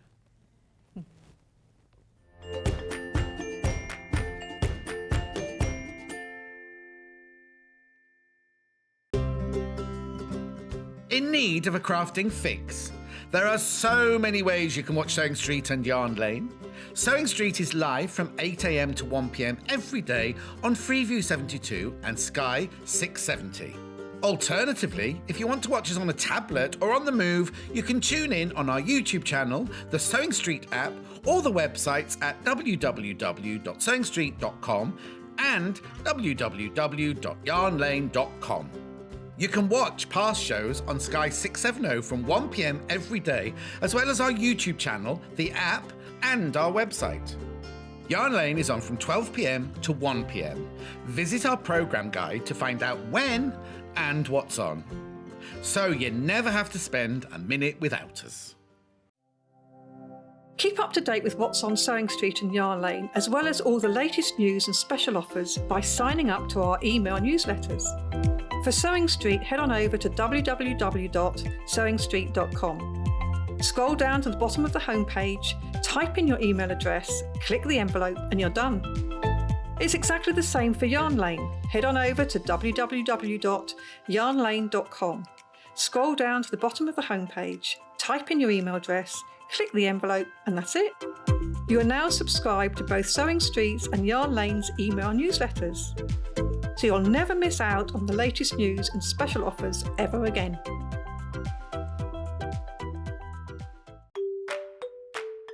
Hi, my name is Yvonne McAtamney.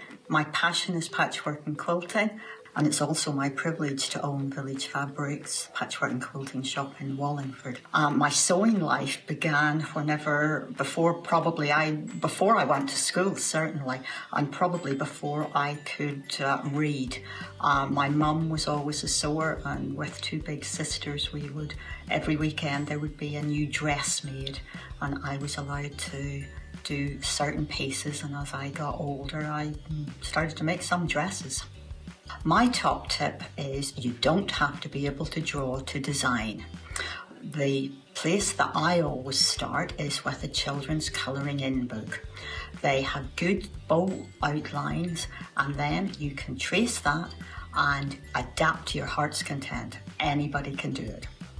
My claim to fame is that last year, when things were good, we had Jenny Doan from Missouri Star Quilt Company come and do a meet and greet at my shop in Wallingford.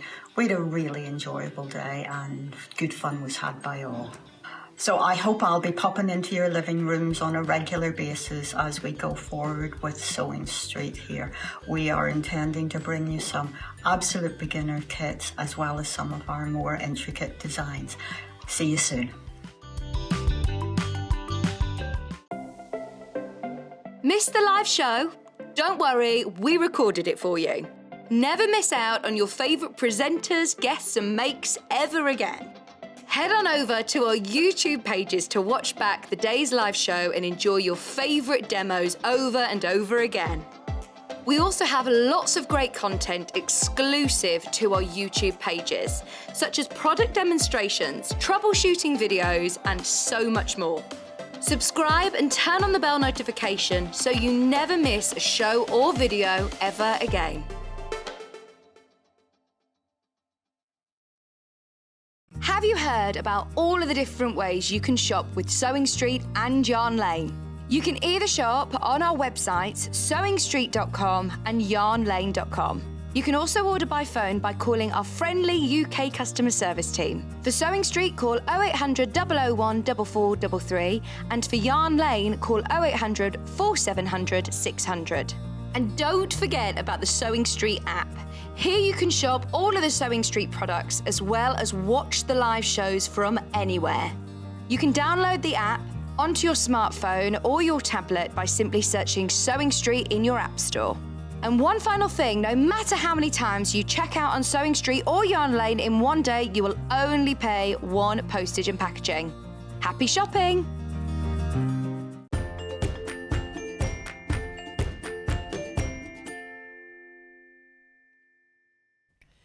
Hi, welcome back. So this is our gadget show. And who doesn't love a gadget? But before we get stuck into our gadgets, we have got very few copies of our scoop of the day, less than 30 left, and we did have a few hundred. So we got less than 30 left, and this is, as far as we know, this is the only place you can get them at this point. They will be available elsewhere, but we've managed to snap them first. We thought we were going to get maybe a preview copy to show you at 9 o'clock and say you can pre-order them and we'll send them out when we get the stock in after the 22nd. But we've got the stock in, so we can send them out. So this is what we've got. So what is it? So this is the Great British Sewing Bee book. Did you watch the Great British Sewing Bee yesterday? If not, do it on catch up. It was very good, very entertaining. And as one of our viewers said, and I'd forgotten about it, Patrick was in fits of laughter on one of the challenge, and absolutely rightly so. I was joining him in that laughter, and you have to watch it to see why. But what we've got now is we have got the Great British Sewing Bee book that goes with this series. But actually what we've got is not a book that goes with the series as such. We've got a book that goes with the whole idea of a sewing bee, because it's a techniques book. So it hasn't got any of the garments from the show, it hasn't got any other patterns, but pretty much they've covered those in the previous issues. What it has got are all the essential tips and advice and tricks on most of the dressmaking techniques that you might want to do. So it's a nice small little size here as well. Opening it up, it's got everything you need, as you tend to do, flip from the back. I wonder if I could flip that way, whether it would be better.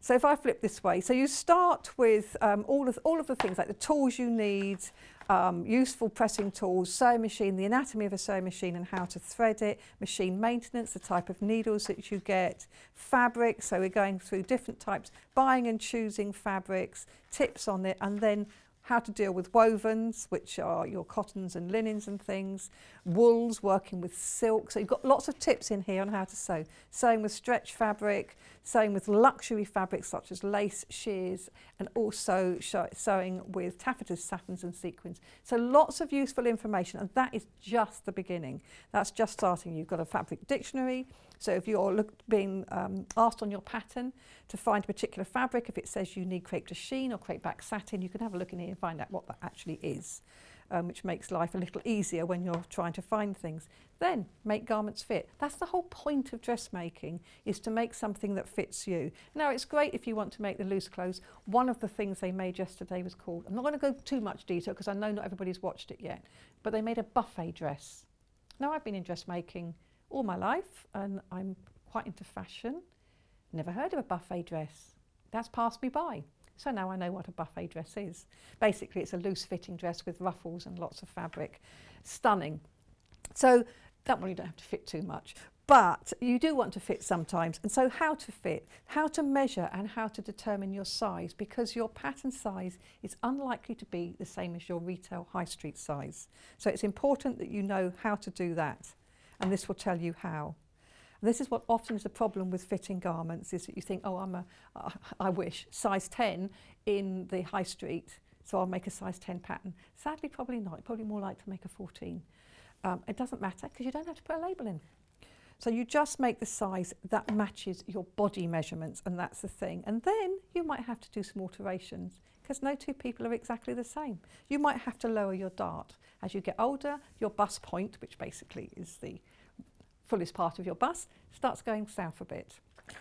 So you just might have to lower that dart. Tells you how to do that. You might, if you have a full bust, you might have to increase the bust area, because if you're full busted and patterns are made for B cups or 2.5 inch difference between high bust and full bust, if you're more than that between those two measurements, you choose by your high bust measurement and then you do an alteration for the full part, and that way it will fit you over your shoulders and neck and torso and back without alteration. You'll just have to alter this bit. Tells you how to do that. Equally, if you are small busted, which some people are, you could do that as well. And if you're broad backed, if you're narrow backed, tells you how to do that. Wanting to fit trousers tells you how to do that. So it's all nice and clear. And then you can get started. It tells you how to pre-treat your fabric, which is a good idea. Understanding patterns. They have so much information in them, and it is really useful to read this. And these tell you what lots of those symbols mean. Lots of people don't realise that the circle with the cross through it, this marks the main fitting line. So you'll get that at your bust, your waist and your hips. So you'll know where that is, and it'll have the measurements next to it to tell you what the finished garment measurement is, which is different to your body measurement, unless you're wearing something skin tight. So there'll be two measurements there that you need to look at. Choose for your body measurement, and then you'll see how much ease has been allowed. Tells you all of this in here. Grain line, very important. Layouts, how to lay out and follow them. How to pin and cut. How to transfer the pattern markets, very important. They've shown you pin marking and tailor tacks. I like using a friction pen. We sell those, very easy to use. And then pattern matching when you want to get on. Interfacing, what it is, what you use it for, how to apply it. Threading your sewing machine. So if you're a newbie, if you're a quilter and think, I just fancy having a go at dressmaking, you can do that here too. And then it's got everything that you need when it comes to actual techniques. So we have collars, cuffs, pockets, seams, how to reduce bulk, how to finish your seams, hems.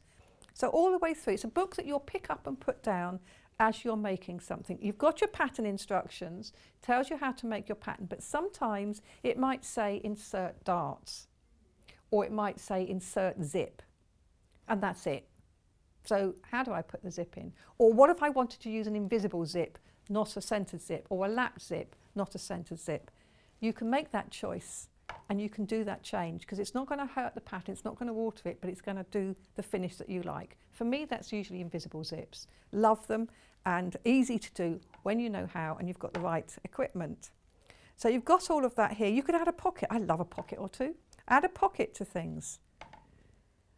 Then you've got buttons and buttonholes, how to sew buttons on and how to do covered buttons. All these little things, all these little tips. So there are times that you will be wanting to look through and think, how do I do that? Set in sleeve. That can be tricky without getting gathers on the top. Have a look in here. Gives you ideas on how to do that and achieve a perfect sleeve. Raglan sleeve, sleeve finishes. So it's all in here, clearly illustrated, and all of this information has actually been in previous books by the previous authors of these books. So this is the 7th series, and I think there's been 6, because there wasn't one for the 5th series. And so this is a compilation of all of those techniques with lovely new drawings to go alongside it. So you've got all the expertise that was from all of the previous authors. Just saying, me included.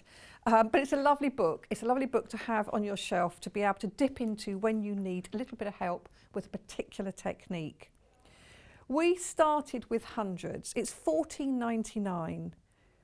As far as we know, we are the only people that you can get it from at the moment. I can't promise that's true, but as far as we know, as far as we can see, you can pre-order it from other places, but we're the only ones who can get it at $14.99. If you've already bought something today, it's effectively post-free, isn't it? Because you've already paid your postage, so you can pop that in and it gets covered by that same post and packing.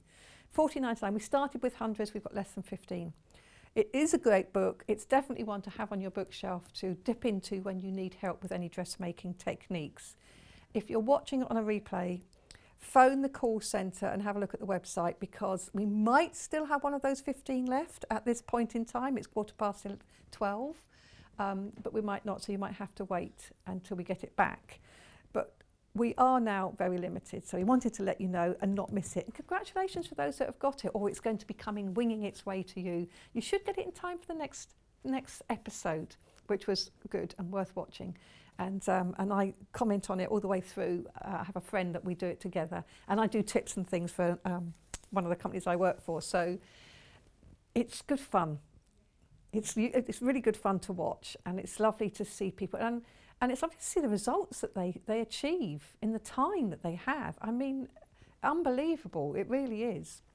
Anyway, let's go on to some other things. What have we got? So I'm just sitting on my little perch here, and I have got 3 lovely little bits to play with here before I move across to the other set. We're going to start with this big light that's been my friend here all day. It's not just a light though, it's a magnifier. So this is a light. It's from Native Lighting, who we know and love. You can move it around, so you can move it and angle it where you want to. You can bring it down, and you can also adjust the angle of the head. Now, if you're just using it as a light, let's turn it on. It's now a light. Gives me light under here, which you now can't see because it's so light, but it's a lovely light here. But if I want to use this to do some work, pop off the lid. I don't know if you can see that. Can you see that? It's a magnifying glass. 1.75, so you can have this. It's hands-free, so I can, don't want to put my hands under there with my nails. You can hands-free under here and do your sewing nice and easy. You can change Native Lighting. You can change the light you have. So we can change it from daylight. I'm not sure if it's going to show up on the screen. And you can also change the density of the light. Can you see that? I'm changing that there. The magnifying glass is 7 inches in diameter across there. Yes, so that's the diameter across there. So it's 7 inches across. It's a nice big one, and you can get that nice light. I mean, it's being a bit spoilt for me here because I can actually see the studio lights through it. But if you didn't have the studio lights, you'd just be able to see very clearly. And as I said, you can change the colour of the light. So you can have warm, you can have daylight, you can have warm light. and you can have sort of a mixture light, and you can change the density of the light going up and down here. I don't know how well you see that on the screen. So you have all of that choice there. 3 lights, temperatures, and 3 types of light. So very nice, very easy to use. That's £137.99. The lens, oh yes, I forgot to put it back on again. So if you are just using it as a light, so if you're doing some sewing, or if you want to protect it against dust and scratches, you can just pop the lid back on and it just lifts on and off. Very stable and flexible arm. It's got the clamp that clamps onto the table. We have got, this is a very thick table, we can't always clamp things on it, so it's got a nice big wide base, and it's obviously got the screw that winds up so that you can clamp it to whatever thickness you've got there. Oh, we have had it on a glass table before as well, so it's nice and stable and good, and it's plugged into the mains. So this isn't, I mean, it isn't just for, you could have this as a reading lamp, you could, this for beauty. I don't know if you could use it for your eyebrow. You can do it for your nails, but can you look through? You'd have to do it that way, wouldn't you? Yeah, I'm trying to work out how you do that. Anyway, so definitely you could do it for your nails, which is why my nails could do with doing. Well, have you had yours done yet, Kat? Was that this week? Today. She's going to have hers done. I need to make an appointment to have mine done. And then we have another little lamp. Now, this is a nifty one. This is the zigzag lamp. Now, this is a great one to take with you on classes, because when you go on classes sometimes, you find that you can't really see as well as you'd like to because the lighting's never brilliant. But what you can do with this, it's a rechargeable, hence there's no wires. And you can pull it up, that's why it's called a zigzag, angle it where you want to, and you put it on, and there's your light. So can you see it's got some light? So you can angle that where you want to. So if you need to add an additional bit of light over your sewing machine or the book you're reading, you need a little bit more light, you can do that. And you can just press that button. And again, you can have different, is it temperatures? The light gets lighter and brighter. So I don't know if you can see that. I'm just pressing the button and it gets lighter and brighter. So you can have that, but it's really handy to have, and you just recharge it when you're back at home with a USB plug. It does come with a USB cable, which you then need to plug in. Make sure that's off before I pack it down. You could keep it in your car for a breakdown or anything like that. If I hold the button in, it turns it off. So to turn it off, you hold the button in. Otherwise, you're changing the density of the light. Pop it in, and you can just pop it into your bag or into your sewing kit when you're going away on sewing classes. It's really useful to have. Very, very portable. It is the size of an old mobile phone. Hello, hello. You could. It's very handy if you just need that little bit of extra light. Even if reading by the side of the bed and you don't want to wake him. Don't strain your eyesight. Take a light with you. So very good. Good for camping. You should be able to recharge it in the car then if you needed to, using what used to be the cigarette lighter. So, 2 really good lights. But we also have, look at this. These are nifty. These are Fiskars, are they? They are Fiskars because of the orange bobble. See if we can get some fabric to cut. Grab something from below. Just going to grab me a fabric. But look at this. What I do is it's got a guard. Release the guard. And here are the snips. Can I just cut with that? Mm-hmm. So here's a little piece I'm just going to cut. And the thing is with these are really good to have by the sewing machine if you want to just cut your snip fabrics. They're very sharp, just small sharp blades. It's just they are snips. They're to do snip fabric. So if you wanted to snip, if you're going to do like little wedge shaves around a curve, you get those. And this is avoiding having the little thumb holes. Excuse me, I'm just going to cough. Quick slurp. Oh. Oops. I think I've just squirted. Right, sorry about that.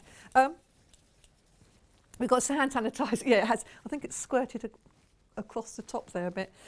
So these are really handy to have, and you can keep them in your handbag because we have that close them down and put the protective cover up, and they're now locked shut. So you've got no danger of putting your hand in your bag and getting them, and it's packed down really quite neatly, don't they? So it's really nice little clips, and you haven't tried to get your fingers in hands. Are they right and left? I don't know. Let's try left-handed. Sometimes they're not, because the way the blades are angled. But you can use them right or left-handed. I can use those. I'd say as easily, but I'm not left-handed, so. It's a nice little gadget. It's nice to have in your sewing box. So yes, keep them in your new Amber Makes sewing bag, which I'm going to order when I get home tomorrow. So that's really nice, really lovely little set there. So I'm now going to move across to the other desk because we have a load more to show you. So let me move across over there. We are going to start with the extra big cutting mat. Yes, this is handy. I have one of these. So we're going to start with the extra big cutting mat. I brought this over just in case. Where am I going to put everything? Because the extra big cutting mat is actually covered by our lights box, which is plugged in. So let me unplug it and put that down there. Because this extra big cutting mat covers a lot of the table. So this is, what size is this? This is upside down to me. This is 90 by 60 centimetres, or for inches, 36 by 24. So it's a really nice big self-healing cutting mat, and it's got inches on this side. Is it reversible? So on the other side, I don't even know if I can turn it over, to be honest with you. On the other side, it has got centimetres. Yes, it has, definitely. So one side it's got the imperial, and on the other side it's got centimetres, knowing that most quilters will work with the imperial measurements. This is lovely and big, and it's quite thick. And the reason I'm saying that, because it makes it very useful, because it's easier to keep flat. And you want to store it flat. I have mine actually under my bed, because that's the only way I can short. Because if you have it stood up, it can start bowing, and you cannot get the bows out of it. And do not iron with a hot iron on top of it. Done that too. So yeah, all these things I tell you not to do, it's because I've been there, done that. So this is really lovely and big. And I know a lot of people dressmaking now are using cutting mats and rotary cutters. And I did the other day when I was cutting out a silk camisole, because cutting out silk, which is slippery, it's much easier with a rotary cutter. But you do need a big mat like this, because obviously you have to have a mat underneath. Even if you haven't got a big room, as I say, dedicated sewing room, you can slip it under the bed, you can slip it on top of the wardrobe or something like that. You just want to keep it flat. And it's much easier to work with this than it is to have. The small cutting mats are brilliant to take to classes and workshops. They've got their use for that. But when you're cutting out big lots of fabric, as Emma was doing earlier, she was doing width of fabric strips. If you've got this whole width, and of course you can turn it round so that lengthways is up there, you can cut a lot in one go. You can cut more easily. And as I say, you can actually cut. Dressmaking, you can cut round. You've got this lovely big mat underneath. So it's really good. It is £37.99, so it's a good price for a mat this size. And as I say, it's a good quality. It's millwood, self-healing cutting mat, and it's double-sided, and it's quite thick. So it is easier to keep flat and store. So self-healing basically means that it will, as you cut through it, it won't leave cuts all over it. They will sort of close up. Eventually they do need replacing, but this will last you for years. So it really is good.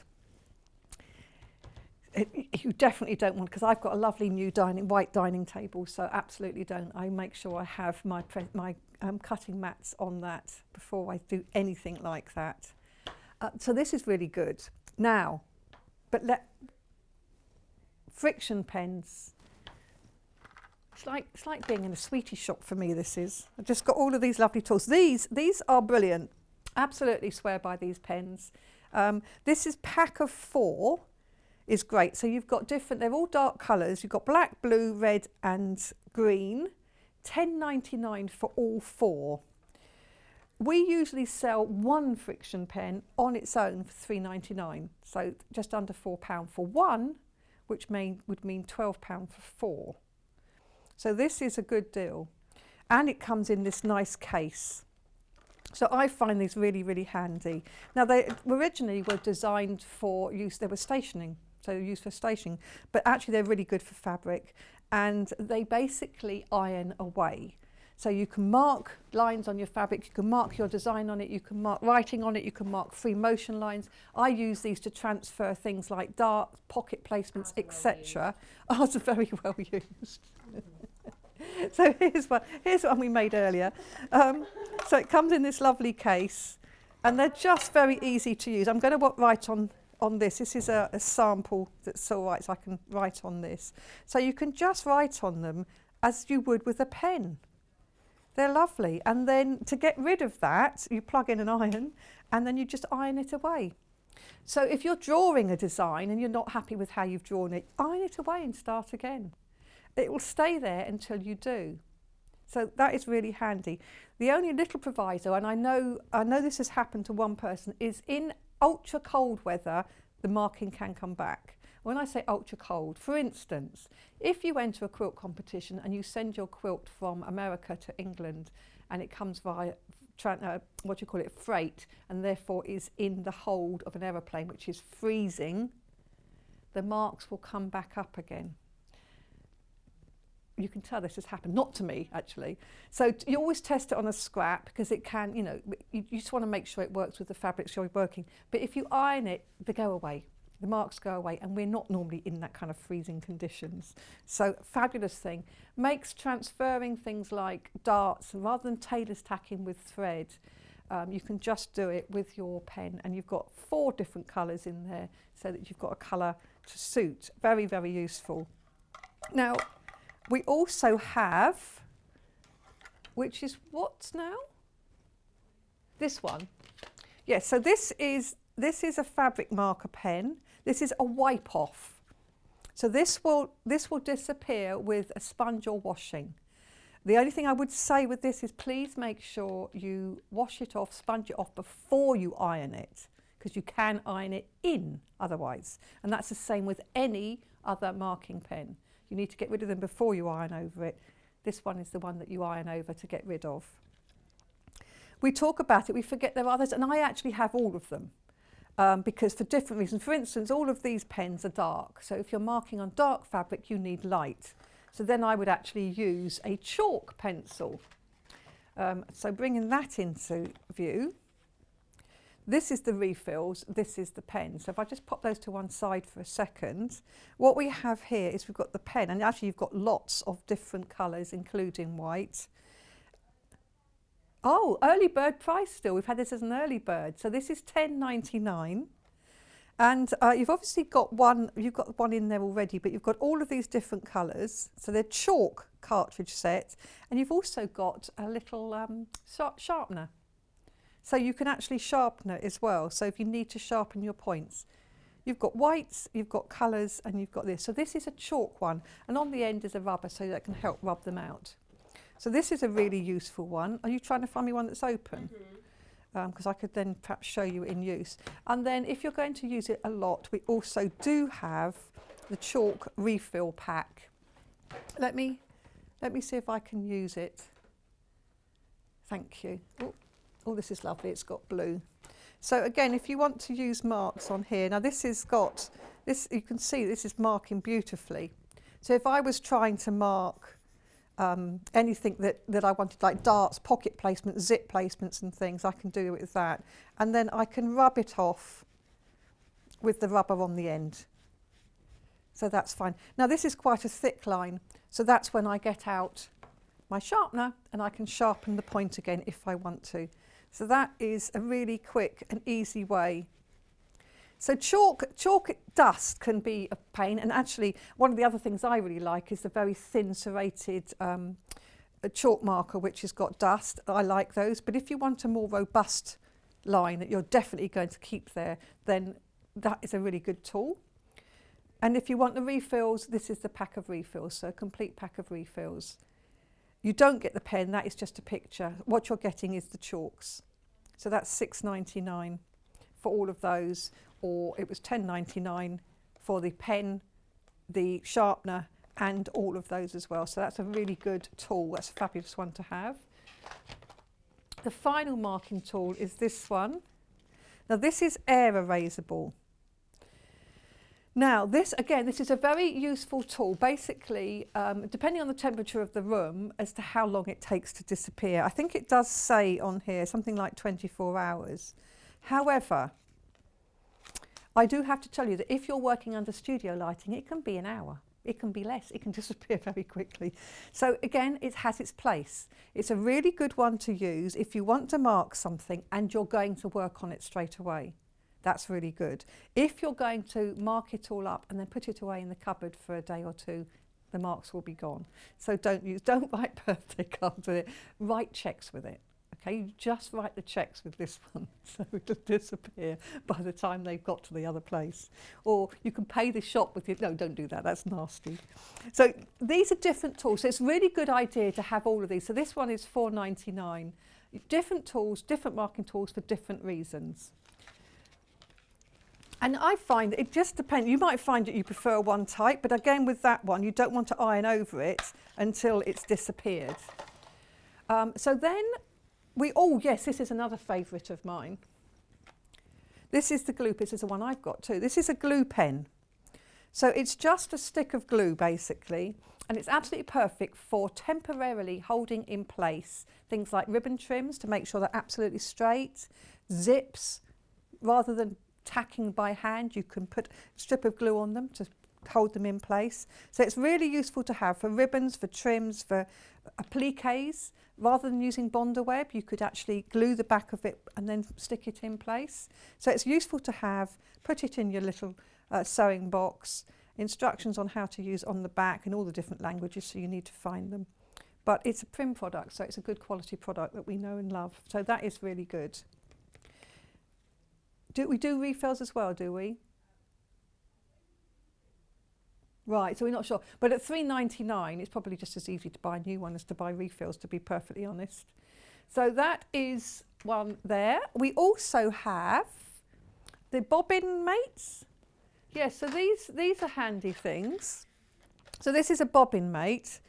Basically what you have here is a double prong. And what you can do is you can put your threads on and your bobbin on. I've got them the wrong way around there. That one goes in there and the bobbin goes on there. And then you've got both together. So if you've got a matching set, and then if you've got one of these, like, oh, where's it gone? Where's that? Oh, yes, behind me. Behind me! If you have one of these wooden things here, look, you can store them like that, but if you have one of these, you can then put them like that. And so you're keeping the bobbin together with the thread, so you've always got your matching bobbins ready. So that is a very useful little thing, a bobbin and thread match, and £1.99. There's 12 in the box here, in the pack here, and you can use them for all sorts of bobbins and threads, so that's really handy. That is a tiny weeny gadget. Oh, the needles, the sewing machine needles. Oh, John, you would do, because that's not the one I picked up. Here's the John James sewing machine needles. So these are regular sewing needles. These are sorted sizing from 11 to 16. Sorry, my earpiece has just fallen out of my ear again. I don't know why it's fallen out of my ear today. Ooh, lost it completely. Where's it gone? Otherwise, Kat stops talking to me. She doesn't, but I can't hear her. So these are sizes 11 to 16. So that's something for most different types of fabric. And I don't know if any of you were watching the show with Gary from Juki the other day, and he was saying what most general machine needles are the 130, 70, 705. That's what these are. So these are just general purpose machine needles. Then we also have, we have some selections here from, these are Class A needles. Is this a bundle? This is I love the idea of this. So you get, so we get your universal and sharps. and then you get the jeans, and then you get the stretch. So these are really good needles to have. You need all of these needles for different kinds of sewing. You need to replace your needles every 8 hours of sewing or even every project. And each of these packs here has varied sizes. So here we go from 70 to 90 in the universal. Universal, regular assortment of needles, regular sewing. It just has a silver shank. Going to the sharp needles, so these are for fine fabrics, they're really good. So you go from 60 to 80. 80 is standard woven, 60 is fine chiffon, etc. Unlike hand sewing needles, the higher the number, the more robust the needle. But what I like about these now, these new hemline needles, is that they are colour coded. The packaging always has been, but the actual needle themselves hasn't, but now they are. I don't know if I can open this. Can I open this one? Yes. So if I actually tip out one of the, or if I just show it from there, you can see. So you see here that these ones are the sharps and they've got green shanks. Can you see that they're green? So they're green shanks on there. So when you've got your needle out, you will know it's a sharps needle. You don't have to remember. These come in, as I say, in 6 to 80. Jeans needles, so these are more robust. These are for dense fabrics like denim, etc. That's why they're called jeans. So they're for denim, for canvas, for thick curtaining fabrics, and they start at 90 and go to 100. So you've got 3 90s and 3 100s. So again, good to have in your box. Here we've got stretch needles. So these are good for jersey fabrics, stretch fabrics, lycra fabrics, etc. Starting at 75 up to 90. So that is a really lovely set. And what's this? How much is this? £10.49, so you've got 5, 10, 15, 20 needles in there, and you do need to replace them regularly. I'm really passionate about that. If you don't, you can get skip stitches, you can get broken threads, you can also get snags in your fabric, particularly on jersey fabrics and silky fabrics. So it is good to have the right needle. So I love those. Now we do also have a twin needle. This is another one that I absolutely love. So this is a twin needle, and twin needles come, so you can get universal, you can get ballpoint, you can get metallic ones, etc. So you have different twin needles, and you also get different gaps between the needles. So this one is an 80-12, which is a standard needle for most woven fabrics. And the gap in between is 3 millimetres between the two needles. So it's one shank, so it can go into any sewing machine. Virtually any sewing machine can do twin needle stitching if you've got a second spindle, or you can put a second bobbin on. Only the very old machines, you can't always do it, but all modern machines you can do twin needle stitching. And it's great because you get 2 perfectly parallel rows of stitching at any time. Oh, we have sold out. What, this one? Oh, sorry. I'll stop talking about it then. When it comes back in stock, it's worth having. My Avery micro stitch, this is the one I can open, isn't it? So this is a tool. I've just done a demo for this for Elliot yesterday. This is a really handy tool for holding together your quilting panels. So what it is, now when it comes to you, it does have instructions on the inside, tells you how to use it. It comes in this package, which is resealable, which is handy. It does have a little cap on the end of that point. Ours has gone walkabouts because we use it a lot. And what you do is you just use it to tack together your layers. So say we were going to do this. I've already got a few in. What I'll do, let me put a couple of the black ones in. So we put it into the machine. Tells you how to do it, but you put it in with the circular side going into the circle there, push it down till it sort of clicks. Make sure it's in, because I've got, this is half used, this one. I'm just going to make sure that's properly in. And then I can just, holding this away, I just basically put the needle through the fabric layers and snap. Oh, I haven't got that in properly. That's because I'm using a half done one. So just put it in and then snap together. And then you can replace that, and you can use a white one if you've got light fabric. So let me use the white one. And you just push it in, make sure that's in. And then that's it. You can see it's got a little, and what it has, it's got a little tab on the top, and it's also got a little tab on the bottom, which you can't see because it's white.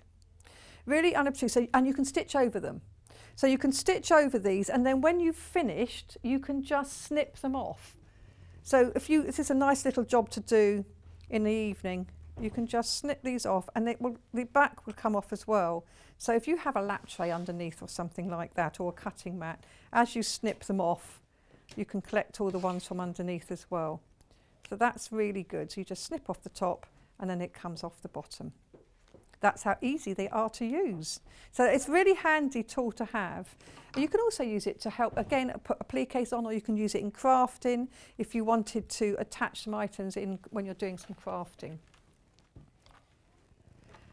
Oh, what we're going to do, we're going to, frighten that all out of you. So we're going to, I'm going to leave that to that later. What did you want me to look at, Kat? Sorry, my ear thingy's fallen out again. Never had this problem before. It's all to do with my migraine, I think. My head's gone. Oh, my thingy's fallen off. Oh, that's going to be an issue. Okay, I'm going to have to wing it because I haven't got any earpiece now. We're going to do this, so she's going to have to dip out of the thing every now and then. So this is the hand vac. Now, you have to excuse the fact that ours is actually quite dirty because it's been used a lot. Apparently, they all used it to clean their car the other day. But this is a really useful handheld hand vac. And I haven't got anything to clean up. I've got these little things on here. You just clean up. So, you know, this is really useful to have in your sewing room, because you have this in the sewing room and you do your sewing session, and then you can just quickly vac around or get all your threads and bits and pieces up, because it is amazing, isn't it, how many thread tails and things that you get left out all over the place. So this is this handy vac. Comes nicely packaged here. This is the box it comes with. It does, of course, come with a charging unit and a plug, so you can charge it when it's not in use. So very, very handy to have. But best of all, it's wet and dry. So you can use it on wet. So if you've got a little stain on your carpet or something, you can use it to get rid of a stain as well. Very handy, easy to work, easy to hold, and not too heavy. So perfect for cleaning the car. Oh, sorry. Sorry, so Kat's just come here to try to tell because my thingy's not working. So we're just going to go for a little break quickly so we can mend my ear thingy, and then we'll be back with you in just a tick. I do apologise for this.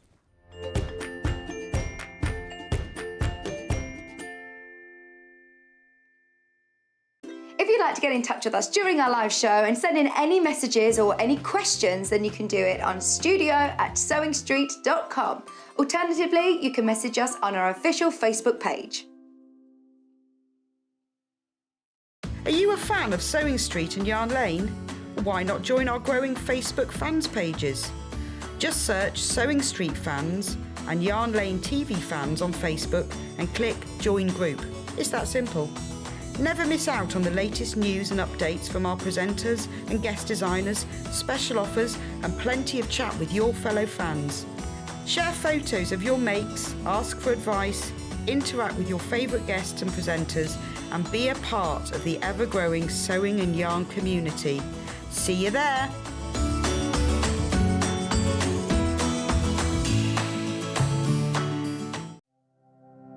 Keep up to date with what's on Sewing Street and Yarn Lane, as well as all the latest news and special offers by signing up to our email newsletters. For Sewing Street, head on over to www.sewingstreet.com. Scroll down to the bottom of the homepage, type in your email address, click the envelope, and you're done. It's exactly the same for Yarn Lane. Head on over to www.yarnlane.com. Scroll down to the bottom of the homepage, type in your email address, click the envelope, and that's it. You are now subscribed to both Sewing Street's and Yarn Lane's email newsletters, so you'll never miss out on the latest news and special offers ever again.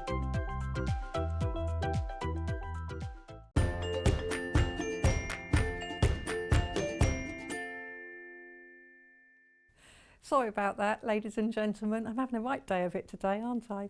But my earpiece is back in, so Kat can talk to me, so I can hear. She says hello, because I not to move my head too much. Now, we've had a message from Susan, who couldn't find where the sewing bee book was. It's on the screen now. We have less than 7 left. So if you want it, please get it now. Just a very quick recap of what it is. So this is the book that's come out for this series. It's not particularly aimed at this series, however. It's not got the garments in it. It hasn't got dressmaking patterns in it. What it is the techniques. So it's all the techniques that you need to know to get started with dressmaking. And it's all beautifully illustrated. Now this is a compilation of the previous books, of the techniques in previous books, so written by the previous authors of it. Just to say, including me. I did number 4. So this is what it is. It's lovely. And it takes you all the way through from the beginning. So it takes you through from looking at sewing machine, the anatomy of a sewing machine, fabrics, pressing tools, what you need, how to alter patterns. So it's all the way through this. This is how to make patterns that fit, fitting guidelines. These are all the basic fitting that people often have to do. Trouser fitting as well. Making a toile or a muslin, which is basically a test garment. And then, yes, pre-treating your fabric. Do what I say, not what I do. I do sometimes. You should always. Pattern terminology, understanding patterns. This is full of information. This is what you need. And then it's also got the laying it out, pinning, cutting, pattern matching, and then on to the techniques. Lots of techniques. And if you saw the programme yesterday, you would have seen that they did an all-in-one facing for armholes. This is for a shell top or a sleeveless dress, and you do an all-in-one facing, and it's a clever way of doing it, and you pull it through the shoulder seam here, and you get neatly finished off neck and armhole edges, and then you do the sides and the back. We were planning on having enough for tomorrow and the next few days, but unfortunately, I don't think we will. I think they will go. So if you're interested, as far as we're aware, and I can't promise this is gospel, but as far as we're aware, you can only get it from us today.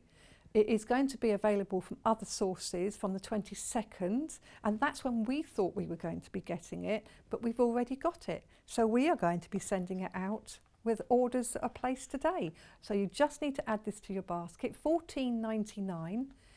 Don't forget check out, because if you don't check out, you might lose it, because we've only got the 7, and then if more than 7 do it, it's not yours. When it's in your basket, it's only yours when you've actually checked out. So it's the same. So if you're in the supermarket and you've got a trolley full of shopping, it's not yours until you've gone through checkout. So if somebody wants to take stuff out of your trolley, so just follow somebody around the supermarket, see what they're buying. Oh, that looks nice, I'll have that, and take it out of their trolley. So no, don't do that. So this is lovely. So Susan's got hers, so that's good. She's asked when it's available, and she now has it. She's one of the few. So we're going to now look at the light box. So don't forget, we literally probably have 6 of these left, if that even now. Now we're going to look at the light box. This is one that I do try and get into lots of shows, purely because I've got one and I absolutely love it. I bought it from here. This is the box it comes in, which is why it's here. This is an A3 light box. And the reason I got it actually was I want to be able to use it in my kitchen as well as in my sewing room. So let's just put that on. So when you put it on, you've got different light settings. So you can go bright or lighter. And it's really good for transferring patterns. So if you need to transfer patterns to fabric or to make templates, and you've got a lovely book, I'm just sort of looking around for a lovely book, but I can't find one anywhere here. But if you've got a book with templates in it, you can lay that down, and then you can do it on fabric. I did it on fabric when I showed this another day. You can then draw around your template because you can see it so beautifully. It means you don't have to pin it to the window and try and do it like that. And it's a lovely big space, and it is marked out down the sides. Oh, here's one. Here's a book. Let's. So if you wanted to say draw this template, what we would do is you would have it on here like this. and then you can see through the template, and you put your paper on top and you can really see clearly. You can see your template you're copying. It does save pinning it to the window, but I also like it, as I said, as an additional light. So, you know, in my sewing room, I have a fabulous sewing machine with great lighting. I have lighting above, I have daylight above, but sometimes when the evening draws on, I still want more light. So I want to be able to use this, and I can put it behind my machine and have it sort of backlit as well. And I also want it in my kitchen. So what I can do with it in my kitchen, I can stand it up because my kitchen's beautifully, you know, you look at it, you think, oh, what a wonderful kitchen. But the lighting where I do the preparation, the small area of preparation I've got, is really bad. So, because it's all behind me. So I want this to go up in front, and that's what I've done. So I have now got one of these. Love it. I find it very, very useful. So since I've bought mine, I keep trying to pop it into every show. So this is it. It's $49.99. So it's a lovely big one, and you've got the different lights just by pressing the on-off button. I can't see why you wouldn't have it on purely light. So I'm going to do the rotary ruler and rotary cutter. Oh yes, let me just pop this back down there. This is another Fiskars product. So this is a ruler and a rotary cutter combined. So this takes out some of the risk of cutting. So when you're cutting with this and you don't want to, just seeing if I can put that through. Does it go through?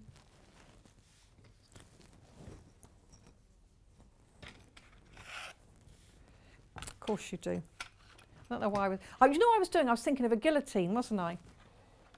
So if you put it on the top of the fabric like that, and I've got the mat below, I'm not going to be too worried about exactly how perfect I do this, because to be honest with you, this is just a scrap that I'm using. But I can just press it down and cut, and it cuts away that strip.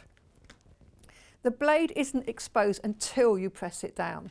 So when you press it down, you expose the blade. But what it does mean is you haven't got that potential risk, which I know is what worries some people, that when you're cutting with your blade, and you've got your hand and you've got that there, you know, the risk that you go like that, so you can't do that. And the other thing, I think this is really brilliant with this, is you can't also cut like that without moving this round, and you shouldn't cut like that, so that's a really good thing.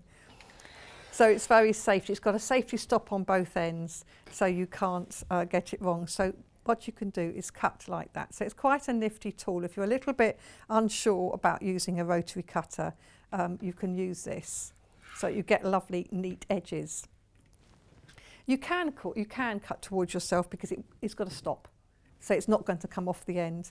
And you have got this nice ruler here, which also has markings on it as well. So it's really quite handy, and you can therefore cut your pieces nice and neatly. So that's that one. We also have, oh, the yo-yo maker. I was going to get the glue gun. Where's the yo-yo? Oh, here it is, yes. So yo-yo maker, or as you and I might know them, Suffolk Puffs. So this is what this is. It's a very simple little tool to use. This is from Clover, and it's a quick and easy way to make them. And you can make lots of these yo-yos just using this little tool here. And on the back there, it's got instructions on how to use it and how to make it. Quick and easy and nicely shaped, rapid. I like the idea of that, things to be done quickly. And I actually like layering them up, and then you can top them with a button. So you can make really nice sort of flowers with this sort of thing. So that's just a little gadget. $4.49 for that little gadget there. Right. Glue gun. I'm allowed to play with my glue gun. Well, I'm not going to play with it because it's all packaged up in here. But this is something, again, which is really useful to have. And I think when we had Delphine on the show once, she was using this when she was doing her felt flowers. So it's really handy, this glue gun.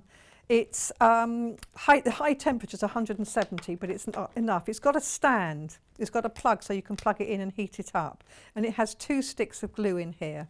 So you will need more glue. You sort of put them through the end, heat it up, and then you can just use it to glue bits and pieces together really easily. Great for craft making, it really is. One of those things it's good to have in. It's only $10.99, and I do think you also need to get, because it's only got the 2 sticks in there by the looks of it. It does go through the glue quite quickly, so it's a good idea to get a pack of glue sticks as well. This pack of 10 glue sticks is £2.99. So if you're going for that, I would go for that too, personally. So this is for the glue guns with all temperatures. And as I say, it's got a nice little stand, so you've got something to stand it on. And it's just one of those things it's good to have. Okay, there are other things on the desk here which we haven't got to, so do look on the website because they'll all be there just in case you want that. We've got the Janome circular stitch attachment, we've got the concealed zip foot. Now funnily enough, I'm doing a Zoom class on this tomorrow. So we have all sorts of things here. We have a book, so do have a look on the website. If you want the Great British Sewing Bee book, go for it because we really are down to single figures there, so you might want it and it might be a week or so before you can get it anywhere else. Just saying. Okay, what have we got tomorrow? So tomorrow we have John Scott. He's been a busy bee this week and he is back tomorrow. He's doing Time for Tea, Hex's Bag with Wendy Orlando. Then Time for Tea Collection at 9. And then Wendy Orlando is back at 10 to do Summer Adventures. So she's doing a Summer Adventures quilt. And then 11 o'clock, Kits Revisited. Is that a whole mixture of kits? Oh, some of Delphine's kits, there's a whole mixture of kits. So if you've maybe seen them, didn't buy them, thought you might, it's a time to watch and do that. And then Wendy is back again because she's multi-talented, as all Wendys are, of course. So she's back at 12 o'clock with the Yarn Lane Illusion Crochet Blanket. So that does sound exciting, but is it going to be like the Emperor's clothes? In other words, it doesn't actually exist. You just pretend you'd be standing there doing crochet. So I am back next Thursday. So I'm back next Thursday and Friday. So I will see you all then. Have a lovely rest of the day and then a brilliant weekend. Apparently the weather's getting slightly better. I'm going to go lie down in the dark room. I'm going to go. So yes. It's been great being here and I will see you all next week.